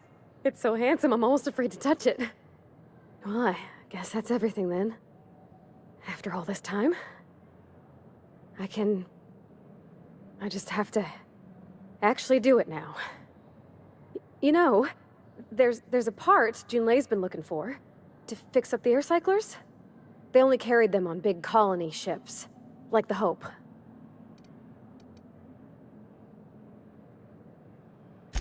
I know. For a while, it felt like everything I did was a little bit of help. And it meant I didn't have to ask her to be mine. Not yet. Not for real. Next time we dock with Groundbreaker, I'm doing it. I'll send June a message and ask her over. Oh, this is real scary, Captain. I'm grateful for all you done.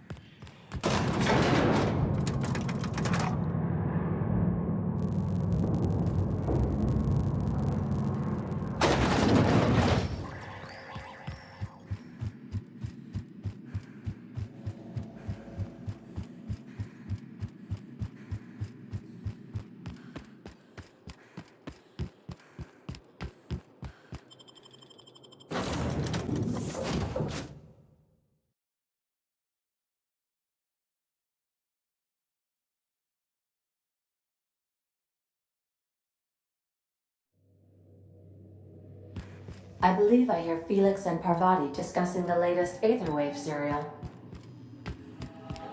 Welcome back. See?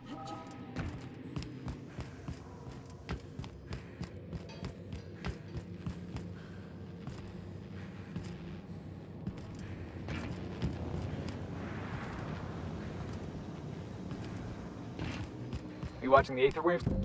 I swear, next time we put into Groundbreaker, I'm gonna do it. I'm gonna ask her over. Oh, I'm so nervous. Having trouble focusing on my work. What? You want me to leave? Captain, you can't mean it. Oh, that's a relief. Thanks, Captain, for letting me stick around. I mean... You got a second? If we wanted the board's attention, we got options. Piracy, vandalism, maybe some light arson. We want to put some fear in the board, right? Get them scared of us.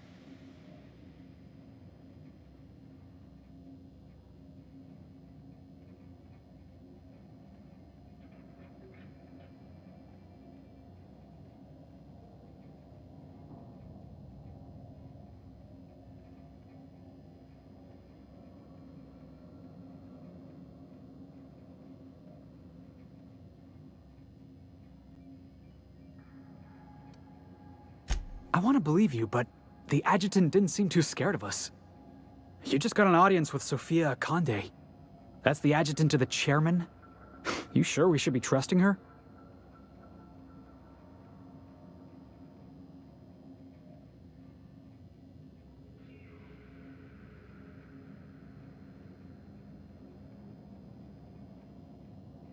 If you think she's using us, why'd you give her the time of day?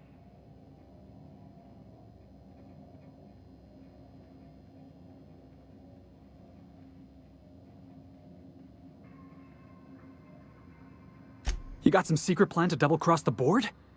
I knew it! Sorry, I probably shouldn't have said that out loud. I know we're freelancers and all, we take work where we can find it, but we gotta be vigilant, you know? This is how the board gets you. A job here, an errand there. Before you know it, you're calling him sir and ma'am.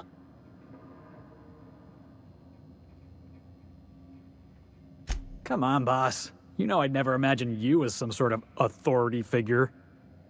I appreciate your time. Let's get back to it.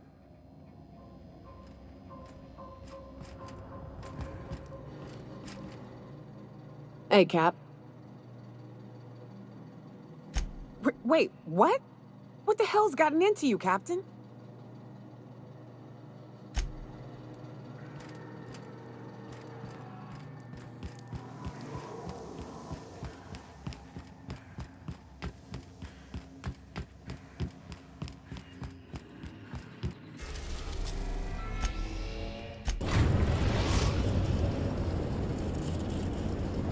The groundbreaker has approved our request for docking, Captain.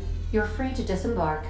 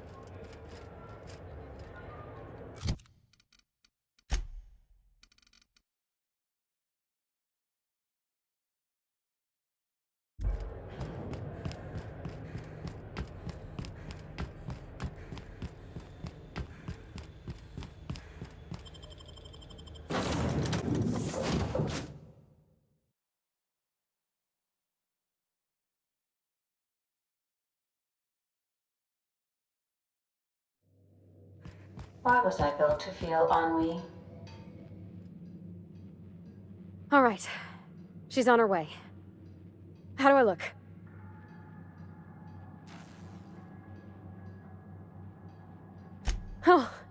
My hands have finally stopped shaking.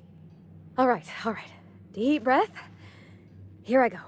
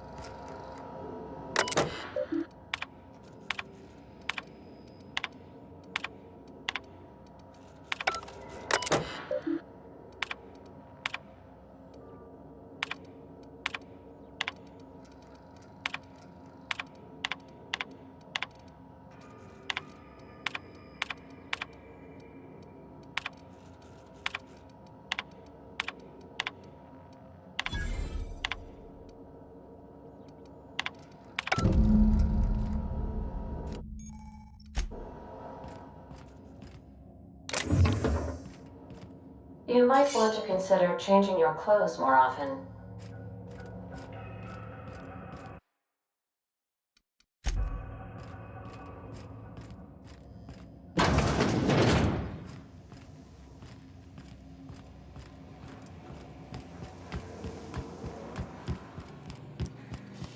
Anyhow, so I told him, Dad, I'm a big girl now. I ain't need your help.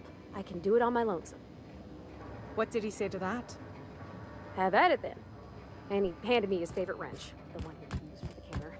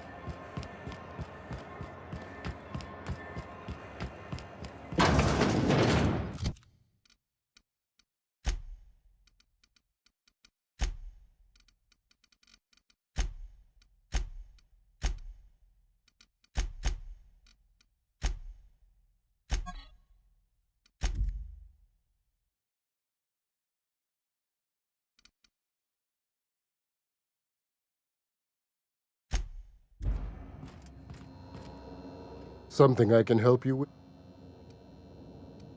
Take care.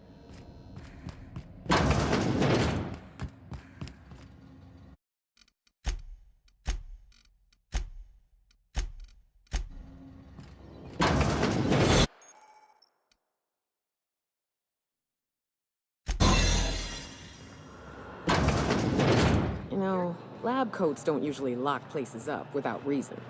We've... To the last ratted on rotten time, leave me in peace! You hull-headed quacks do know that restful recuperation requires not being disturbed, don't you?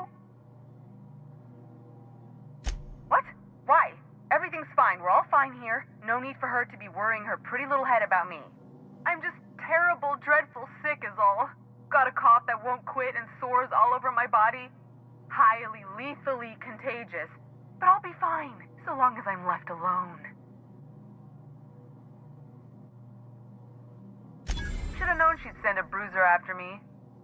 Damned if I don't rue the day I saved her scrawny little hide.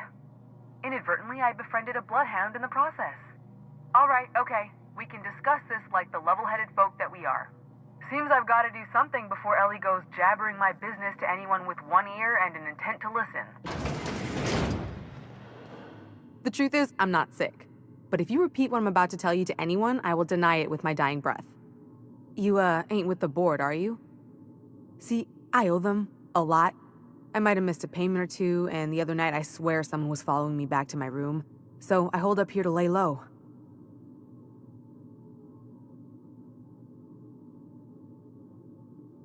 𝘼𝙗𝙘𝙘𝙪𝙩 Bedford's the board guy on the station. He'd know how I stand with them. If you can square things for me, I'd owe you one even bigger than Ellie owes me. What? No, I didn't do anything. I'm a law-abiding denizen of this ship, I swear. Think? No. I recognize a contracted killer when I see one, thank you. In my line of work, that's a skill you develop during week 1, assuming you want to keep breathing. All right, I'll fess this part up too, if it means you'll help me. I'm a thief. I specialize in particularly high-end and historically valuable items. 3 weeks back, I caught rumor that the blood-tier diamond, last worn by an heiress on the Lost Hope, had surfaced for the first time in 70 years.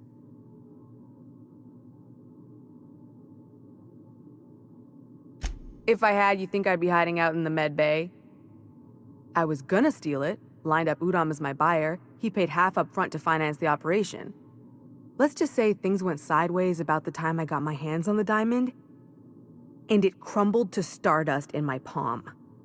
Anywho, I barely made it out with my life, and nary a plan to make back 𝘼𝙗𝙘𝙪𝙩's deposit I'd spent.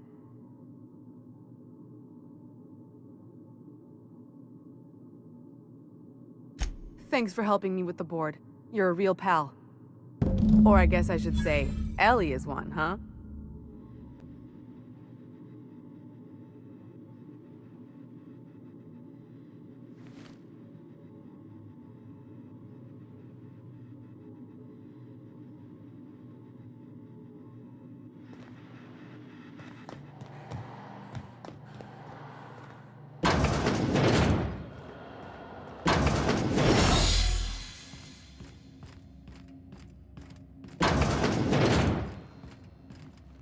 Any word on Jesse? Good luck. The board's got an office on the promenade just before engineering. You can't miss it.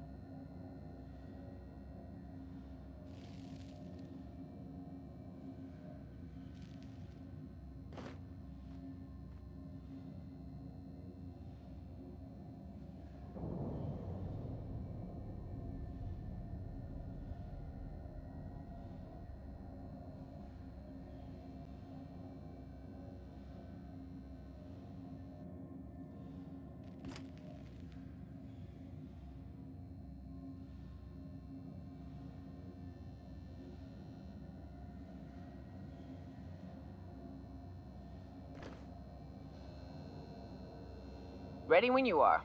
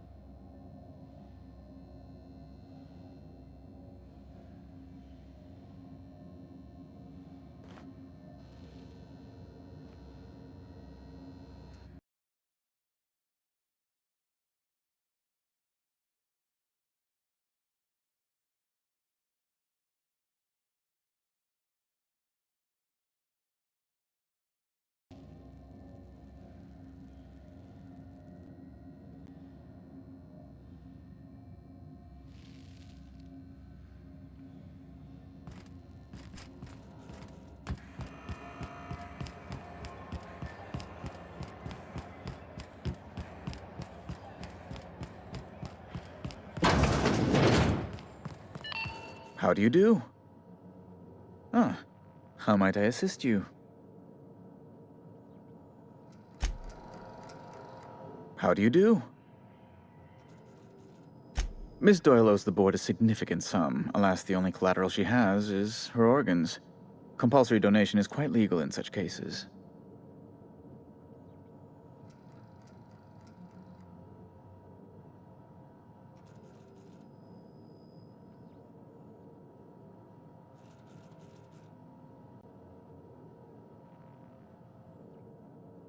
Miss Akande has you eliminating problems for her? Well, I certainly shouldn't care to become one. I can shuffle some financials around to cover Miss Doyle's losses. To 𝘼𝙗𝙘𝙪𝙩 Holdings, her debts are a rounding error. Now, is there anything else you need, or can I return to my work?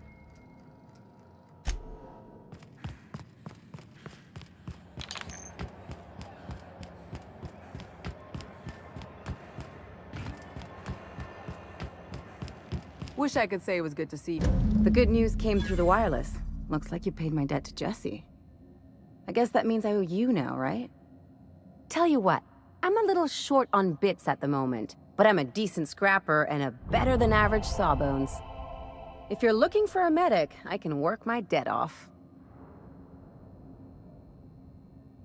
If I'm being honest, and I prefer not to, I was about ready to pick up another contract anyway, and you settled this in a pretty tidy fashion, which tells me you're competent. But we can say I'm repaying the favor if you prefer that version. You won't be sorry. Though it looks like you've got a full roster already. Time to play favorites, Captain.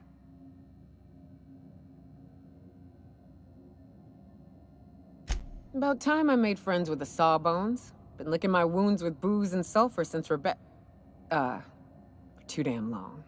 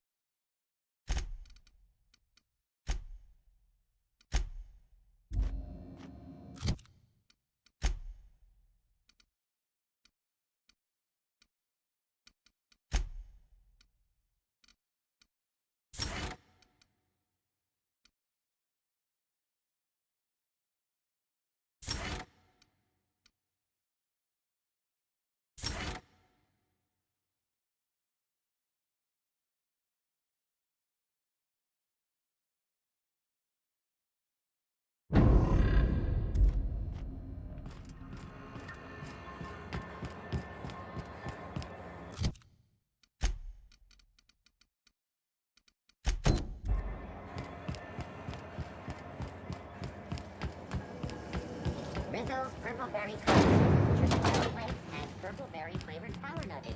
Now with 12% more crunch.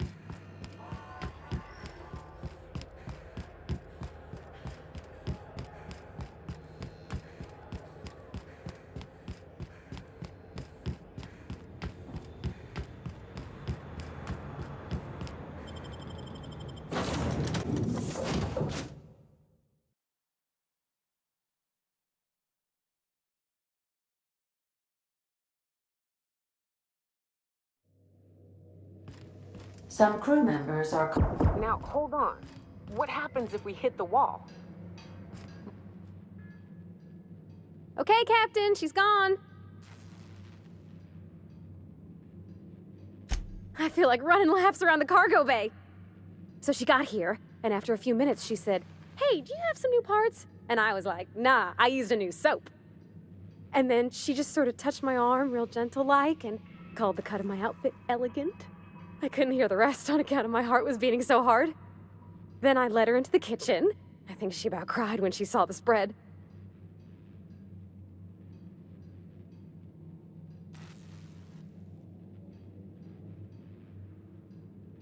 She stood stock still and just said, "Oh, real soft."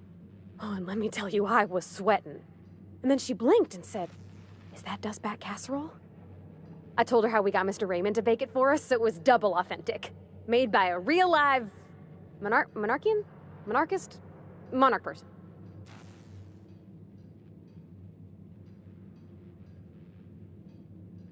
Well, we talked a bunch over dinner about the things we learned just through messages, stuff we repaired, how I taught her to salvage and she taught me to build. When I brung out the sweetheart cakes, June, she got a little teary, said she had a thing she needed to say. But I stopped her because I wanted to say it first. I never felt so bold, Captain.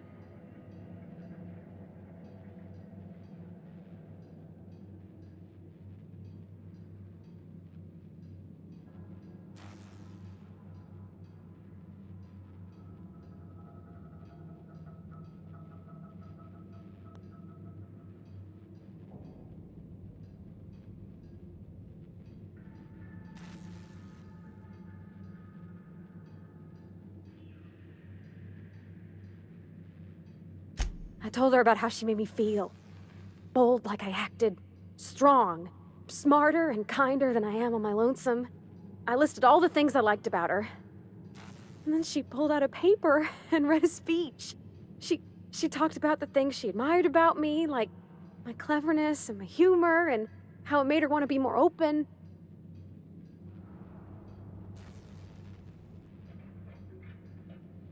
Anyhow, when she wrapped up, I asked her to be my girlfriend.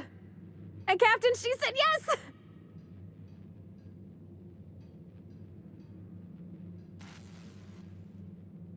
We talked about it some. I told her I wasn't sure how it'd work, how I've had a bad time of it in the past. She said we'll take it as it comes. Fix things together. Share meals, talk. Maybe she could rub my shoulders when they're sore.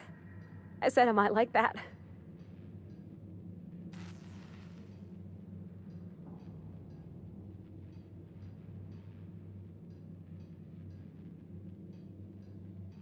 You got an eye for people, Captain.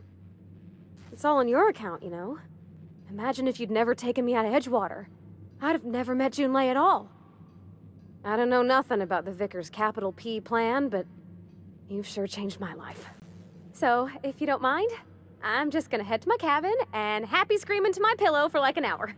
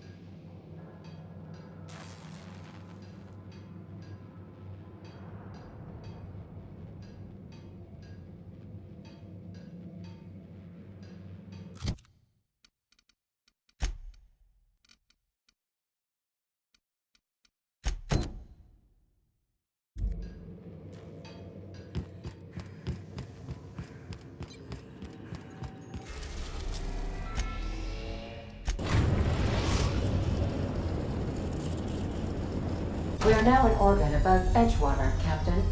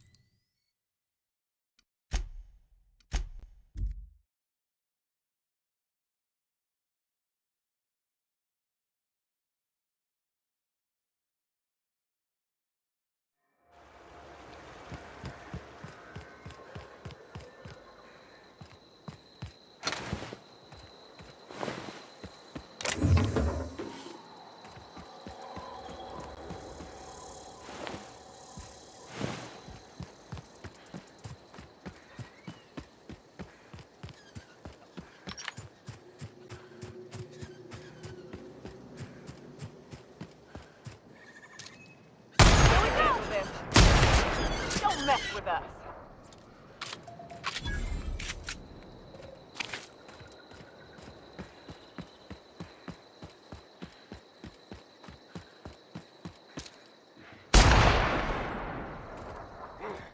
Who goes?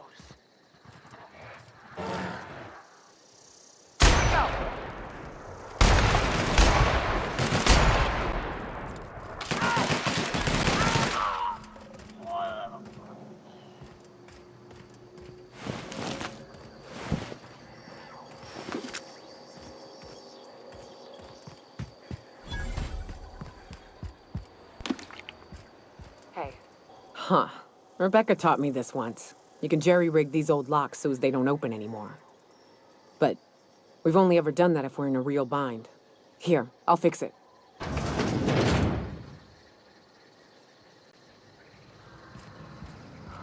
no. Oh no. What did you do? I don't... They were... That bitch! They were all set to abandon us! What would Claire... At least I know. Ought to have learned by now that getting one's hopes up tends to open them to being dashed across the stars. I hate to say this, but Clara died thinking her sister was still fighting to get back home. I think I'm glad. If she were still alive now, it'd break her to know the truth.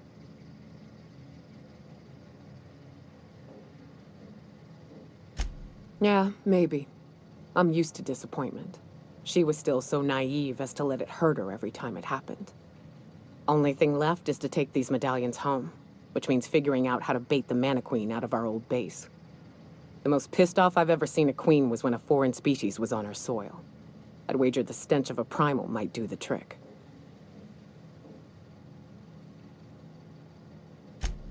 That'd be boring. Half the fun in exploring is the fact that you're on an unknown trail. I've never had the pleasure of hunting primals, but I hear they're all over Scylla. Let's tear a few apart, shall we? I'm sure they've got pheromones. Everything does.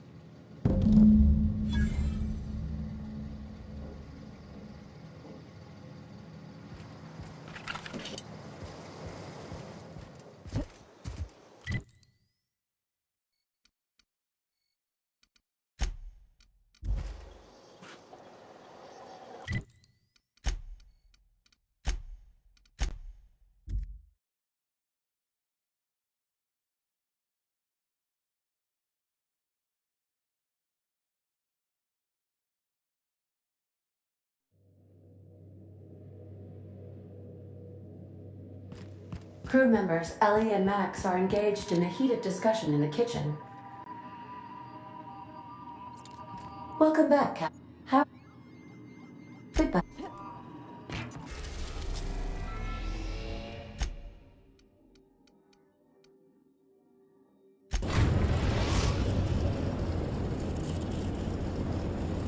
Destination reached. Scylla.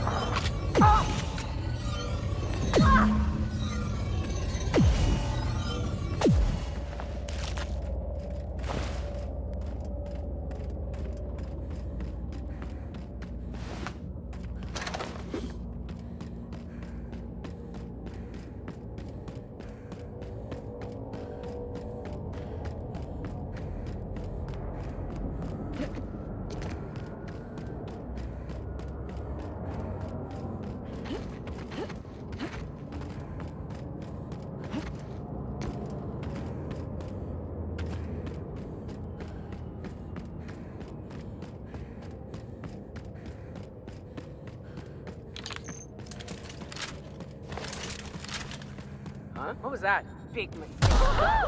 Nice work! Fine.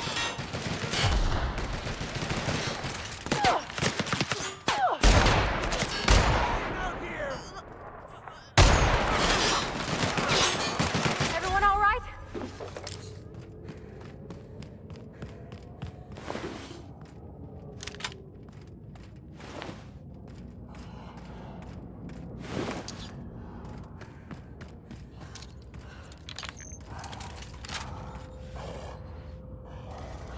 Here we go!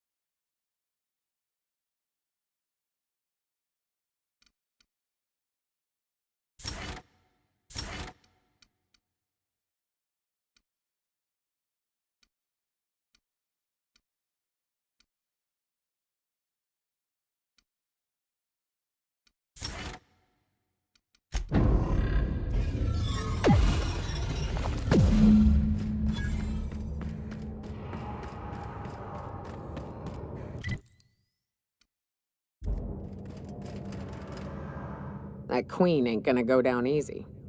I can't wait. What's up? Outstanding.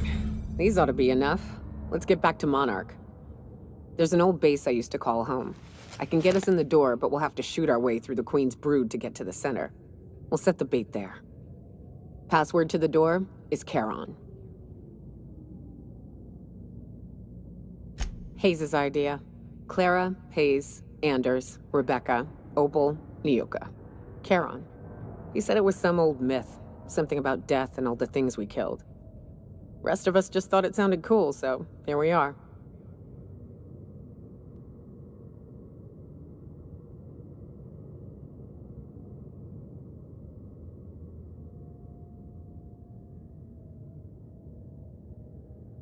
Fucking right we are.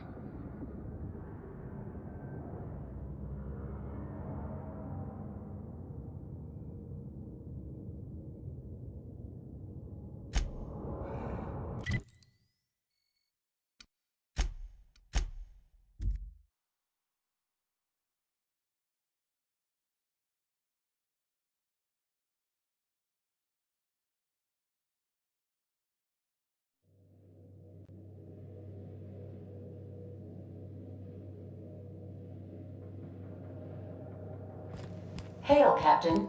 Your return time is within 14% of the expected value. Welcome back, Captain. How...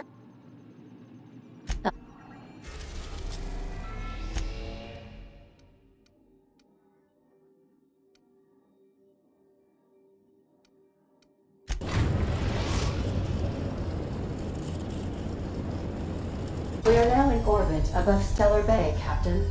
No blockade is a match for my piloting skills.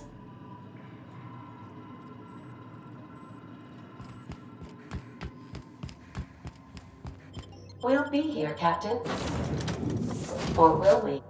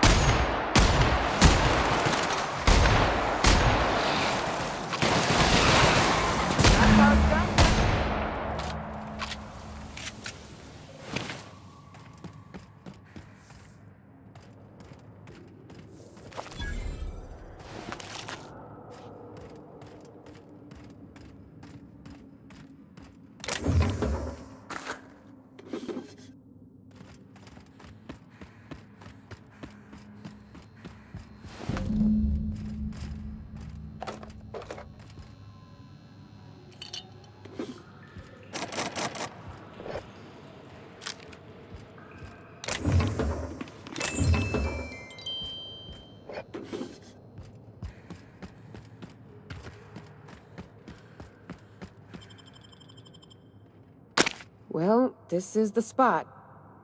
You know, I thought I'd be angry. I thought I'd storm in here in a rage and exterminate all these bugs and everything would be all right in the end. But I ain't. I'm mostly just empty. A little sad, maybe. The first night Hayes and I spent in here, we knew it was home.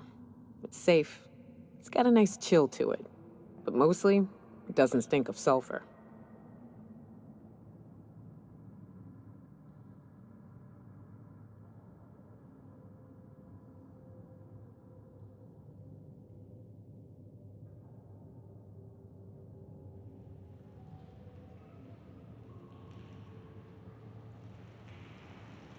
Monarch folks often joke about it. Not because of the smell or the grittiness it leaves in your throat. Not because of the headaches or the coughing. It's because there's no escaping it. It's life here, and there ain't anything you can do about it. But here, somehow the sulfur never made it. The nights we spent in here felt like vacations. So we started building. We hauled in steel, hired sublight folk to help. That's how we met Anders and Opal. They stuck around after our contract was up. Opal liked camping. Anders liked chasing her tail. 4 of us for a while, scraping together what bits we could to build our home. Then came Rebecca, a sawbones out of the Cascadia survivors, who took a kindness to Hayes. And Clara, her little sister. I'll admit I wasn't keen on taking her on at first, but for a teenager, she was surprisingly capable.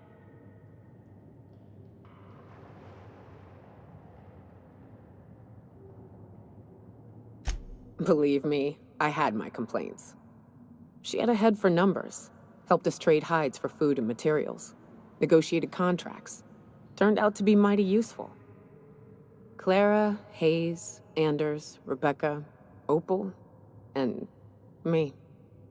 6 folks, 1 name, 1 family, Charon. Despite Monarch trying to kill us day in and day out, we managed to belong.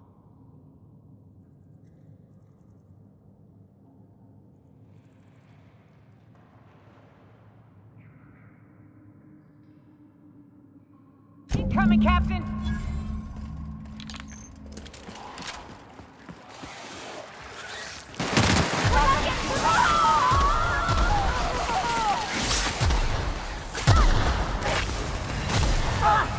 Solid kill!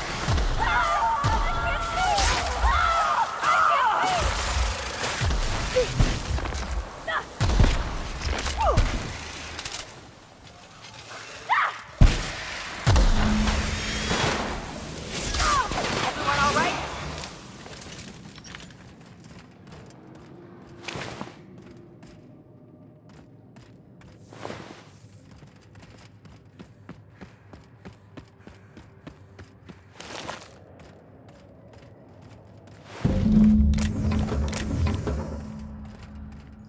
I wish these were more auspicious circumstances, but at least we're all here. This bringing them together, burying them. This is the kind of thing Hayes would have done. That makes it stupid. By all accounts, we should have left well enough alone, but that also makes it right. Captain, thank you.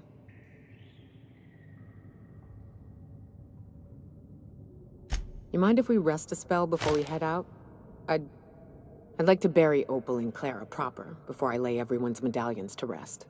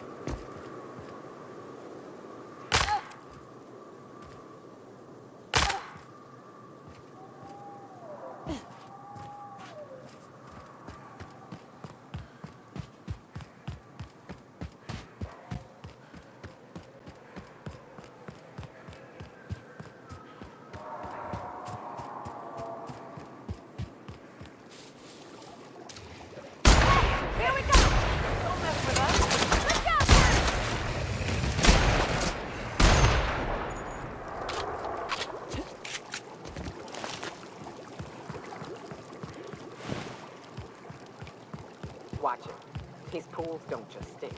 They'll take a toe off. I don't got much use for sulfur in my own work. Neat that it's here, though.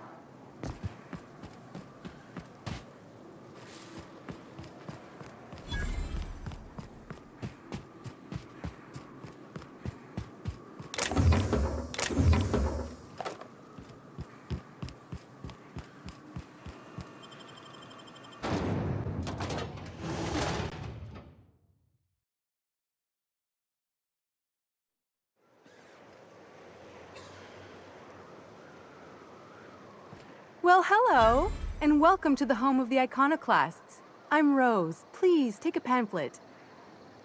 In it, you'll find everything you need to know about Graham, his philosophist truths, and the iconoclast way. He wrote it himself, you know. Oh no, I'm so sorry. I keep forgetting. We're out of pamphlets. Gosh, blast it.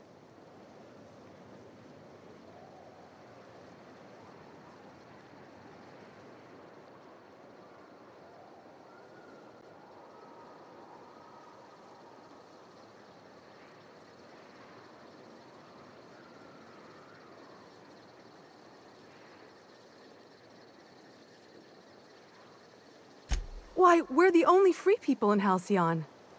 No corporations, no shackles, no problems.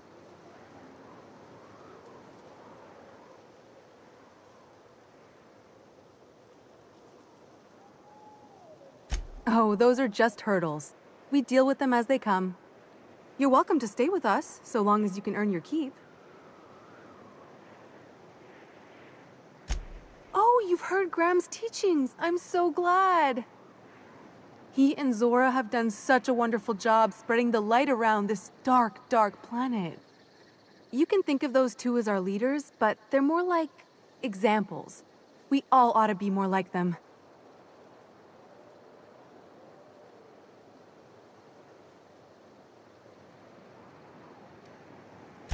Why, he's our founder.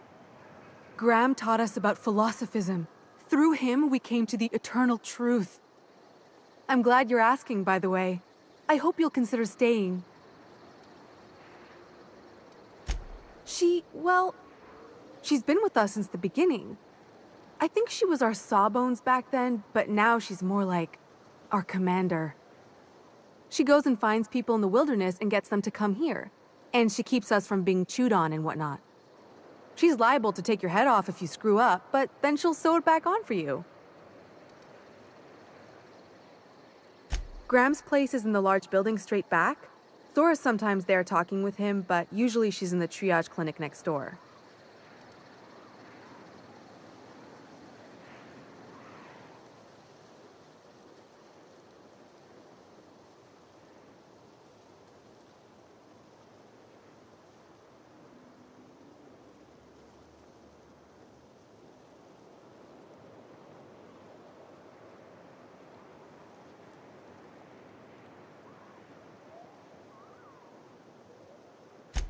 Oh, Graham settled here a long time ago. Shoot, I wish I had a pamphlet to give you. It's all in there. I wasn't around back then, but they say a lot of the old MSI corporate folks died here. He calls it a spiritual metaphor, something about rising from the ashes.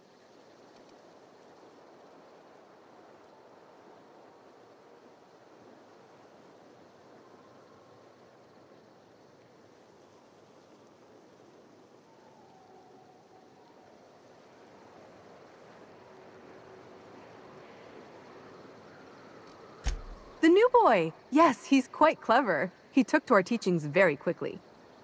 Last I saw him, he was headed into one of the buildings up the hill. I ought to mention, the iconoclasts are loyal folk. Treat them right, they'll do the same. Turn on them, they'll open fire without a second thought. Everybody here looks wore out. A mantiqueen. Yeah. A stranger comes to our home. If you're looking for a path to walk, you've found one. If you're looking for a teacher, I am one. Welcome to the iconoclasts.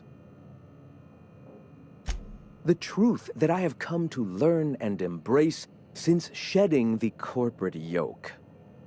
Out here, we survive by the sheer strength of our spirit, We have no need for the endless rules and red tape of a corporate structure. We do seem to burn through endless ammunition and medical tape, though. Yes, well, such is life. Our descendants will enjoy safety and luxury, but our generation is the foundation on which that future is built. Now, why have you come?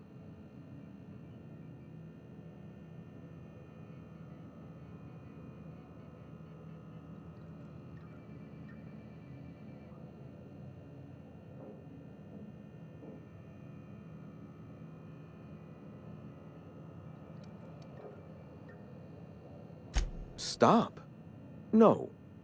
Spreading the truth is the only way to combat the board's poisonous campaign of propaganda against their people. I realize the board has blockaded our efforts, but Devil's Peak is an interplanetary radio tower. Surely somebody is listening. Surely? Excuse me. I'm from Edgewater on Terra 2. If you'll pardon my saying, nobody I know's ever heard of you. All the more reason to double down on our efforts. Graham, we should be focusing on survival anyway. Food, ammo, and medicine. Maybe now's the time to pivot. Pivot, huh? If radio isn't working, we might try another way. It seems the captain's timing is more than just serendipitous. It must be fate. I've had my sights on an old printing press for some time. The board uses magazines and advertisements to subtly focus the colony's attention. We will use their tricks against them. Wait, that's not what I meant. Help me clear out and repair the press, and I will have no need for that rust bucket of a radio tower.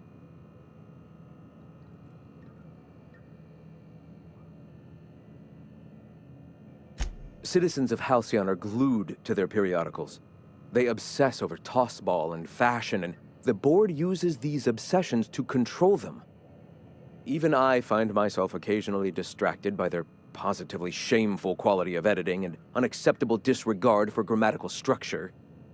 My literary prowess will hook them, and the eternal truth will reel them in. Listen to me. I'm starting to sound like one of Sanjar's fishermen.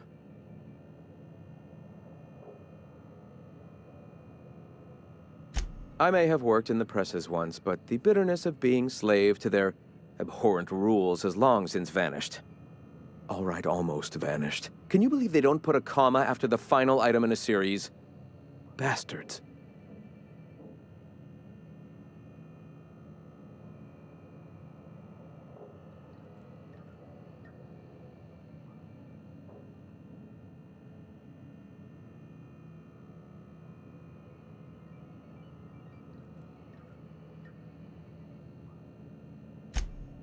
Yes, my apologies.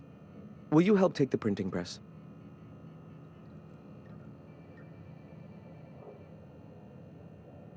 Wonderful. I requisitioned replacement rollers for it some time ago. Huxley should have delivered them yesterday. Speaking of which, where is Huxley? You bought rollers? You haven't even cleared the wraps out yet. What are you doing wasting bits on... Wait, where is Huxley? It seems we're out a runner. If you intend to help our cause, I'll ask you to meet our MSI supplier in her stead. One of our sympathizers, a woman named Carlotta, periodically buys goods on our behalf from Stellar Bay's store. Stellar Bay has caught on, but they remain friendly, though the goods now come at a considerable markup. She meets us in the ruins of Bayside Terrace. From our compound, follow the road north. Wonderful. While you're at it, I wonder if Carlotta still has those high-capacity cartridges? Grab a few, will you? There should be some funds left over from the last shipment. We can use them to copy and modify radio serials. Yes, not just magazines, but their precious dramas. Unbelievable. I hope I don't have to tell you this, but if there is extra money, would you mind buying, I don't know, food and medicine? Graham, if you need me, I'll be in triage.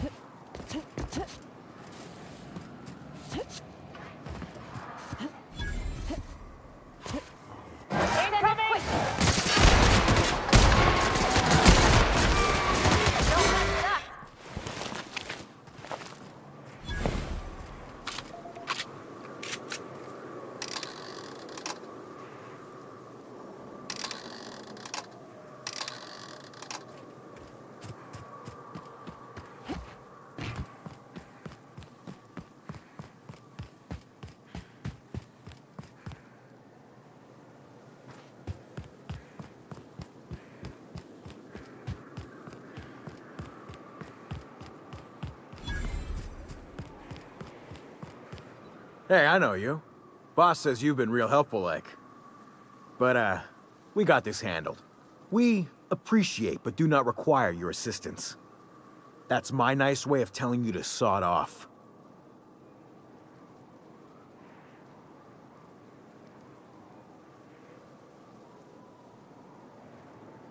Huh.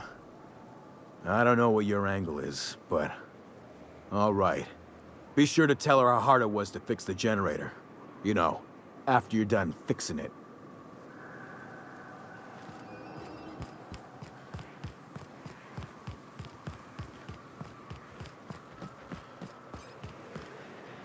It's too quiet. What are you up to out there? Hello?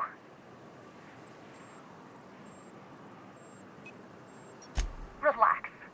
I've been cooped up in here for almost 2 days. Who are you, anyway?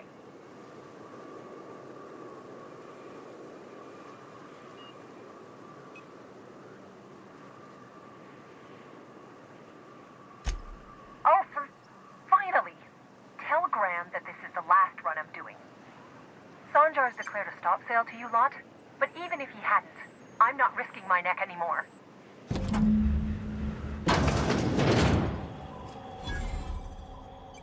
I don't know how you got those goons to leave, but thank you.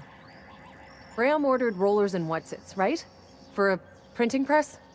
Here, take them. Like I said, this is my last run.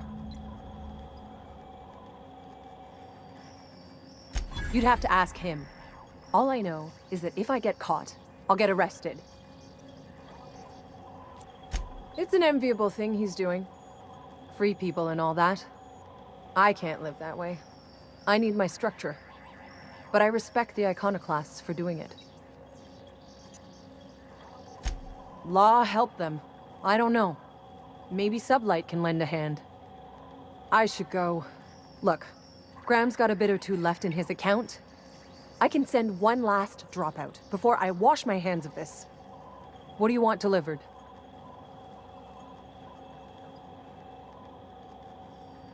I always took that woman for the sensible type. Good on her. I'll send some along. Give them all my regards. And good luck out there. Don't go getting eaten.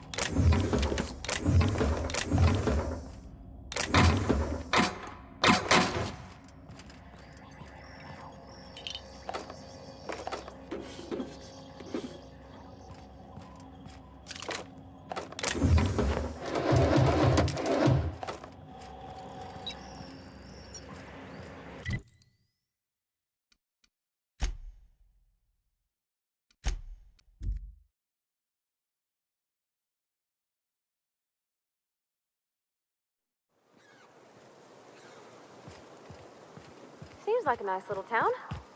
Except for all the dead critters. The folks in Amber Heights always manage to find a bottle or two of the good stuff. Keen. I'm telling you, the Van Noys are fine. Bullshit, Graham. They don't just abandon orders, and they weren't at the ruins. Where in this sulfur-sodden hellhole did you send them? They're on a very important... we'll continue this later. Welcome back, Captain.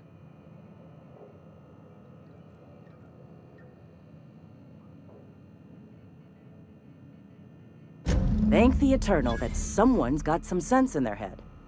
Carlotta usually schedules the next drop during the meeting. When's she coming?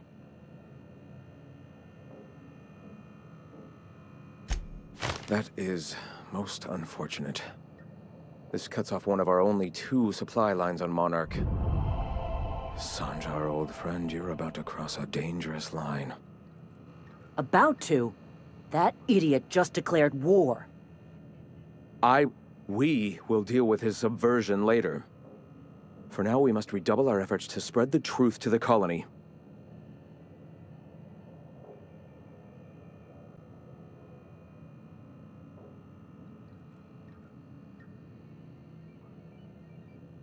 I've already sent a team ahead to scout the press.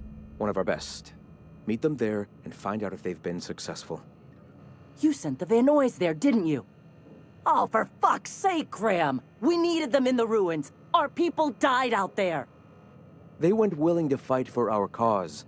We need reinforcements. We need new recruits. The Van Noys saw the printing facility with the same importance as I. The hell's the sense in recruiting if you're just gonna get them killed? I have the utmost confidence in their abilities. Friends, we must have faith that the men and women we recruit can handle the duties for which we recruit them.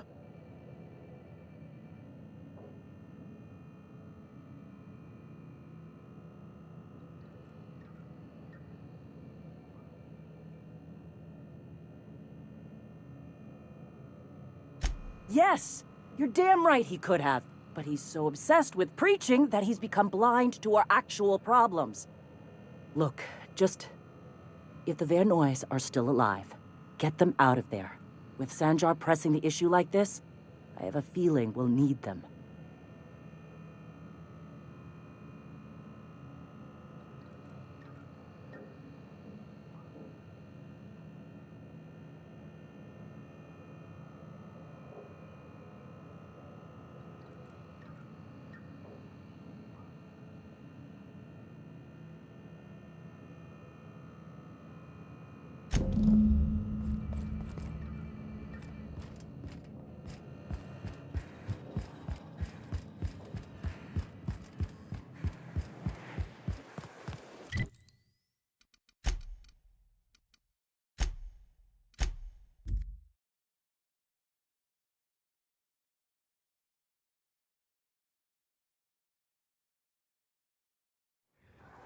What was that? What was that?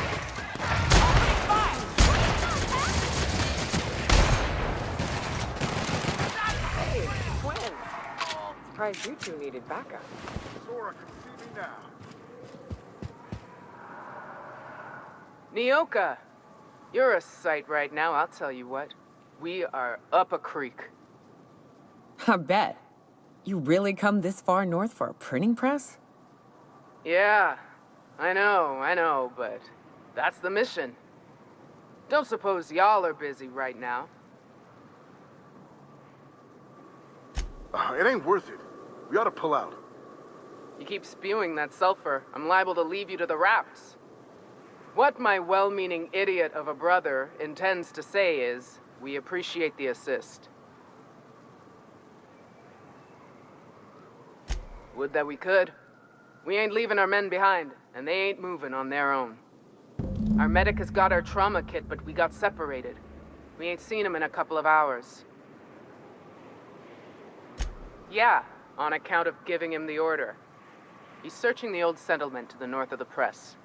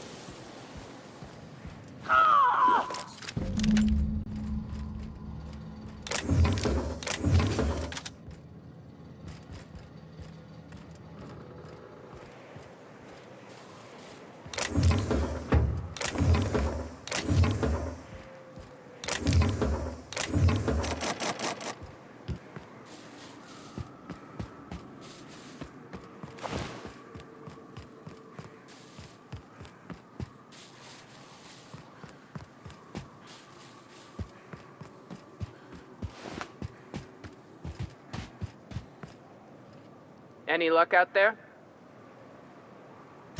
Oh, fuck. Well, that's better than nothing. Thanks. We'll head out as soon as we're patched up.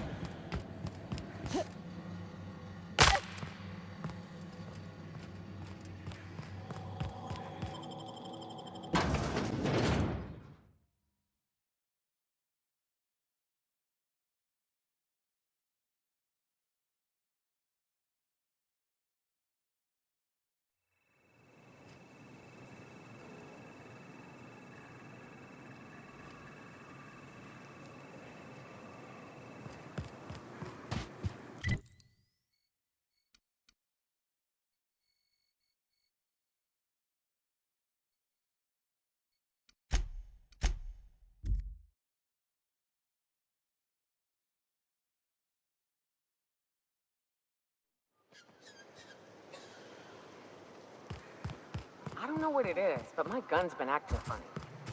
Used to be, I had to correct for a bit of leftward drag. Got used to standing just so, and after a while, it put a thorn in my side. If you'll just listen... No! No more listening. No more preaching. We are losing people left and right. We need to act. Enough, Zora. I'm not putting the torch to innocent people. Do you want to bring the board's cruisers and gunships down on us? Captain, apologies, but our situation grows dire. Our people talk of foolish endeavors. What news do you bring?